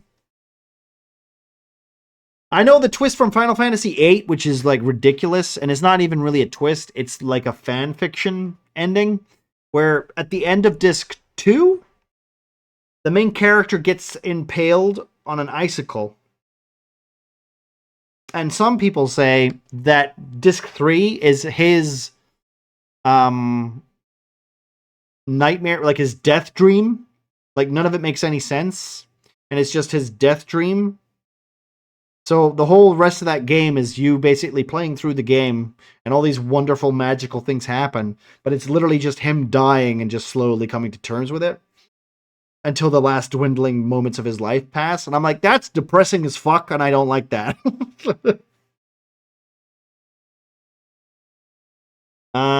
Shek Fu, Legend Reborn, where Shek is not a Chinese orphan from the fishing village of Hung Lao.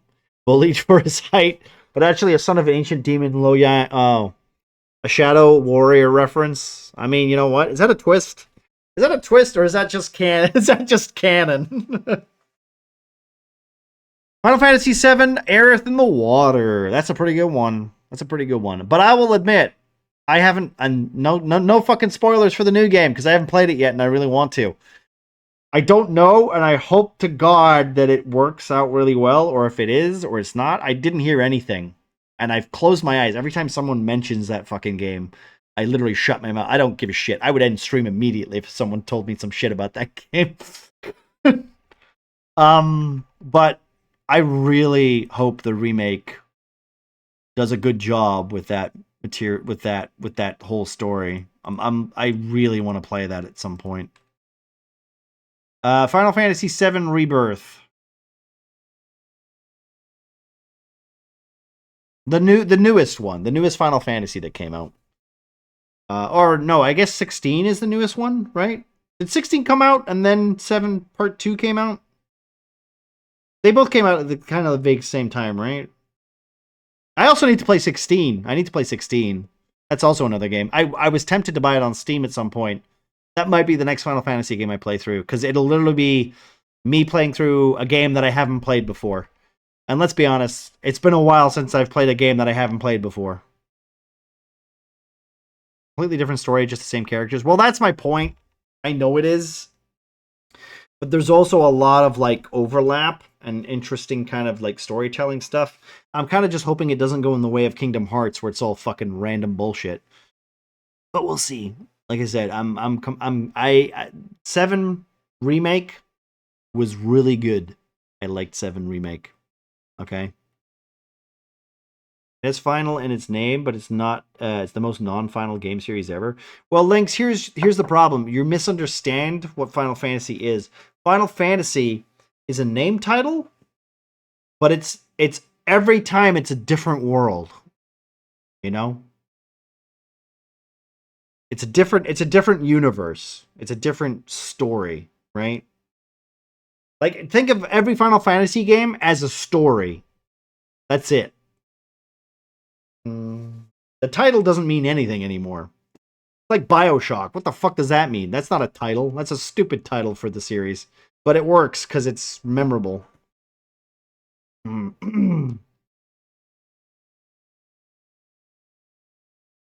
know it was supposed to be his last game, so I know why it's called Final Fantasy. It was?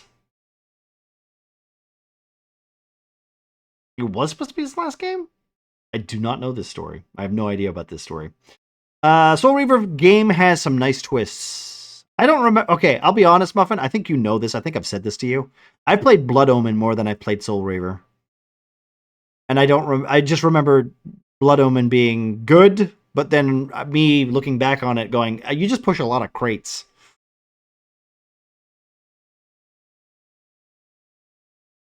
Studio was about to shut down and it was their last gamble. Ah, yeah. No, okay, you know what? That's cool. You know what? Fuck yeah, they should keep that name then. Literally rebuilt their studio? Fuck yeah, that's amazing. I love that. Final Fantasy VII Remake's going to be a pentology? Really? Have they actually come out and said that, Yo-Yo? I thought they said they were going to make 3 games.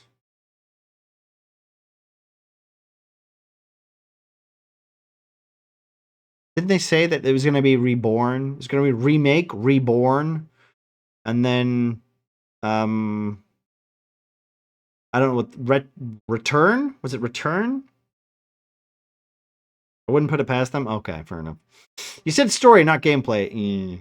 Well, no, the story for Blood Omen, if I remember right, what is the story for Blood Omen? It's just like vampire that gets betrayed, right? That's literally the story. And somehow he knows Soul Reaver. The problem is I was missing so much context, Muffin, because I never played the Soul Reaver games, so I had no idea who Kane was.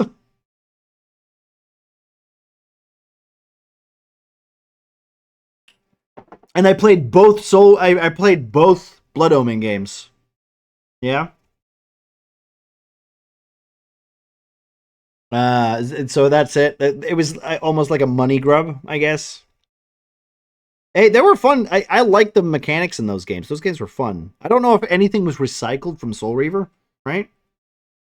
Oh, really? Okay. Well, then I must have played it a lot later then. I must have played it a lot later.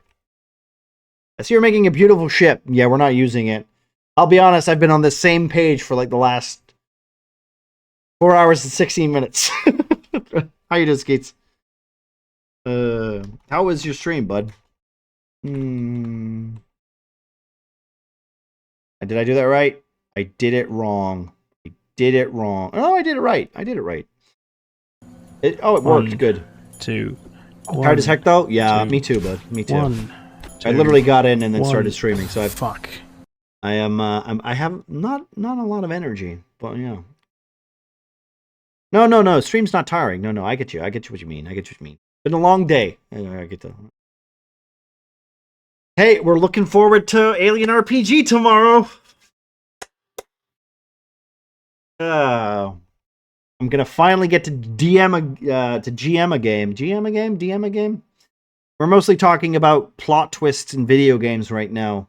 Skeets, do you have any game story twists that made you go wow and was memorable? They were running out of money and couldn't figure out a name, and it was a fantasy game, so they said fuck it and made it Final Fantasy. See, Jillowin, that makes perfect sense. Honestly, I didn't know that bit of lore, but I don't YouTube Final Fantasy, honestly. Sadly, I can't be there live, but I'll watch the VOD. You know what? That's fine, Skeets. Like I said, the VOD will be there.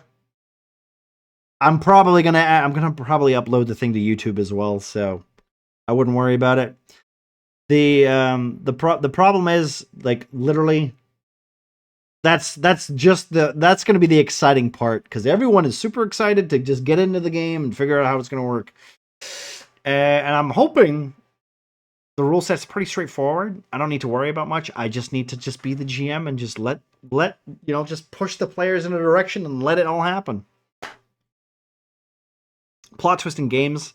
Let me look through my library. Well, so far we've had Star Wars, The Old Republic, Crosscode, Shaq Fu, Bioshock, Final Fantasy 15, Final Fantasy 8. What are the other ones? What was the other one? Oxygen Not Included. There was one more. What else did I miss? I missed somebody's, right? I missed somebody else's. I think I missed somebody else's. Who else did I miss? Eric, what did Eric say? Shit, I can't remember what Eric.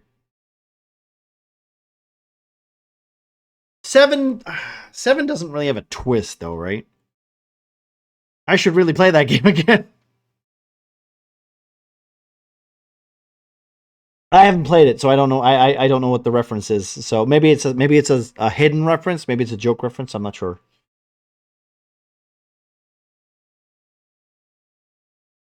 I mean, 7. Does 7 have a twist? Does 7 have a twist? I know 8 kind of has like a fucked up, like, non-canon twist.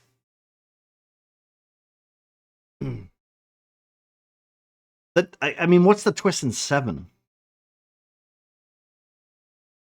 Because it's like they're saving the planet, but they're actually just trying to save the planet, but then they have to save the planet. Is there a twist there?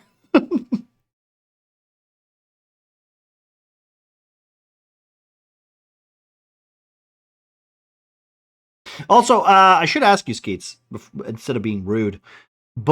Path of the Teal Lotus. I have never heard of that game. What's the verdict? Good, bad, fun, exciting, thriller? Hollow Knight meets Ori. Okay, I could get behind that. I've never heard of it. Path. You know what? I will admit, that's like the third game you've played that I have never heard of, and yet I'm like, oh, okay, interesting. Enjoyable though. That's good. Lost in Random. Lost in Random. I played that game. Yeah. Had a plot twist, but it's more about the relatable, redeeming qualities of the villain. I know what you're talking about. Let's be vague, because I don't think Beans finished that game yet. Yes. There's nothing more. You know what? I will say this. I do like a relatable villain. Okay, I like a villain that technically isn't in the wrong. We don't get that very often. There's a game that comes to mind. I just forgot the name. I'm going to do some scouring. Okay, no worries, no worries. I mean, you know, I appreciate that. You don't have to. So we're making, by the way, Skeets, just so you know, this whole ship, this is the Montero. We're not using this. This thing that we're building, not using it at all. Won't be any gameplay. No one will see this tomorrow. This is just for me because I'm an idiot. We're using Fantasy Grounds. We're not even using Talespire.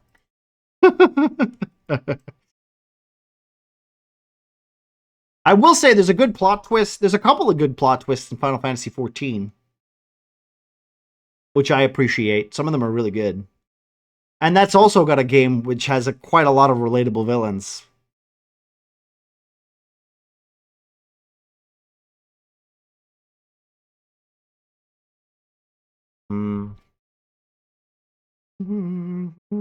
I mean, it is nice to make things for yourself, just for your own familiarity. Exactly. See, you know what I'm talking about. You know exactly why I'm doing it. I figured you would. I need a physical representation to set my trap for my players on the ship that they're going to spend 5 minutes on. Aerith in the water, Sarah. Oh, right. Okay, yeah. No, you're right, Jellywin. You're right. Is that a twist, though? Is that a twist? Not a twist. I'll admit it was surprising and it was impactful. And let it be like, listen. What is it?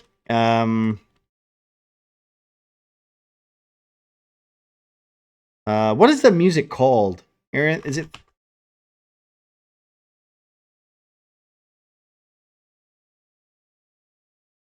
Right? That theme in the materia drop. Nightmares, Jillowin. Nightmares. But here's my problem with 7. I wasn't playing it. I was watching somebody play it. Right? I was watching someone play it. So I never got the same emotional impact like everybody else did. Which is unfortunate. 9 was my one. I really like 9. And technically 9 has a twist. 9 has a twist. And I like 9's twist. The problem with 9's twist is that it didn't make much sense. Because it was basically just adding aliens at the end, and you're like, okay, that's a little weird, but okay, fair enough. So he's not a monkey, he's an alien. Okay, fair enough. You know what? I had this on a CD. I had this on a CD that I would take with me, and I would listen to it all the time. But I don't know the name of it. I think it's from the Chorus. It's from the Chorus, right? No? Alanis Morissette. That's who it is. There's also a Chorus song that I had on that CD too. Yeah. Ironic, right? Ironic. And the whole song isn't ironic. That's also the one too. Yeah. And it's also Torn. I think Torn is the other one I like. Right? Natalie Imbruglia. Torn is also a good one. This song here.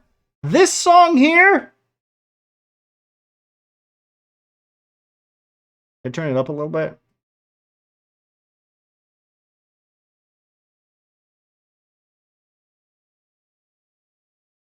That's not the version I know, but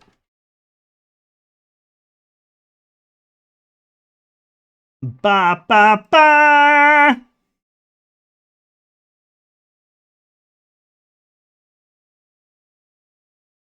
Ba ba ba ba ba ba ba.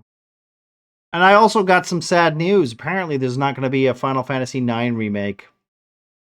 They're going to go straight to 10.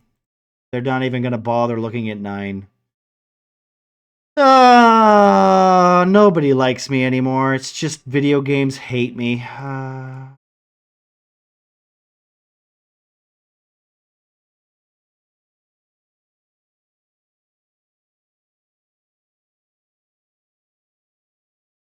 In case anybody doesn't know, 9 is my favorite Final Fantasy. It's literally my favorite. I love the art. I love the music. I love the characters. Literally the one I grew up with. I played the most of. I found the game! Alright, Skeets, hits us. Heavy Rain!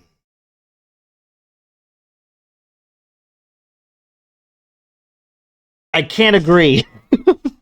I can't agree. And the only reason I can't agree is because Heavy Rain's twist is so stupid. It's not stupid. It kind of creates writing problems.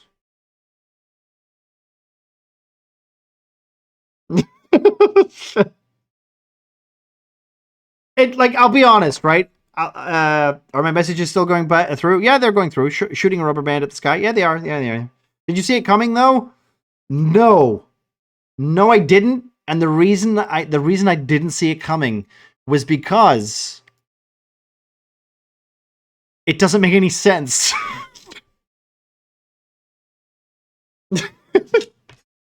Yeah, but here's the thing. It doesn't make any sense, because if he is... Like, he basically had to... I think if I remember right, and it's been a while since I've played that game, we will at some point go through those games. We have a drinking game thing that we want to do at some point. Where we're basically going to go through a David Cage game and just drink when something horrible happens. Or, you know the idea of David Cage bingo. Where, like, he can't make up his mind what religion he's following, or when a woman is in a horrible sexual assault mode or whatever. But him being the, I don't want to spoil it for people, but Heavy Rain, that twist, every time you look back at everything you do with that character, doesn't make any sense. Like him going to visit the person to get evidence. Why is he doing that? If anything, like, why? It creates a bunch more problems. But no, I will admit, it did flabbergast me. I didn't see it coming, but I don't think even the people, control. Yeah, but here's the thing. That's not how you control the narrative, though. That's not how you control the narrative. That's how you make yourself suspect number one.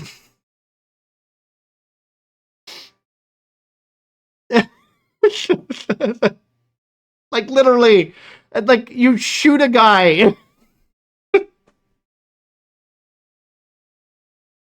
It was a twist. Yeah. You're not wrong.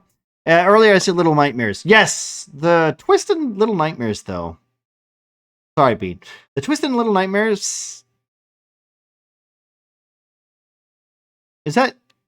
I don't want to give too much away in case no one's played Little Nightmares. I'm trying to remember what it was. Is it literally you just...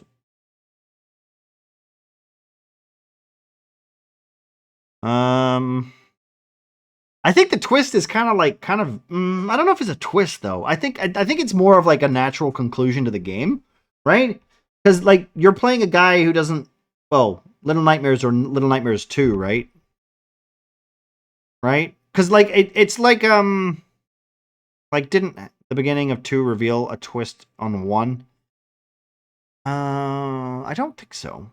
Because without getting into too many specifics for people who haven't played it, Little Nightmares has, like, you playing the raincoat girl, right? And then in 2, you're playing, like, I guess you're playing the same kind of thing, but not really.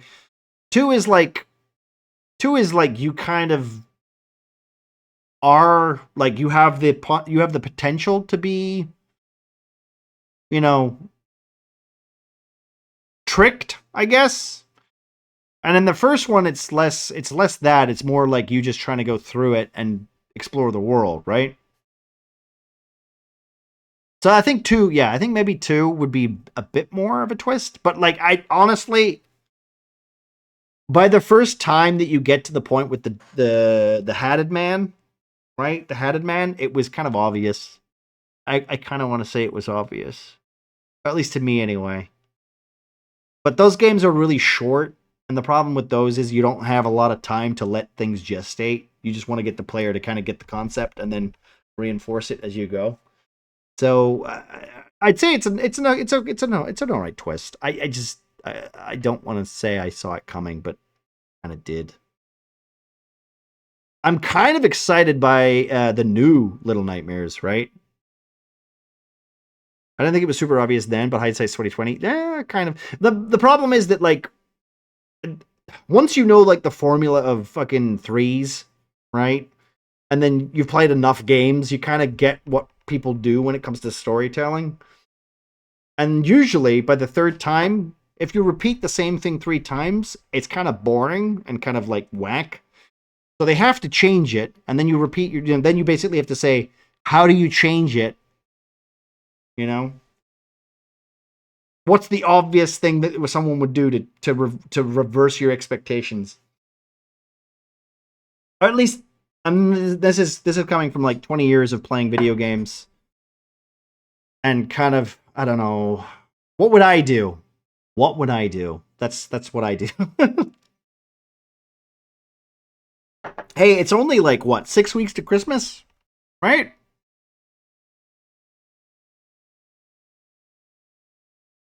One, 2, 3, 4, 5, 6. About 6 weeks to Christmas, guys. You got your Christmas presents done already? Decorations up? Okay, first of all, Lynx, you don't have fucking Turkey Day to deal with, alright? So don't... I mean, it's rather difficult these days to have a proper twist that hasn't been pulled off, and to execute the twist has been done before. It still catches the players off guard. That's true. That's incredibly true. I don't know if anyone's seen, you know, M. Night Shyamalan? M. Night Shyamalan. His newest movie, right? His newest movie. Me and Snow watched it. We were incredibly disappointed because the twist is so dumb. And honestly, he's not even really that bad. It's one of those things where literally it's just I hate it because like no one tries anymore, and when you do try, they fail, and then you're like, that's a shame. You shouldn't have tried. I would rather they try than not do anything and just make it presentable, you know? No, Manic. St. Nick hasn't even arrived in Ireland. Oh, okay. You guys are missing out. If you start early, you can get excited for it. Nothing exciting happens in November. Only missing the one for the kid and still waiting for his wish list. Fuck no, they go on the 1st and down on the 26th. Jilloin, god damn it, you're supposed to be on my side. 12 minutes is really good. 12 minutes is really good. 12 minutes is really, really good. I like 12 minutes. It's a very short game, but it's very good.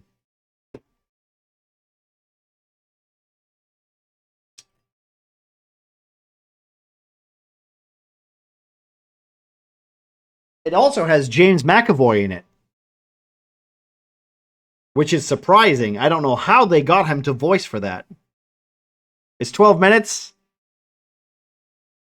November has my birthday and Thanksgiving. Both things, everything should celebrate. When's your birthday, Bean? And Willem Dafoe? Wait, Willem Dafoe's in that? Oh, wait, he plays a detective, right? Jesus, I forgot about that. Is he the detective or the bad guy?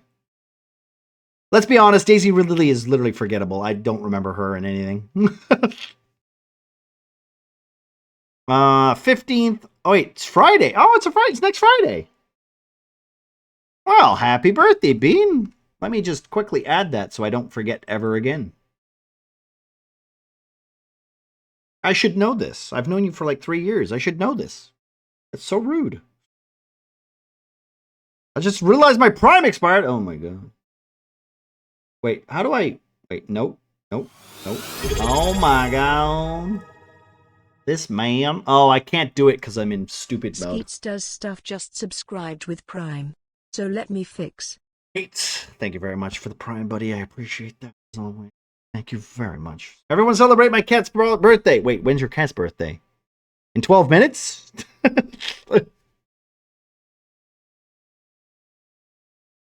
Almost 3 years. Almost 3 years, Bean. Almost 3 years. Damn. We're getting there. We're getting there. This New Year's will be 3 years of streaming. Of course, everyone knows my affiliate stream is on New Year's Eve. So if you have nothing better to do, come hang out with us, drink, play some games. But you'll probably have something better to do, so don't worry about it.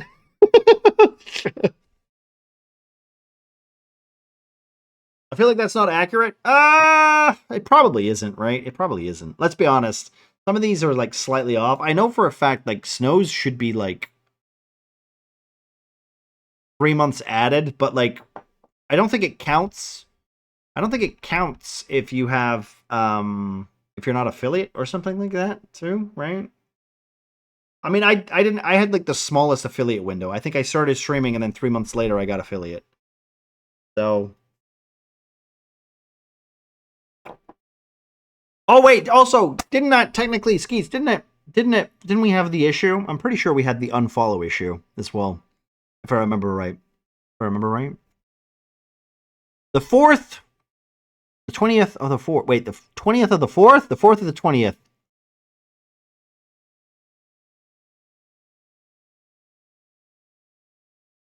420. Is that an American way of doing it? 420 and then 24, right? 420, 24. So it's the 4th month of the 20th day of whatever year it is. It was up to me. I'd spend New Year's Eve with you, but I don't think Hubby would appreciate that. Well, this is also something I say, Lynx. Enjoy your New Year's. I don't have anything better to do, so I stream for 12 hours. My Christmas is New Year's. My Christmas is I cook on the 24th for about, well, that's not true. The 23rd to the 24th, and then on the 25th I sit on my ass and do nothing. And then New Year's I do my 12-hour stream because I'm literally not doing anything. So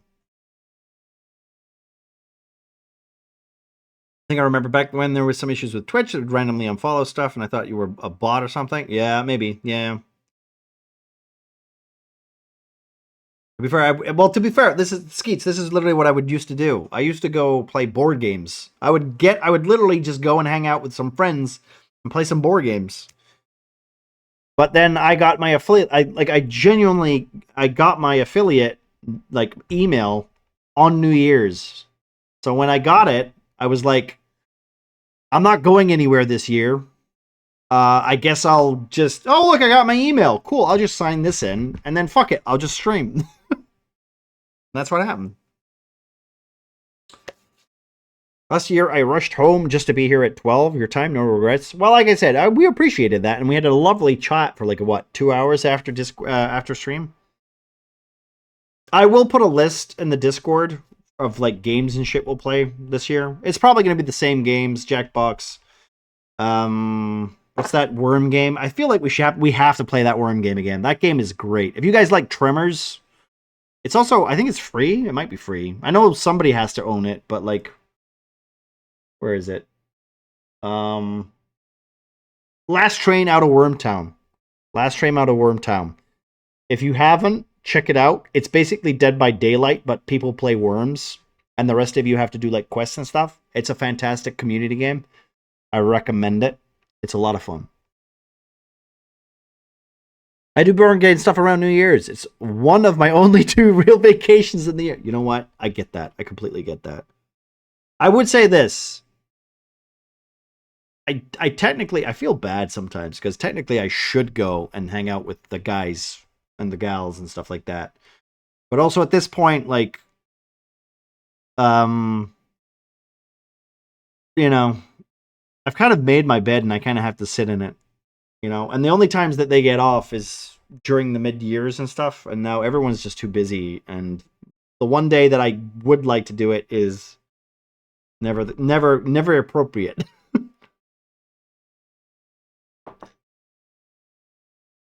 I will say this though. During the 12-hour stream, I'm more than happy to run a quick alien RPG if I can get 5 people to play it.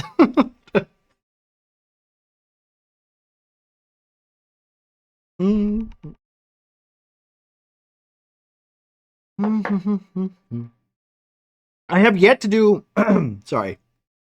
I mean, during my birthday, we played some community games. June 25th, by the way. That was before I pissed off to Denmark the first time. What ended up happening was we ended up going streaming. I streamed like at midday. We played some community games for 5 hours, and then we did a Merkwatch session. Right? So that was fun. It was a little stressful because I had to literally DM before I had to get on a plane. So I had everything sorted, and then I had to literally leave everything. But I wouldn't have missed it for the world. And honestly, I got to go see Snow. I got to see. There she is. There she is. I got to go see Snow. I got to go visit Denmark for the first time, and I had a blast. Got to see that my lovely girlfriend. There she is.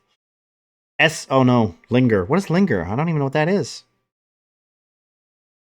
You make it super tempting, but I don't think others will appreciate me running off. Well, no, that's why I'm saying, you do you. You everybody has their own life. This is why whenever I do community things, I don't plan for people to be there. I just plan for me to just hang out, and if people show up and they're not doing anything, they can do that. That's fine. That's all it is. The thing about it, I'll be playing Nemesis that weekend. Ooh, wait, Nemesis? The Star Trek board game or the Resident Evil board game?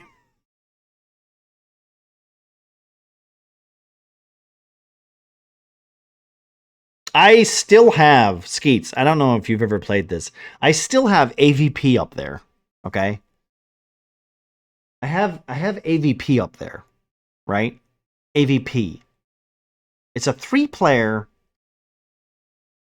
alien game. I've never played it. I've been bought it. I've never played it. I'm pointing at the Montero.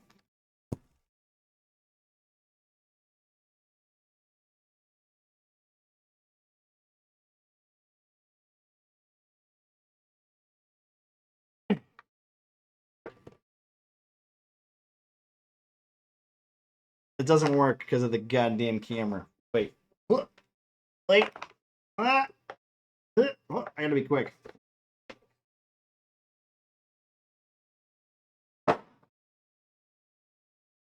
Anyway. AVP. I painted all the models for that board game.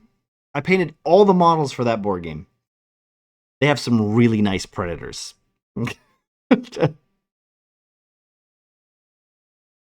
They have some really nice predator figurines. And then a bunch of alien figurines. And I'll be honest, the alien figurines are very cheap. Like very cheap. Like literally like you could just put like the lightest amount of stress on them and they explode. Do they have a pred alien though? No, they don't. They don't. Is Nemesis the war game kind of thing? I don't think I've seen Nemesis. I know there's like a fire team kind of thing, right? Where it's basically like Marines versus like waves of aliens or something like that. I've seen a couple of those games, but I don't know if it's like a war game or not. You on your way home, babe? Good. I think you're home, aren't you? I think you're home. I need to get some food soon. And we'll be back tomorrow though. You're biking? Oh, okay. I think Pred Alien. I don't know if they have a Pred Alien. I don't know if they had a Pred Alien. Although Pred Aliens are pretty cool. I have noticed in the Alien rulebook there is no Pred Alien, but it does say that you can make your own custom bullshit if you can just add stuff. So I'm wondering if I should buy the Colonial Marine stuff and hope that there's some stuff in there for Predators. But I feel like as soon as you add Predators to this universe, ooh, it's probably rough. It's probably rough. I had to shower. Oh, okay, honey. Okay. It's quite literally an Alien sort of game, as in you all start on a ship, the Nemesis awoken from hypersleep, and you need to fix the ship to make sure you are going back to the correct place. Or if you want to go company missions, you might take an alien with you. It's a semi-co-op game. Okay, so it's kind of like what do you call it? What's the zombie game called?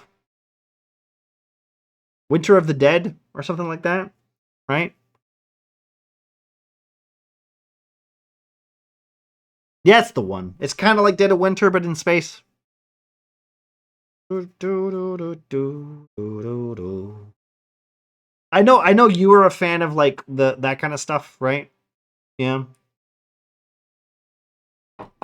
Also thinking of plot twists, not a game. Predator had a pretty good plot twist. Predators had a pretty good plot twist. To be fair, yeah. To be fair, if you change the setting, yeah. Like, not to be a dickhead, but I know a lot of people, if you watched Lost, that plot twist where you're like, they're in the fucking future, what does that mean? You know, that's a good plot twist. Did it make any sense? Not really, but they did explain it later on, and then it took the explanation away, so it didn't make any sense after that. But yeah, you know. Also, welcome back, Piano. Mostly the Topher Grace plot twist, that was actually pretty good. Honestly, I wish they played more into that, right? I wish we had more of that. Because let's be honest, the Predator plot twist was the most dumbest thing on Earth, and I hate it for now existing. That autism is the human race's superpower. That's the dumbest thing I've ever heard. Yeah. It's a shame about the Predator. I was kind of expecting a lot more from that. Written by the guy who should have been good at it, but, you know. It's a shame, yeah. JoJo is just one giant plot twist. Hey, I'll tell you right now, I fucking love JoJo. Okay? Joseph Joestar, one of my favorite action heroes. He has the power to run away like a bitch. And that's basically how I play every Dark Souls game. Hey, if you don't have to fight it, you can just run away like a bitch. Nobody says you can't. It's a valid technique, being a coward until you can win.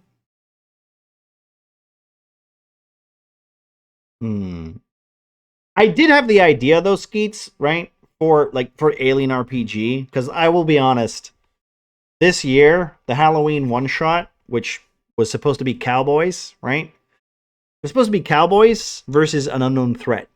I was going to throw a predator at everybody. Like, the threat was going to be a predator, like, slowly killing the players one by one. But then I was like, yeah, we'll just do Alien RPG instead, because I don't have a rule set to base it on. And honestly, cowboys versus a predator sounds like a really cool idea. Like, literally just, you got rifles, you got Winchesters, you got, like, fucking horses and stuff like that, and you're in the desert and running away, and then laser cannons just, like, what the fuck is that? It's a meteor! We gotta fight him! Bang, bang, bang, bang! You know, like, just kind of cool idea, right? Cheesy, but kind of cool, right? But then, yeah, then you kind of introduced me to Alien RPG, so I was literally on that. I was. There was no way I wasn't doing it after that. I was literally like, yeah, we're doing that. Yeah, no, I know. My idea is stupid. Alien RPG. Just, where's the box? Just, you know. It's hard to say no to it, you know? Hard to say no to it. I'm glad I introduced you. Well, thank you. I appreciate it, honestly. It's like it's very rare where I get introduced to something that I haven't heard of. Especially when it comes to RPGs. With you. So yeah, I guess we'll.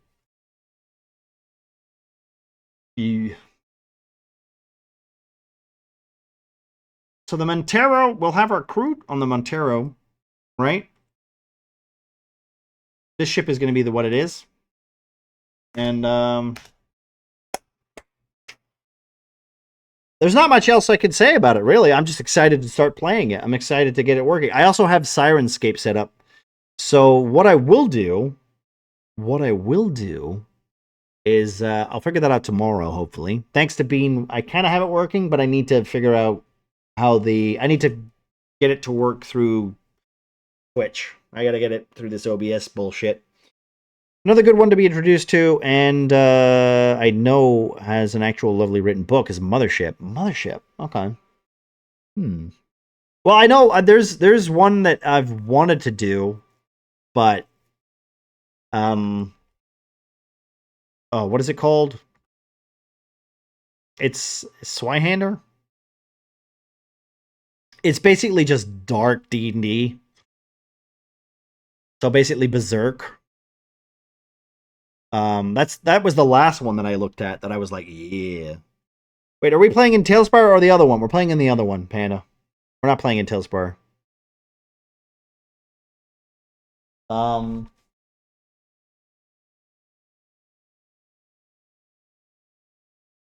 For you. But we'll, like I said, tomorrow we'll set that all up and we'll have everybody thingied. I'm only building this because I felt like it, you know. I'd be down to be recommended to a less heroic D&D. Well, it's called Swyhander. It's like dark. There's also another one called the, I think Odie introduced it to me. It's called the Shadow Lord.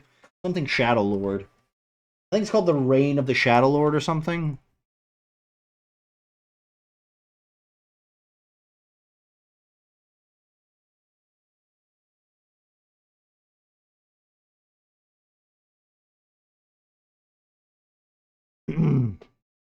You're not going to use the flat 2D version of FG. You did such a good job. Well, not of this one. Not of this one. Just because I already have the map set up, and we don't really need it. Also, you're not going to be on this map for very long, Bean. You're literally going to be on this map for like 5 minutes. And then you're going to be on the next boat. You know? And if you come back here, sure, but... This was just for fun. Yeah, this was just for fun. I like that one. I have almost all the book for it. Wait, which one? The Shadow Lord one or Swyhander?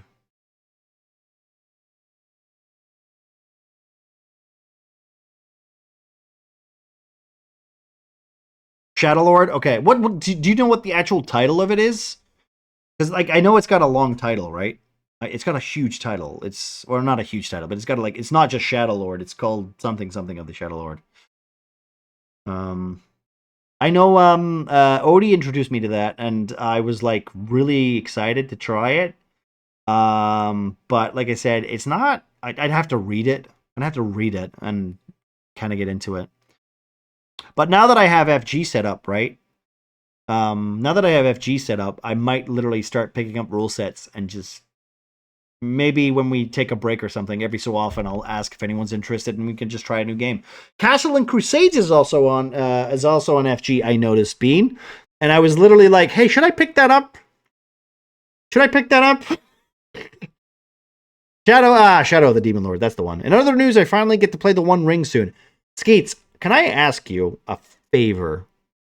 Once you've played that, can you give me like a little snippet of how it is, because I'm curious on how the One Ring mechanics work. I was literally looking at that going, how does that work? How does that work? But I haven't read anything for it. I'm just curious. I'm assuming the whole mechanic is based around corruption, right? So there must be something like that. You'll have to let me know if it's good or not, or if you enjoy it. Because that is also one of the things that were on my line. There's also a fucking Blade Runner. There's Blade Runner rule set. First session is in January. Ooh, okay. Well, that's fine. That's fine. I can wait. I can wait.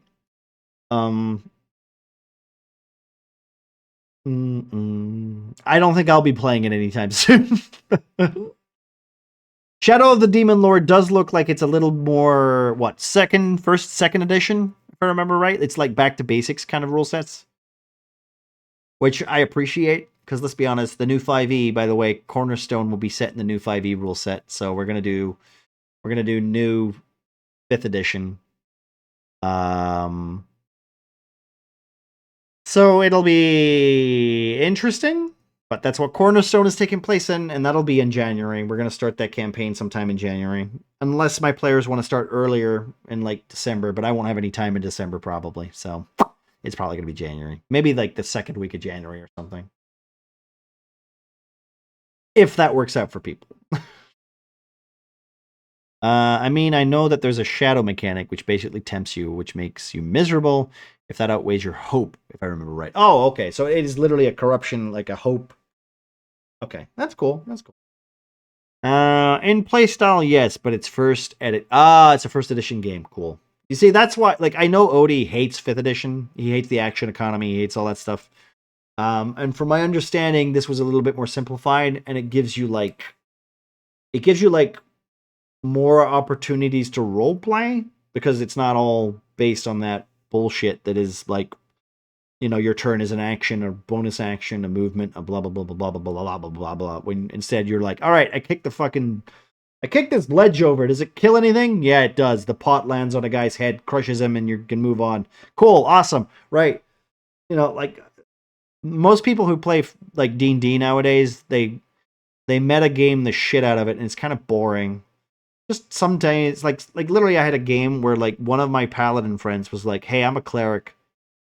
This gnome over here, what's he wearing? He's wearing full plate. Cool. He's on the stairs, right? Yeah. There's a goblin down there. Yeah.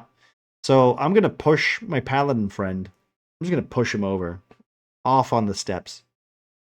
He's gonna fall 10 feet. Yeah. He's gonna take a d6 damage. Yeah. That goblin's gonna hurt though. He's gonna take a lot of, like, a full plate gnome is landing on him.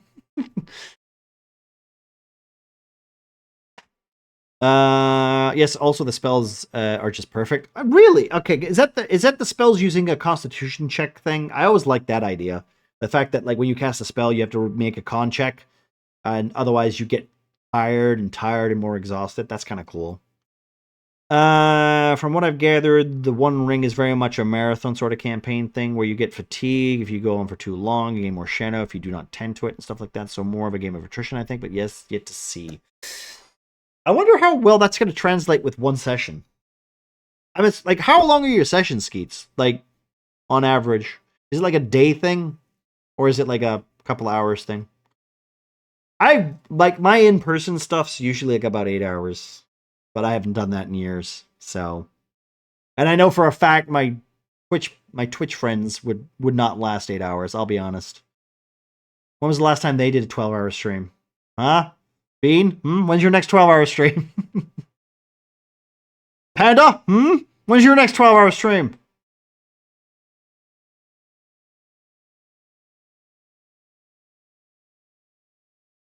I think the longest you've gone, Bean, is like 8 hours, right? If I remember right. I think you wait for 8 hours, right? Panda is stress. I'm not even talking about stress. I'm not even talking about now, man. I'm not even talking about now. I'm just saying, when was his last one? I mean, I get he's stressed. More of a joke. I mean, this is a campaign thing, so not a single session. But it'll be a Tuesday evening or so I assume 3-hour sessions. Okay, yeah, that's cool. That's cool. My birthday's coming up, so maybe I'll call off work. Hey, why the hell not, right? I miss full day sessions though. Yeah, we used to do the weekend. We'd have a pot of chili, and then we'd have that for 2 days of D&D. It was a lot of fun. I would do one if I streamed. No, you wouldn't. Don't say that. You'd go for as long as you could. I to be fair, I wouldn't expect you to do a 12-hour stream. That's just more stress for you. When I was 6, I went a little longer, a few times maybe. I think if I remember right, the longest stream that I've caught you doing is about 8 hours, right? I remember you streamed from like midday, from like what, early till about like what, 10 o'clock for me till about fucking like 8 o'clock. Bean, if you're gonna do a birthday stream, let me know, man. Let me know, man. Let me know, Bean. The very longest stream I ever did was 8 hours back in March or so. Well, I do 2 12-hour streams a year. My birthday, which is June, and then December 31st, which is New Year's. I don't think I'll ever do 24. You know, I don't think I'll ever do 24. I don't think I will, you know. There are no spell slots in this game. Your power level determines what level spells you can learn and how many castings you have in each level. You always have the same number of daily casts for each spell at the power level. In other words, this isn't D&D. There are no spells learned or spells prepared or anything like that. Also make note that there are no cantrips in this game, even though the magicians have a talent called cantrip. One note on magic that I didn't really get. Oh, okay. I do my birthday, but that's when we start the One Ring. Damn it! Oh, well. All right, well, we're at the 5-hour mark, and I have to get some food, and we'll be back tomorrow for the Alien RPG, guys. Is there anybody on who we can raid? There must be. Who have I got up right now? Let me see. Who we got? Well, we don't have Skeets anymore. We got, oh, Calcons is on. Mel's not on anymore, so I'm assuming she had some issues. Karma's on. Derek's on. He's playing Savage World.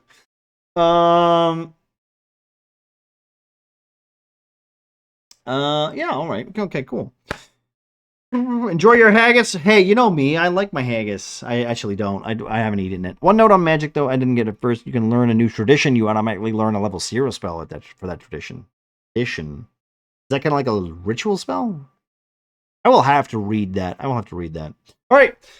Skates, thank you for the resub. Muffin, thank you for the raid. Shades, thank you for the raid as well, as always. And also, Emily, thank you very much for the raids, guys. As always, we're gonna raid into who are we gonna raid into? You know what? Let's raid. Well, they're not live anymore, so that doesn't help.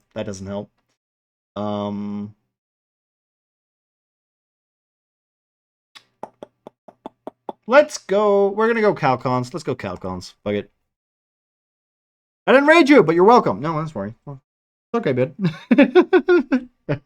I said someone else's name. I didn't mean you. I had your tab up. So I saw you rated and stuff like that. So don't worry about it. Let me know if you want to read the book. I have the book. Okay, I have a PDF of it because Odie shared it. I just have never gotten around to reading it because I like having the book in front of me. But all right, we're gonna raid Calcons as he's playing some Backrooms Escape together with a bunch of people. So yeah, let's raid out of him. Can I do this real quick? And also, guys, have a lovely Friday. Enjoy yourselves and all that jazz. As always, I appreciate yous. We'll be back tomorrow for the Alien RPG, and be sure to join in. I'm probably going to add some chat redeems so you guys can fuck with chat. Well, fuck with the players. Not too much fucking around. Maybe just like an ad of stress or something like that. Maybe make an event happen to, to scare some people. Yeah, not fuck with chat. Fuck with players. Listen, okay? It's been a long day, right? I need something to eat. That's what I need. Right, we're gonna raid Calcons, see what they're up to. Yeah. Thank you very much, guys. As always, love yous, and we'll see you tomorrow. See you tomorrow. Night yo. Night Skeets. Thanks. Bean, as always, thank you very much, babe. Love ya. Panda. Jillowin, thank you again for the information. Bud, that's appreciated. Bean, you'll literally need to tell me what you want to do for your birthday. And if you do, we should, if you need assistance or whatever, if you want me to, shake a stick at you or whatever. Yeah. So everybody, see you tomorrow.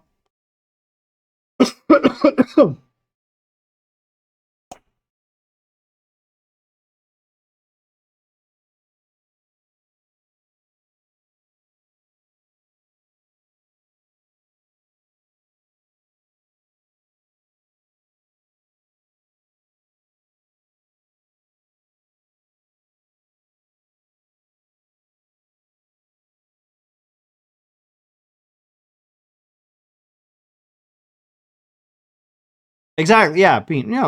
Like I said, I mean, I do the same thing for Gemma, and I do it for Panda and stuff. I'm more than happy to, hang out, play some community games or whatever.